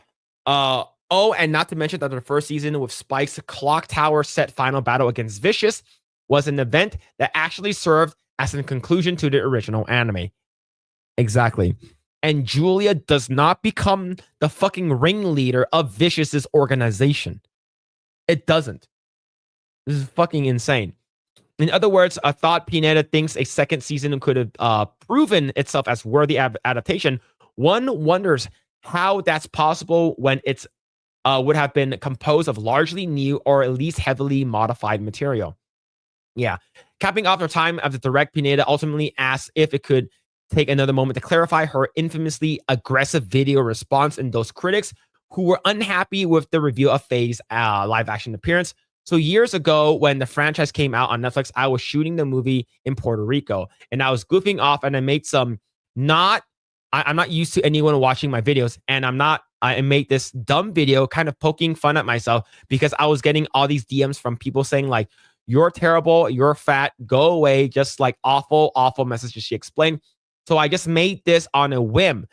Instagram story, just joking the fact that, sorry guys, I'm so sorry I was cast, and I'm used to and I used the word fans like I meant to say trolls, and then it caught wind, and everybody was like, she's hating on the fans, and I was like, this is getting lost in translation. I'm responding to trolls, not fans, and it got really swept up away, and I just had to put it out there. Exactly. You know what we should have done?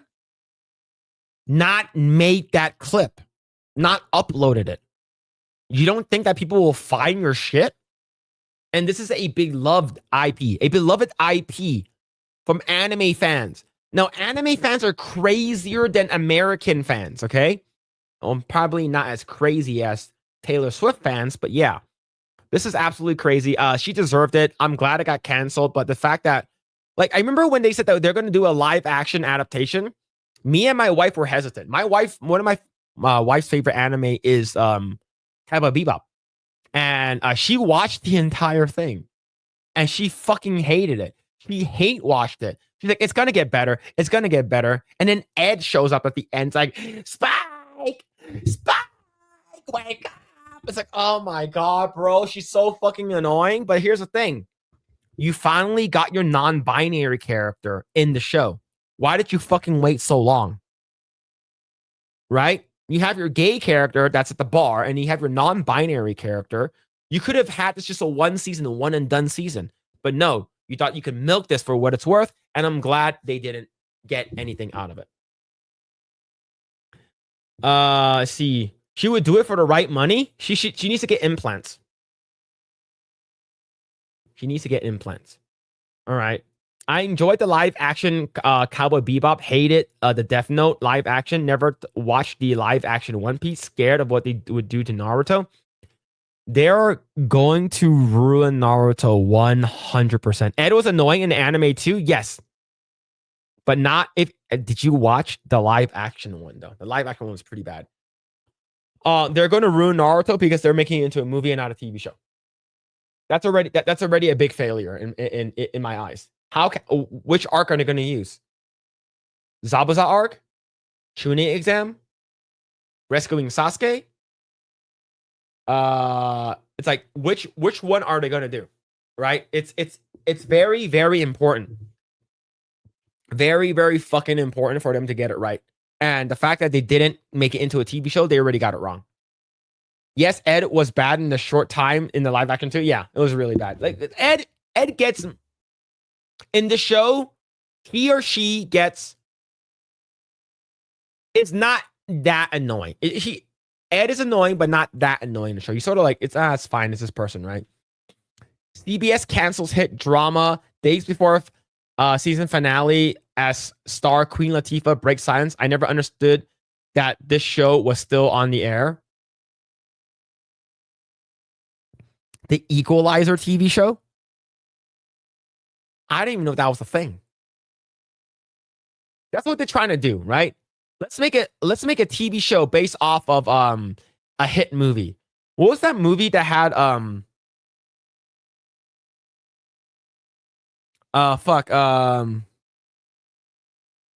guy from Hangover, and he takes a pill and he gets like super fucking smart, right?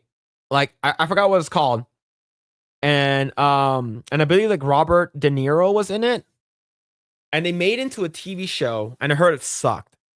Same thing with Rush Hour. They tried to make it into a TV show. Limitless. Thank you, Limitless. That was I enjoyed that movie for what it was. I actually really did. They made that shit into a TV show, and it sucked. The TV show was okay. Well, it was okay enough for them not to renew it, right? Same thing with Rush Hour. They did that shit, and then same thing with what's it called again? Equalizer. It's like why do we want to make it a TV show? Why can't you just make it a movie, right? Let's see. The only live action movie anime I've seen, and the last one was the Dragon Ball Evolution. Dragon Ball Evolution was fucking awful. Was absolutely awful. Wait, they had you don't know the real meaning of power until you've taken the balls of another man, right? That's very gay. But yes. I hope they never do a Trigun live action. To be honest, the only people that can actually do the live action in somewhat way, an okay way, is the Japanese people, right? Japanese did a pretty good Death Note.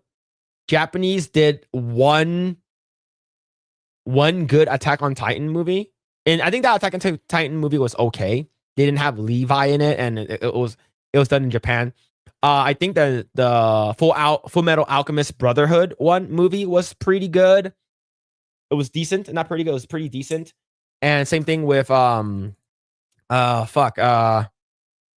I think the Bleach one was pretty good too. It wasn't awful, right? But it's like Yu Yu Hakusho live action was okay, right? That one was okay. But now here's the thing: all of these were done from Japan. They did it in Japan. Like they didn't westernize it. They didn't make it in America. The only good one that was actually came out that was pretty that's decent is like One Piece. Like One Piece is decent. It's good enough to watch, right? A chat. If you want to see the pictures of Alexis Von Yates, a 35-year-old woman who's scheduled to who seduced her 15-year-old stepson in Phil's culture Discord. One picture shows her stepson's father. Dragon Ball Evolution is the best movie ever made. Peak cinema. I'm gonna take away your mod status. I'm gonna take away your mod status. All right. We have one more topic we're gonna talk about. I just want to give a shout out to everyone hanging out here, all the mods, all the what's it called again? The chatters, all the everyone on Rumble, everyone on X. Thank you. You guys for hanging out. I really appreciate it. Look, I am no Grae, and I know that the analytics is not gonna look so good for me.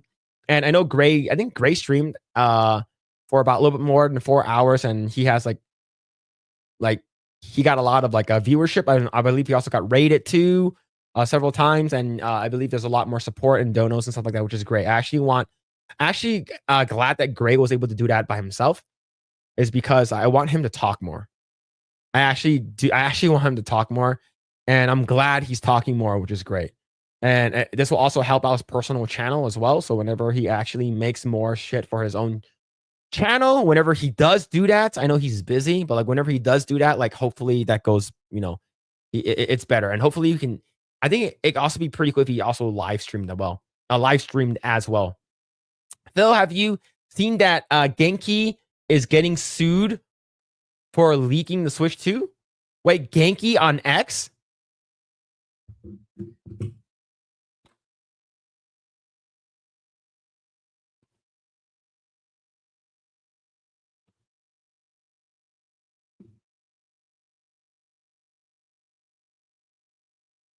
Oh, accessory maker Genki. Genki, I was like, Genki, the guy? Oh, accessory maker. Okay, right over here. Nintendo is suing Switch accessory maker Genki, not me, for violating trademarks for showing off Switch 2 mockups for CES before the consoles were revealed.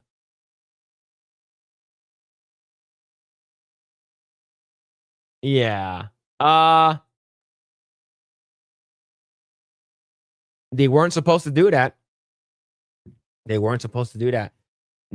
Need him to watch The Room now? Yeah, okay. He needs to watch The Room, and I need to watch Battlefield Earth. Berserk live action could work if they cast the characters right and allow brutality. Nah, they're not gonna allow that. Hollow Ninja. I don't think they're gonna allow that. What's going on, Cappy Nova? Hope you're doing well. Let's see. What's going on, Hollow Ninja? Let's see. I'm looking forward to getting my Switch 2. I am looking forward to that as well. We have about one more month. We have one more month until we get the Switch 2. And I bought two of them. I bought one for me and one for my wife. So, but yeah, you're tearing me apart, Lisa. Did not hit her. I did not. Oh, hi, Mark. So fucking bad, bro. Oh my god. I need to watch Big Trouble in Little China. Yeah, I probably need to watch Big Trouble in Little China and probably make a video about it. That's the one with Kurt Russell. It's a Kurt Russell movie. Yeah, I need to watch Battlefield Earth. I think I've seen a little bit of it. I don't think I watched it. I just heard that It's so good, it's bad, man. I don't know, man. I don't know. All right. Gives and go for Shiloh Hendricks at 5,92668. This is the last time we checked. 5,92668. Refresh. 593,790. She got another $1,000 in the past 30 minutes. Spoon Cookie, Brandon Cooper, White Lives Matter. Anonymous, Johnny Rebel. Multiculturalism is cancer. Nern Biggers. Kezimer Mandic. Anonymous. Thomas Shia, anonymous. Sven Jr. Man, Sharmak Omar is a rapper. Ghost of Shannon Christian, George Rockwell, First Amendment, that's true. Man, a lot of Make North America Great. Benito Mussolini. End Fatigue. Anonymous. Man, she got 1,000 Chuck Figures. Man, they're George Zimmerman.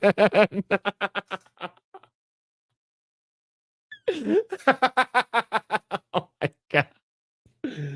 Oh, William Wallace, Geraldo Rivera, blonde hair, blue eyes. Man. Shiloh, love you, Shiloh. White is right. Malcolm McCure. Shiloh didn't do nothing. Ava Brown, Ghost of a D-Hero, Jillian Wood. The fuck, man? Man, oh, this is crazy. Solidarity with Shiloh. 13%. Derek Chauvin. What other stretch goes? I don't know. This is oh, okay. Memorial Medical. So these are other people. I don't think there's a I don't think there's a stretch goal. Since it's not it is not a GoFundMe, it is a gives and go. So I don't think it has a stretch go. Yeah. Man. No stretch. Let's see. This is like Jerry Lewis telethon, and you have to stay on until it reaches 600,000. Her goal is 1 million. There are no stretch goals, but her goal is $1 million. That is a lot of money. That's a lot of money. Unfortunately, X-Wing has not found a Switch 2 yet. He's going to be moving to Florida in the future. I believe, if I'm not mistaken, Jeremy he was able to order several. He was able to pre-order several. I know that he's getting one for a couple of other people and himself. So I know for sure he's giving out 2. He has one for himself, and I'm not sure how much he's able to pre-order. He might give one to maybe X-Wing, maybe send one to X-Wing. I'm not sure. I'm not sure, man. All right. Last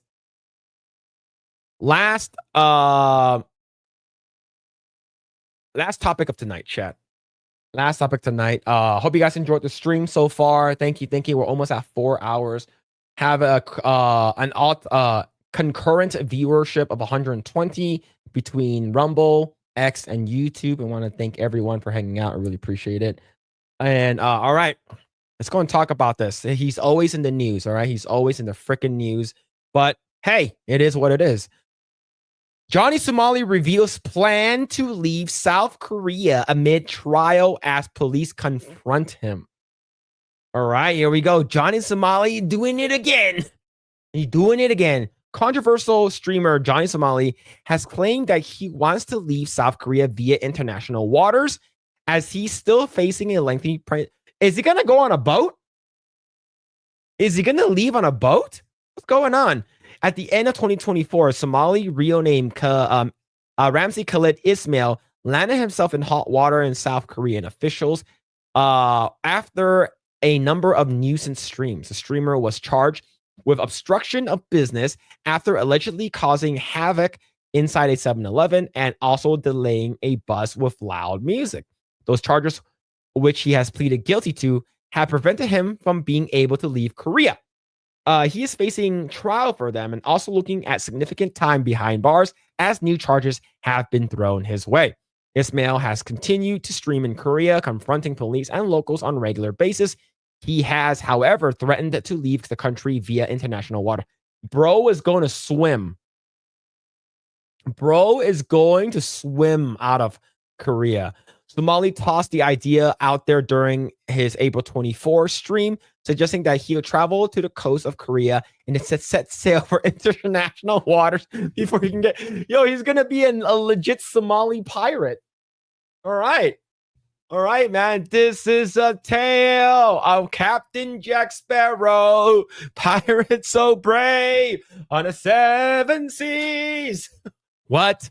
I'm going to Incheon, and I'm renting a boat or an inflatable raft, and I'm going to stream sailing international waters. As soon as I hit international waters, they can't catch me. Legal Mindset, however, disputed that he wouldn't even make it close to international waters because of the outlying islands.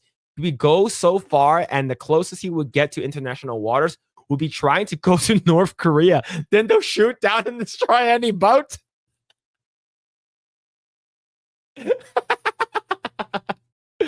Oh man, the streamer, who was also confronted by Korean police, has returned to an apartment. 2 officers joined Somali inside the elevator before he questioned what they wanted him for. Why are you following me? Why? What do you want? What do you want? What? Go away from me. I'll go my house. Don't look that way. Okay, look that way. Don't. As noted, the streamer is still looking at serious jail time in Korea, and charges have continued to be put against him. But the thing is, remember, we talked about it, it's a couple months ago now, when Johnny Somali was punched in the face by a Korean Navy SEAL. Yeah, Korean Navy SEAL YouTuber fined for attacking Johnny Somali. So he basically was a guy who basically went up to him and fucking decked him in the schnoz, which is great. It was freaking awesome. Yeah, let's see. A YouTuber who's a part of Korean Special Forces has been fined after he filmed himself KOing Johnny Somali. So basically, he basically followed him outside the elevator and basically knocked his blocks off. And so the thing is, I believe he was fined. But the thing is, Cody, donut operator, announced that he would pay for his what's it called again? His fines. So if you guys don't know who Donut Operator is, this is Donut Operator. I fucking love Donut Operator. Shout out to Cody. And I love his channels. And I was able to meet him in person during the Texas meetup. And he's a super cool dude. I met him. I met Brandon Herrera, and I met Eli. And they're all 3 of them are super, super cool dudes. I fucking love Cody. Shout out to Donut Operator. Shout out to Cody. That guy is a fucking G, man. And the thing is,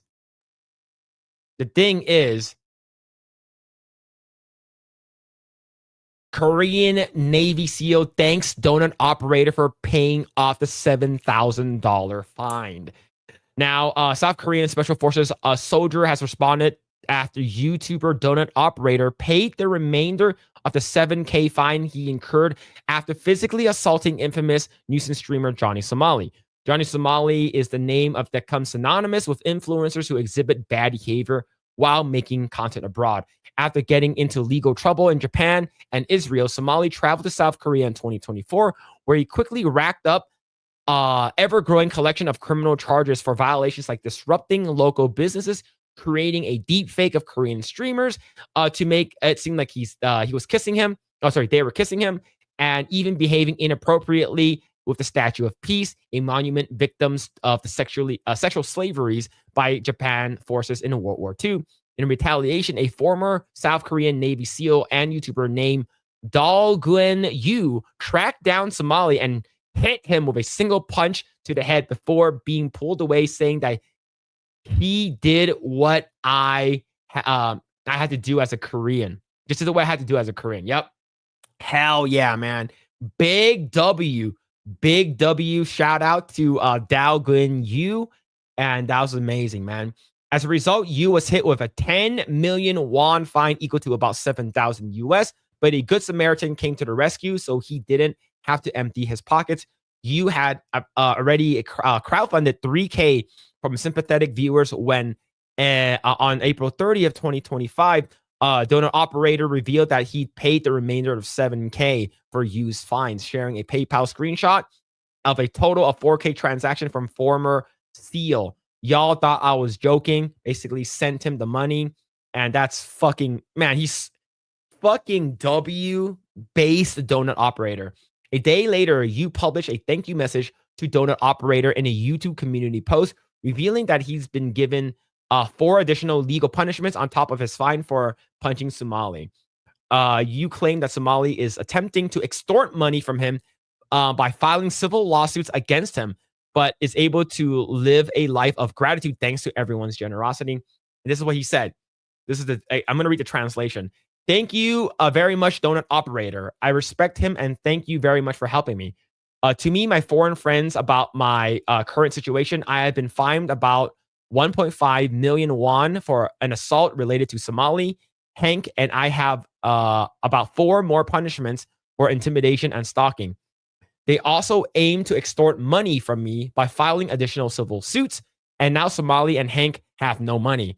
I am also living a life of gratitude to everyone who helped me after Somali assault, and I'm also living the life of helping others. Thanks to you, I've been able to grow to this point, and I'm always living a life of gratitude every day. Thank you again, donut operator, and thank you to all the Koreans who helped me. Forinas, Somali Odiga. But yeah, Somali has made similar claims on various posts on X, sharing screenshots of messages allegedly from the Supreme Prosecutor office in Korea, accusing you of being a coward who sucker punched me in the back of the head for clout. For now, Somali is awaiting his second court date on May 16th. Oh, that's in a couple of weeks. After showing up late, hungover, and wearing a Make America Great Again hat to his initial hearing in March. But yes, huge shout out to Cody and of the donut operator. Shout out to Donut. I fucking love the Unsubscribed podcast. I love the Fat Electrician. I love everything they do. And this is meeting him was actually pretty fucking cool. He's a former cop. He gave a huge shout out to my brother-in-law, who's also a cop. So this is a huge W. But yes, shout out to Cody. And I hope that Johnny Somali goes away forever and ever. Forever. Oh, yeah. Admin results was there. Administrative results? I don't think he was. I don't think administrative results was there. At least I don't think so. I didn't see him. Yo, Mitchell Fields with the 2. That guy looks like you, but fatter.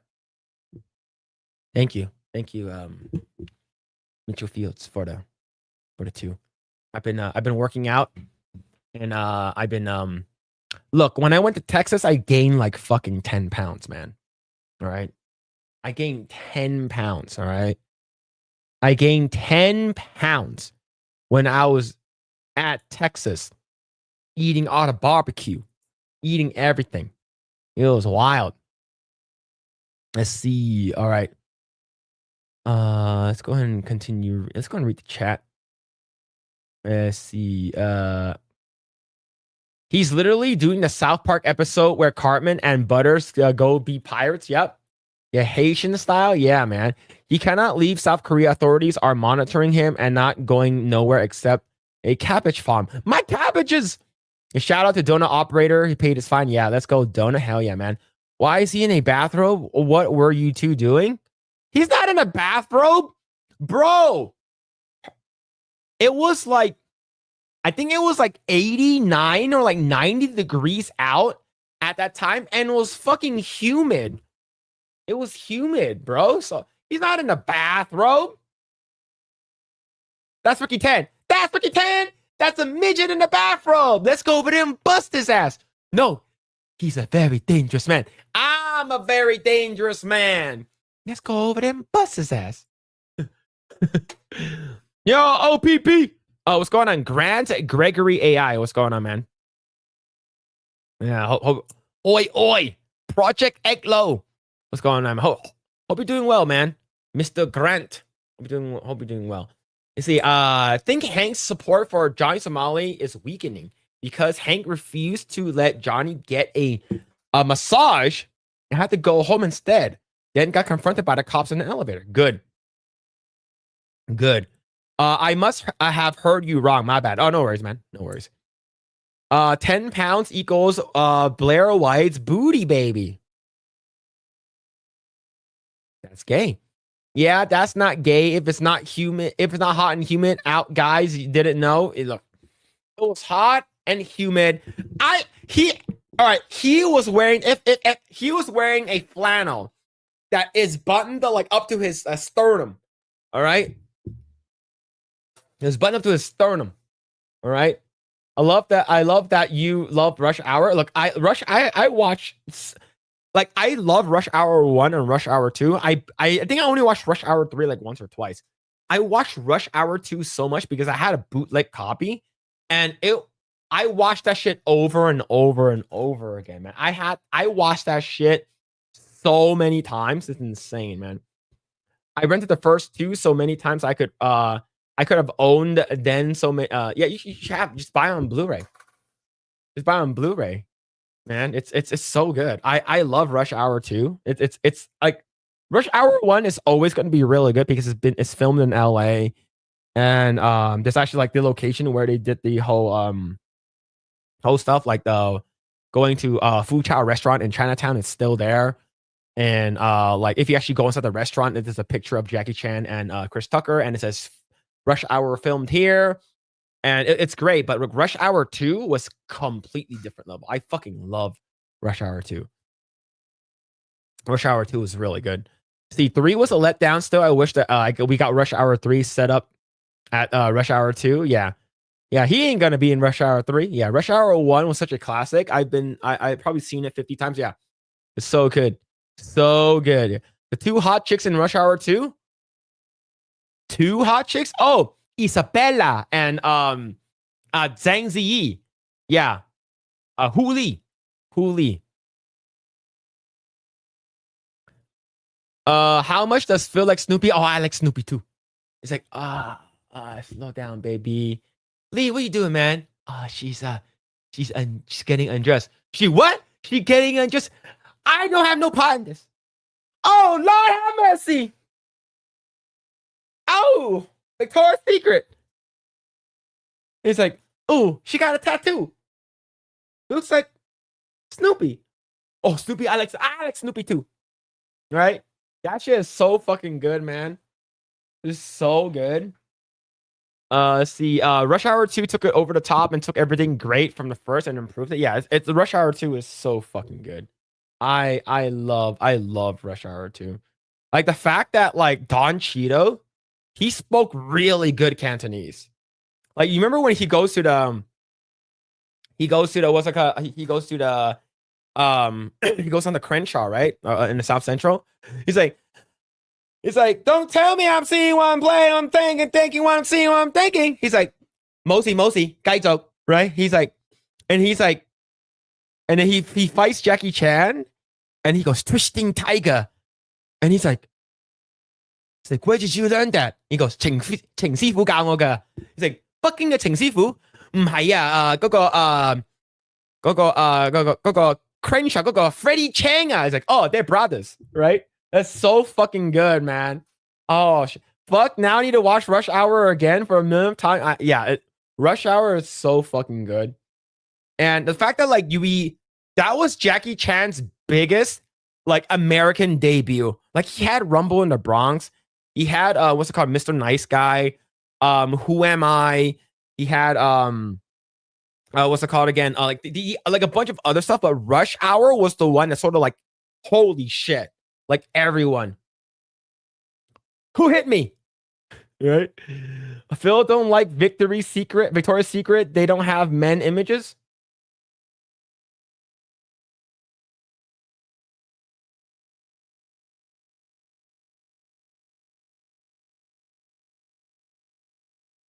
I don't want to talk about it. I don't want to talk about it. Let's see. Cool thing about Rush Hour is Jackie Chan breaks the chaste Asian trope, and he breaks it in Shanghai Noon. Yeah, it's Shanghai Noon and Shanghai Nights. Yeah, Shanghai Noon is the first one. Shanghai Nights is the second one, the one where they go to London, and then we see Donnie Yen for the first time. Am saying you're super gay? I never said anything. No, you're saying I'm gay. You're saying it, all right? I didn't say jack shit. I didn't say jack shit, right? Right? Like, I can quote Rush Hour 2 more than I can quote Rush Hour 1. Like, the one he's like, he goes in the car, he's like, fire that car. He goes, fire that car. He's like, 俾錢啦. Fire that car. 俾錢啦. 俾錢啦. 俾錢點開車啊? Huh? 俾錢啦? And he's like, here. Now you're speaking my language. Fucking shit. I fucking died, bro, watching that in the theaters. And he goes to he's like, wait right here, I'll be right back, and don't touch my chicken. He's like, you understand? Yes, I understand. And then when he drives off, he goes, chasing basically means like the guy is fucking crazy. Oh man, it's so good. Yeah, it's so fucking good, man. You just showed a boyfriend, your photo of your new boyfriend? This guy? This is Cody. This is Donut Operator. This is not gay. This is not gay at all. I'll leave that up. I think he was great in Around the World in 80 Days. It's not... Okay, when Jackie Chan is not doing martial arts, he's pretty good. He has to be doing martial arts. I think martial arts is his like bread and butter. You have to do that. I like 2 more, but one is so classic. One is very classic, right? Because Juntao, right? He fucking goes. He comes out of the fucking latch and he goes, 咪喐，搵到佢啦，所以開個行動，講Juntao喺邊度？ He goes, Juntao 度度都係。嚟啊！你想搵佢啊？開槍啊！開槍啊！ And then he fucking runs and goes, 差佬啊! It's so fucking crazy, man. It's good. It's good. I like it. And of course, the one he goes like, Chinese food here, no soul food. Poor Brett got canceled for liking women. Yeah, Brett Ratner. Yeah, man.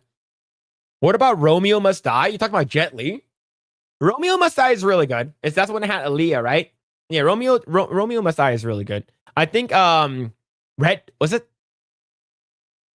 I forgot what they're called again. Fuck,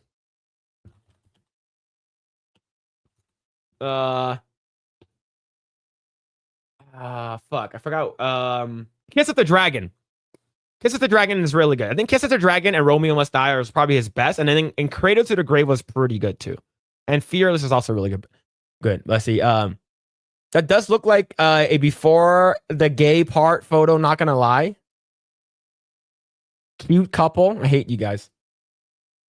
It almost looks like you are photoshopped in that picture. Like prettier or uglier? Am I prettier or uglier though? Then why is the top of his shirt open? Dude, I don't fucking know why Donut's shirt's open. I told you, it was hot. It was humid. I don't know why. Look, I had my shirt on. All right. If it's not gay when it's unbuttoned, oh my God, jeez, chat. Flannel and 90-degree weather, sure.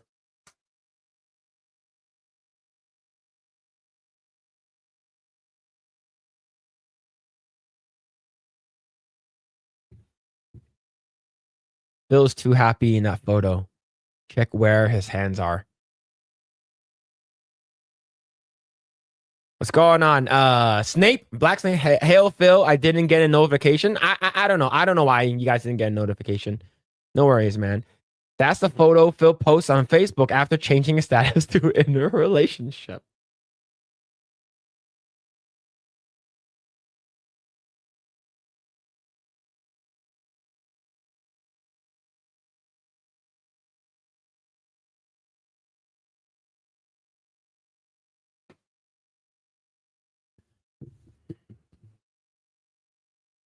Jackie Chan's slapstick humor mix of karate and his stunts makes him one of a kind. Absolutely. We're never gonna get another person like Jackie Chan. Just saying, you know, like Jackie Chan is old now. Like, I think Jackie Chan is like late 60s, early 70s. Jackie Chan age. Jackie Chan is 71. Like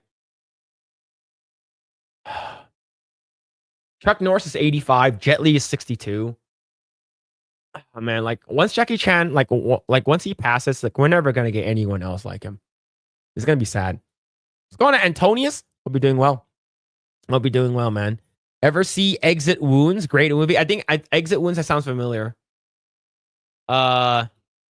Exit Wounds. Oh yeah, with what's it called? Seagal. Yeah, I've seen it. I have a soft spot for the one. Me too. I actually do like the one. I like the concept of the one. But that's the first time I saw Jason Statham. I'm like, who's this bald white dude? Who is this bald white guy? Who is this guy? Yeah, the one is all right. I enjoyed it for what it was. See, one thing for sure is Phil has hood hair. What is hood hair? What is that? It was hot. Phil 2025. It's getting hot in here, so take off all your clothes situation. It was for the girlies. Donut looks kind of zesty. I mean, Phil, you put that shirt on in the picture. This is not Photoshop. I have this shirt. Was it also steamy? Where's that pinky been? We all know it was hot and humid. Sorry if I have to point it out in that photo. Yo, this picture of both gay bathhouse from Persona 4.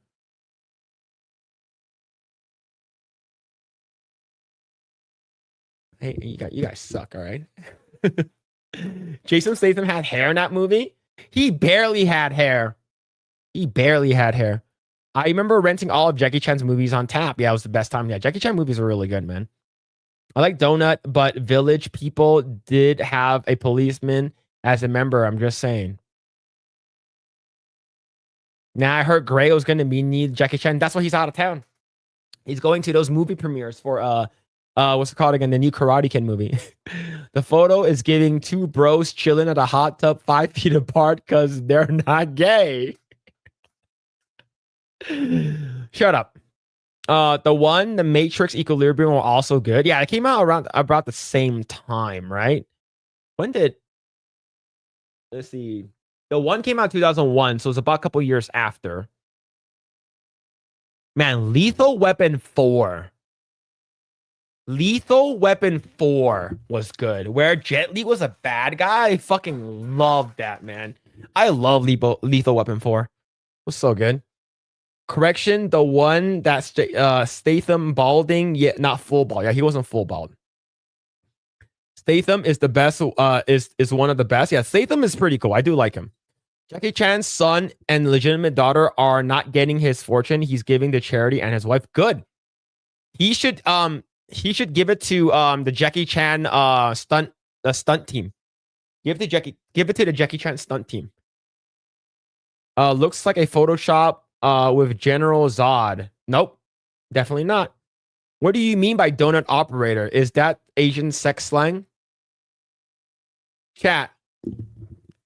What would you guys watch?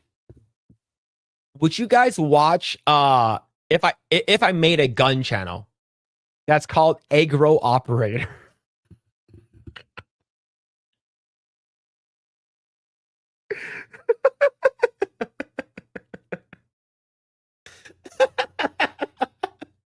No, that sounds fucking gay, man.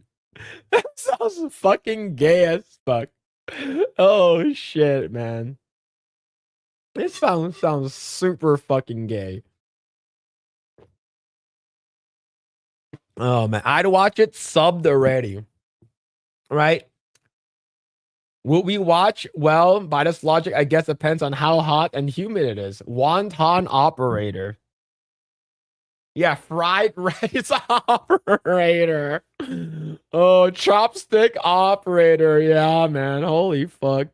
I never liked Jason Statham. He's okay.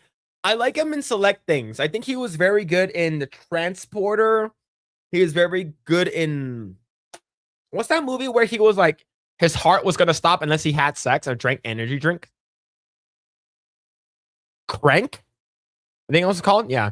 Somehow Lethal Weapon 4 is the only Lethal Weapon I've seen. Same here, man. Gary. Same here. First movie I saw Statham in was Lock, Stock, and Two Smoking Barrels. Oh, okay. I did Donut quit because of Don't Ask, Don't Tell. I love Death Race and Death Race is actually pretty good. Death Race is good. I actually like Death Race too. I forgot about that. We waiting for an anime channel? Look.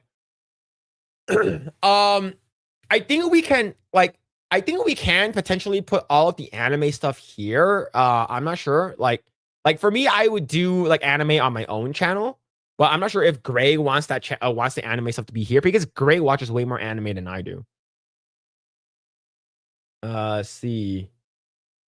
We only shoot 22s here at 2-inch clinic. Yeah, 22-inch. Yeah, Chassis operator. Eggroll operator sounds like a transformer penis channel. Yeah, basically fucking transition men to women or women to men. Eggroll operator. Bro, that sounds so fucking bad, man. Depending on the egg rolls you're operating on. That's There's an egg roll in my donut hole. What the? That's so gay. Yeah, it's Crank, right? Yeah, that one. I like that one. Crank one's really good. What happens to in the sauna stays in the sauna. Phil is gay for Blair. I'm gay for Statham. Just kidding. Let's see. If anyone has not seen the OG Death Race, yeah, Death Race was good. I don't think I've seen the OG Death Race. I've seen the Death Race that came out in like 2008. The one with Jason Statham. In Crank, he shoves a shotgun up a dude's butthole. So typically you bring that up. No, I don't. You brought that up. Blair White can teach you how to shoot, Phil. I'm a decent shot. I'm a decent shot. All right, the red light setting just sets the mood in that picture.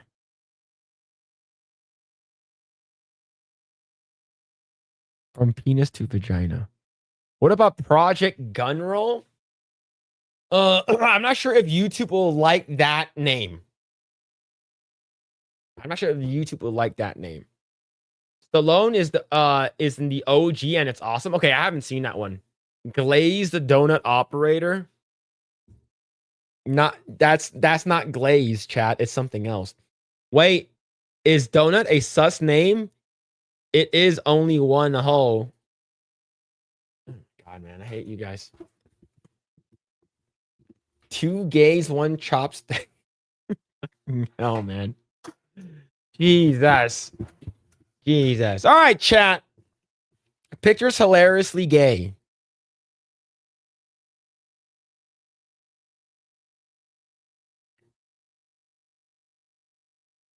Project Nero. You couldn't make it worse.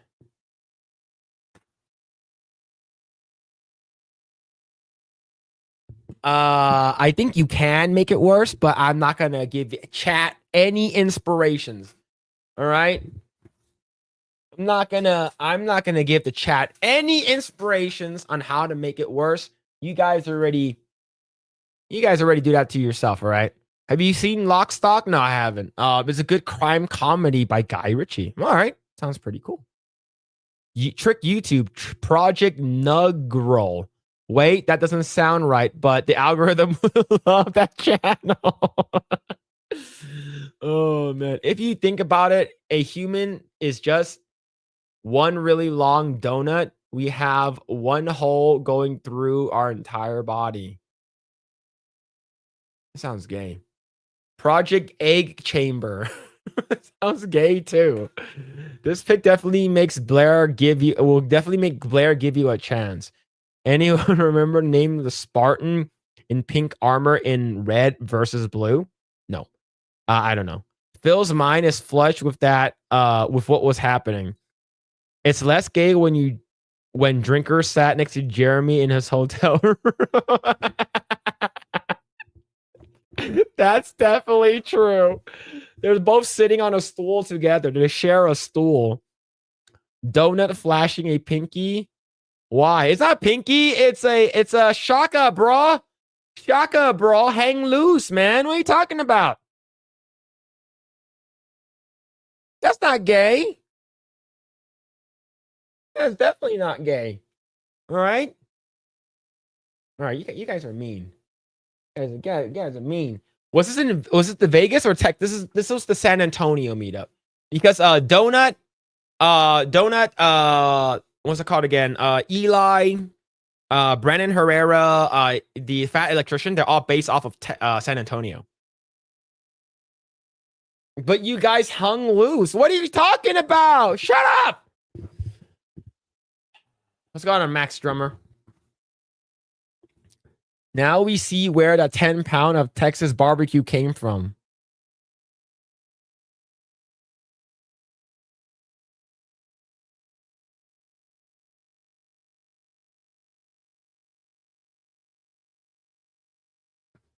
You guys suck. You guys are mean to me. Were you guys this mean to Grae, or only just me? Well, San Antonio's the gayest city. We Texans know.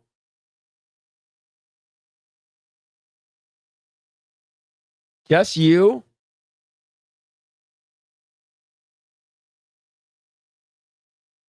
So you guys are like super, super cool with Grae. Grae is an angel. Just you? No, man, we love Grae. Just you.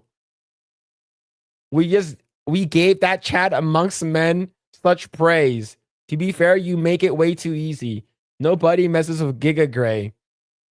Can't be mean to Grae. He's so nice. I mean, no offense. Phil's new green screen. All right, I'm just gonna have Grae, just live stream moving forward. Grae doesn't jerk off in stalls. What are you talking about? That never happened. Now I resent giving you guys the gifted memberships. You guys are mean to me. You guys are super mean to me. I didn't do anything. I didn't do anything to deserve this, all right? Chat's super mean. All right. Grae isn't an angel. He's an angle, an obtuse one. Grae doesn't jerk off in stalls. I heard Phil put his pick in the ceiling above his bed. It's okay, didn't get one. Now that Grae had LASIK, he's super cool. So mean that you're laughing. All right. All right. Grae ain't down with playing hide the Eggroll with sex trans like someone we know. Grae doesn't have a PhD in futology.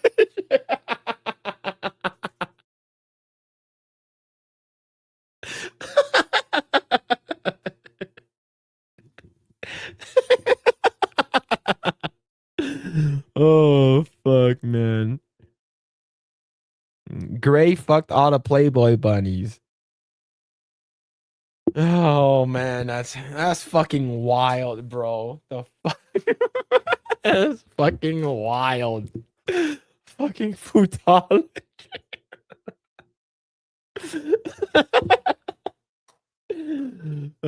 Fuck, man.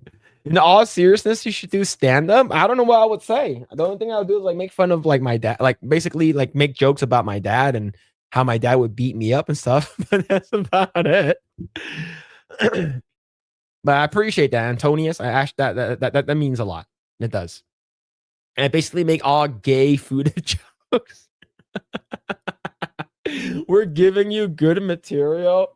The fact that you take all of this on, like you wear clad in armor makes you so hilarious and awesome. I appreciate it, man. Tom Cruise will join Futology too. Look, Tom Cruise will join anything. All right. bro would join anything. Bro, you know what would be funny if I told everyone how your dad beat the shit out of you. Yo, my dad beat the shit out of me all the time, man. Looks like donor operator is confirming Phil's length at 2 inches. That's why we're that close. Look, my dad would beat the shit out. My dad would beat the shit out of me all day. Like he would like legit like beat the shit out of me. And here's the thing, I was a terrible kid though. I was a terrible kid though. See, Scientology has Lord Xenu. Does Futology have been there?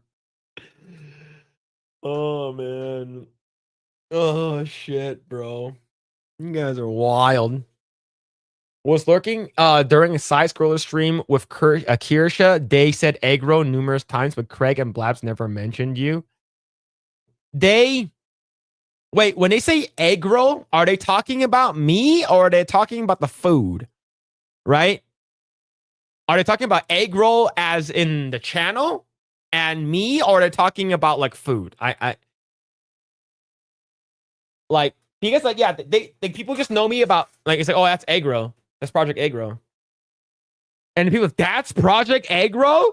He's Asian and they're Asian and have a podcast. Is he, or is this Stinkfinger? Is that Stinkfinger? No, look. I'm not gonna answer that. Phil's so proud of his photo of this man. I'm gonna take this photo down. Thank you guys, bro. You guys suck. You guys suck. See, Eggroll was mentioned in regards to a story. Okay, so not me.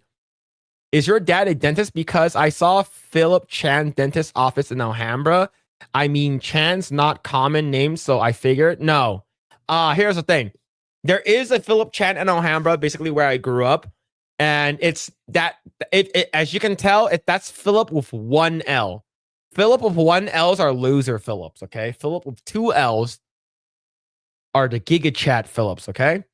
That's saying you know. But no, my dad is not a dentist.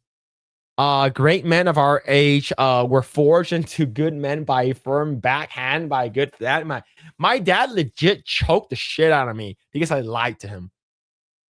It's crazy, man. Someone crop out Donut and put Blair White instead. It's a lover's photo. There's no shame in it, bro. It doesn't help that your shirt says ball on it. It's a Dragon Ball Z shirt.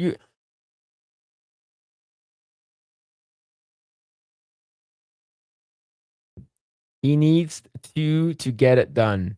The Phillip lore is increasing. Homie born and got 2 instant L's. Oh my God, fuck you guys, man. Yo, L for Phillip, right? L, yeah, L, yeah, haha. My buddy Philip Sullivan says opposite. Man, you should be a Jason. We don't care about how you spell it. We all get along. Look, Philip with 2 L's are better. It just Philip with 1 L looks weird because it's spelled Phillip, like Philip, not Phillip or Phil. Oh, but it's Phillip. But it doesn't matter. Doesn't matter. Well, from a different point of view, it says balls with a Z. That says balls with a Z. How can you can't tell he photoshopped himself because the letters are backwards.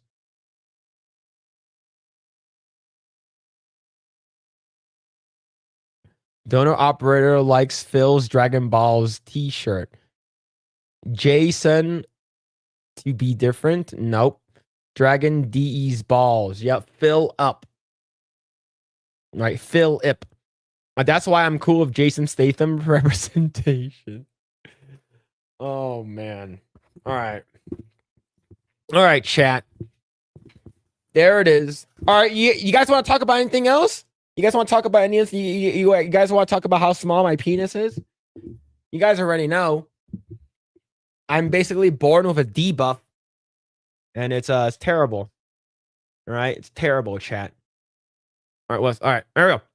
Let's see if Shiloh Hendricks has made it to 600,000. All right. Shiloh Hendricks right now currently sits at 593,790. 594,533. Can you grow facial hair? Another debuff. Nope, cannot grow facial hair. I tried to grow facial hair. Like, I get like, it doesn't grow out. Like, it doesn't like grow full. Like, I'll leave it for like 1 month and it won't it'll only grow out just a little bit. Yeah. Any new boobs?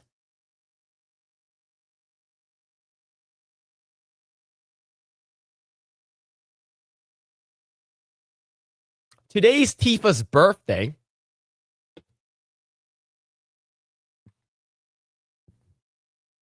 So May 3rd is Tifa's birthday.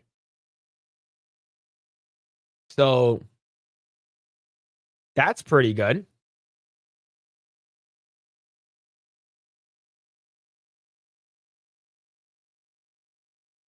Right? So happy birthday, Tifa Lockhart. All right. Now we gotta talk about we talk about that enough on gaming streams. Yeah. Boobs? Yes. Why did you bring up your wiener again? Is this the revenge for the Carmelo Anthony situation? Yeah, it is. It is. She's gonna hit 600,000 really soon. Not needing to shave every day is kind of a perk. That is true. Do you still still have to shave a little bit? I basically shave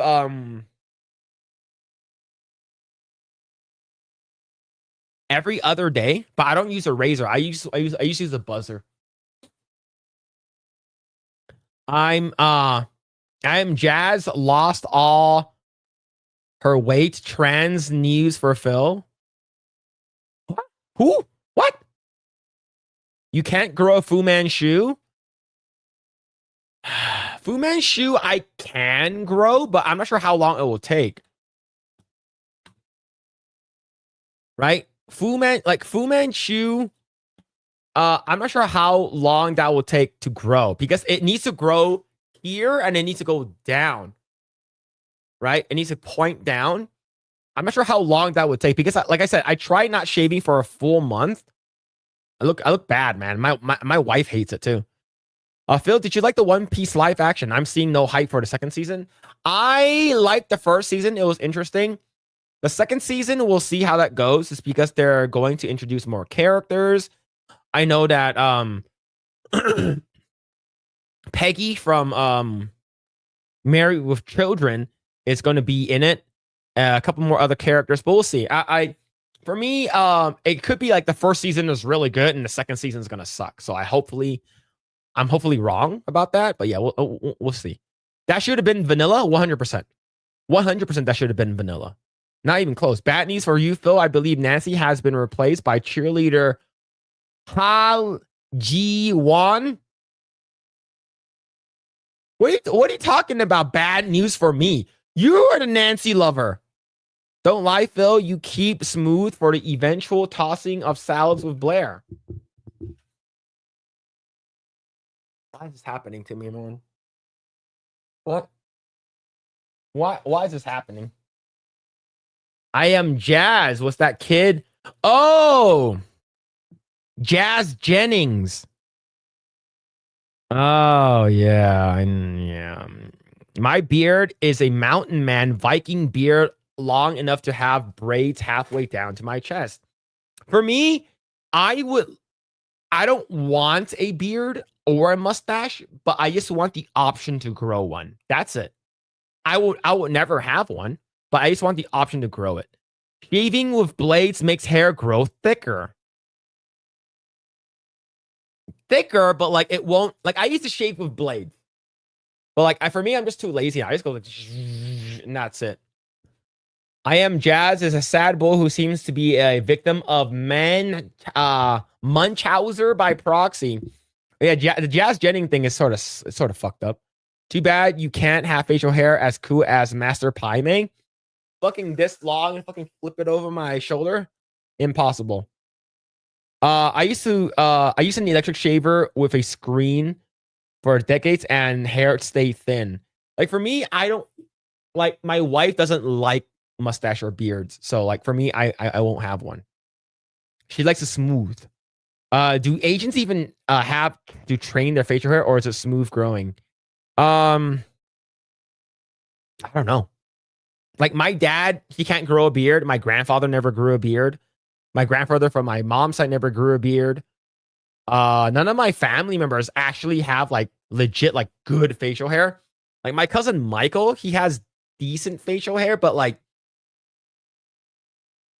he doesn't grow it out like a fucking like it won't look like something like Beardo or like Gary's or like Odin's or any of those guys. Like it will never be like that. Like it never be like Ryan's. Like it's impossible. Yeah, now that Jazz is in college, ironically, she seems less down with the whole trans thing. Good.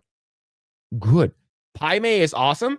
Yeah, the actor for Pai Mei, I've been following him for a long time because he's in a lot of Cantonese dramas, and he's actually like legit martial artist, which is great.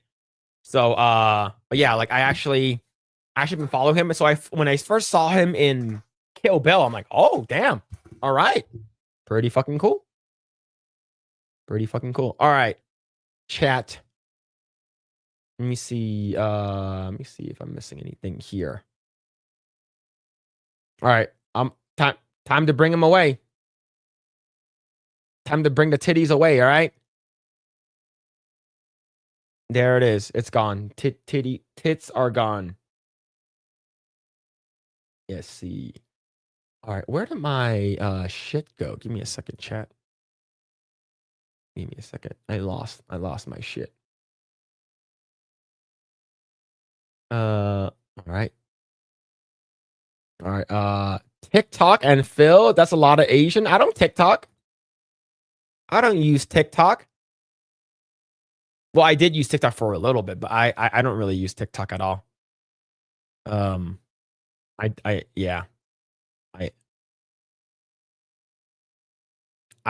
don't know. I just don't like TikTok. See places on my face where I shaved with a blade razor that's thicker than where I used to as an electric razor. I'm now I'm gaining white hair. There it is, man.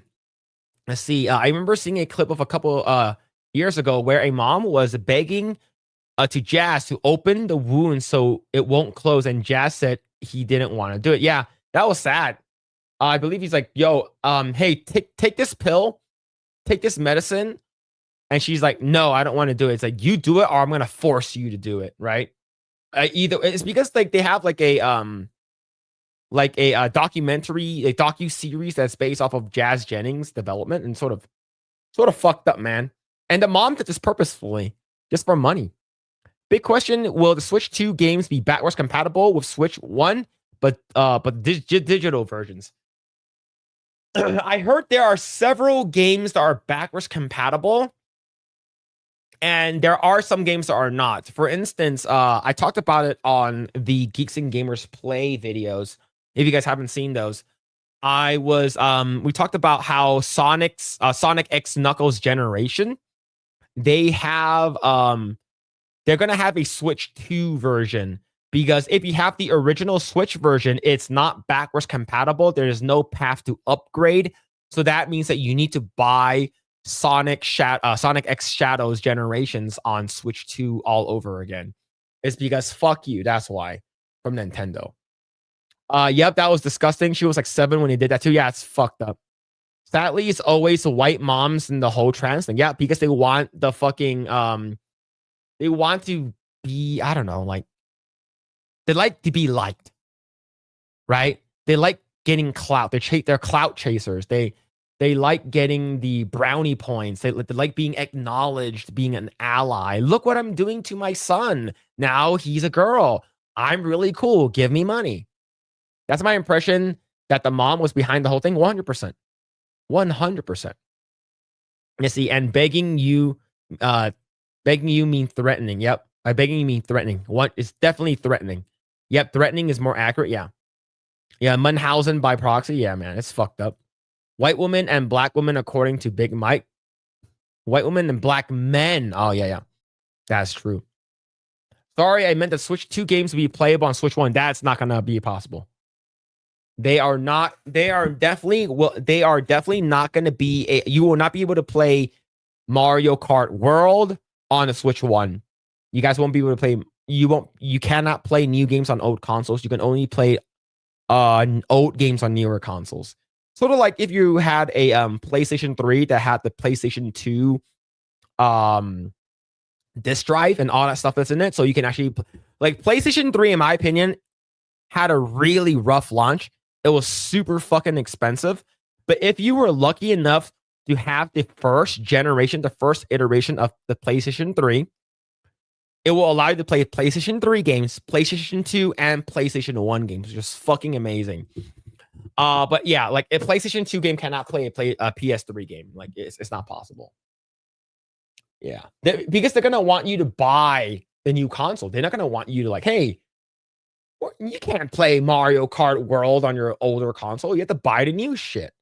Yeah, so it sucks. But like that's how it's always been, though. All right, there it is. That's how it's always been, though. But yeah, let's see. All right, are we close? Are we close? 594-533. 595. Man. Rob K. Segregation Thunder. Jasper Peterson. Anonymous. James Foster. Anonymous. What the Internet Thinks by $100. That's support from Japan. Damn. All right. No more N-words in Europe for $20. Anonymous giver. If you're gonna act like it, an anonymous giver, anonymous giver, anonymous giver, anonymous giver, anonymous giver. Nil Higgers for $50. Man. Yeah, I remember the price line, the price tag for the PS3, the original was $700. Yep. You'll have to get a second job. Yep. That was a tagline. That was there was a slogan. You need a second job for that shit. I had a launch PS3, but it was loud as fuck. Yes, it's because I had the PS2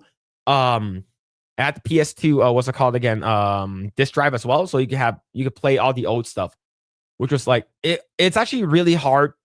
I don't think it's hard to find, but it's expensive.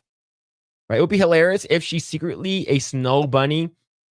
I mean, she is a single mom. Maybe. Hey, chat.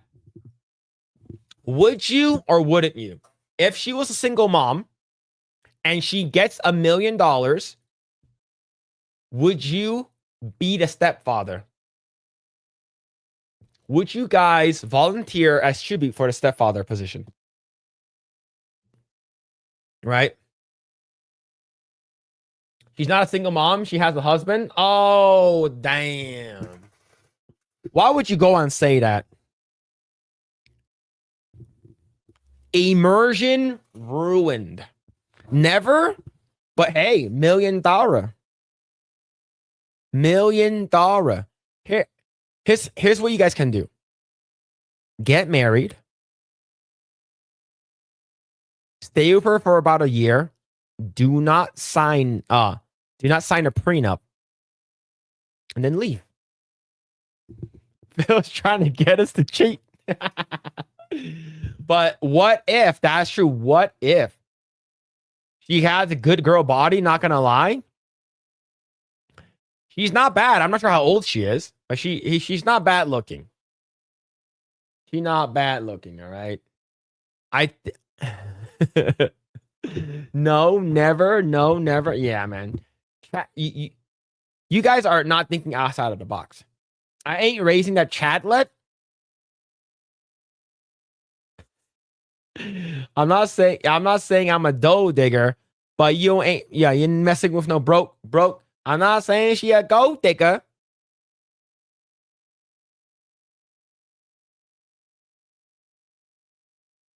Oh man. I understand. Chadlet. Jesus Christ. Why did Chadlet? I ain't messing with no broke.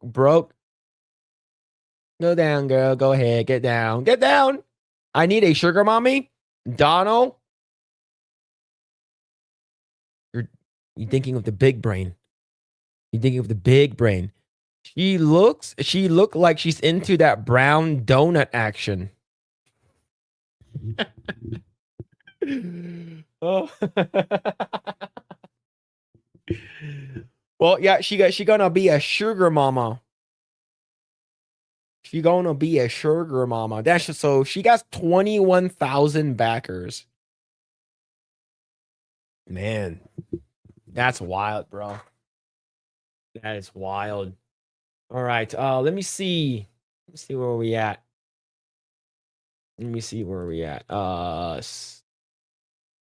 All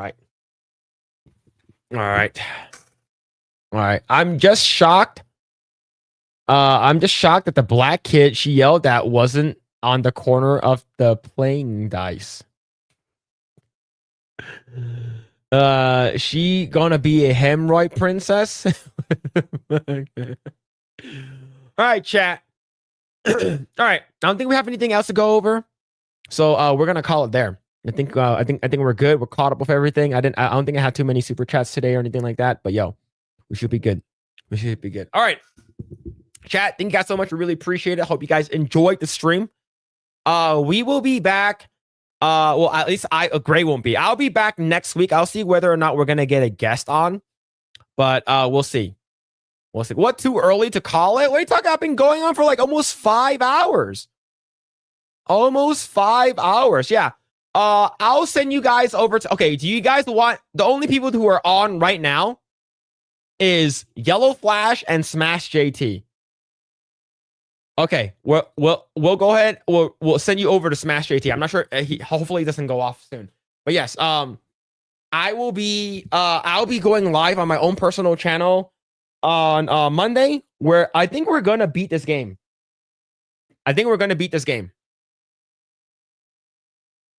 Dead or Alive, Venus Vacation Prism. I think we're going to beat this game. Monday. So I think we're gonna beat this game Monday, and after that, we're gonna check out Expedition 33. I think we're gonna check out Expedition 33. Yes. Yeah, we're gonna rate Smash JT. He rated what's it called again? Me before earlier this week, and he also rated Grae last week. So I wanna return a favor, given the fact that our channel is a little way smaller than Smash JT's channel. But thank you so much, Mitchell Fields, Al Malone, FutaPhil, for all of the supers. Really appreciate it. Really appreciate it. Thank you. Yes, I'll be back next week. I'll see whether or not I can get a guest on. If not, then I'll just go solo again. But hope you guys enjoyed the stream. If you guys haven't already done so, like, share, subscribe, all that kind of stuff. I will be rerouting you guys over to Smash JT. When you get over there, if you guys want to, you guys can spam the egg emote if you guys want. Thank you everyone for hanging out. Thank you guys for thank you all the mods. Thank you all everyone who donated, everyone hanging out on X, everyone hanging out on Rumble. Really appreciate it. Yes, but next week I'll be going live on my own personal channel Monday and Wednesday. We're gonna play Venus Vacation and then probably check out Expedition 33. Anyways, chat. Thank you guys so much. Really appreciate each and every one of you guys for hanging out. Hope you guys enjoyed the stream, and we will check you guys next Saturday. And then the following Saturday, Grae will be back. So yeah, go ahead. Personal channel. Yeah, personal channel. The mods dropped it right over there. It should be in my link tree. Mr. Phillip Chan #2. MRPHILLIP #2. Because #1 got demonetized. So check that out. That's my own personal channel. And it's basically my face with the blue background. But anyways, chat, I'll reroute you guys over to Smash JT. With that, we'll catch you guys on the next one. Thanks. And we'll see you guys next time.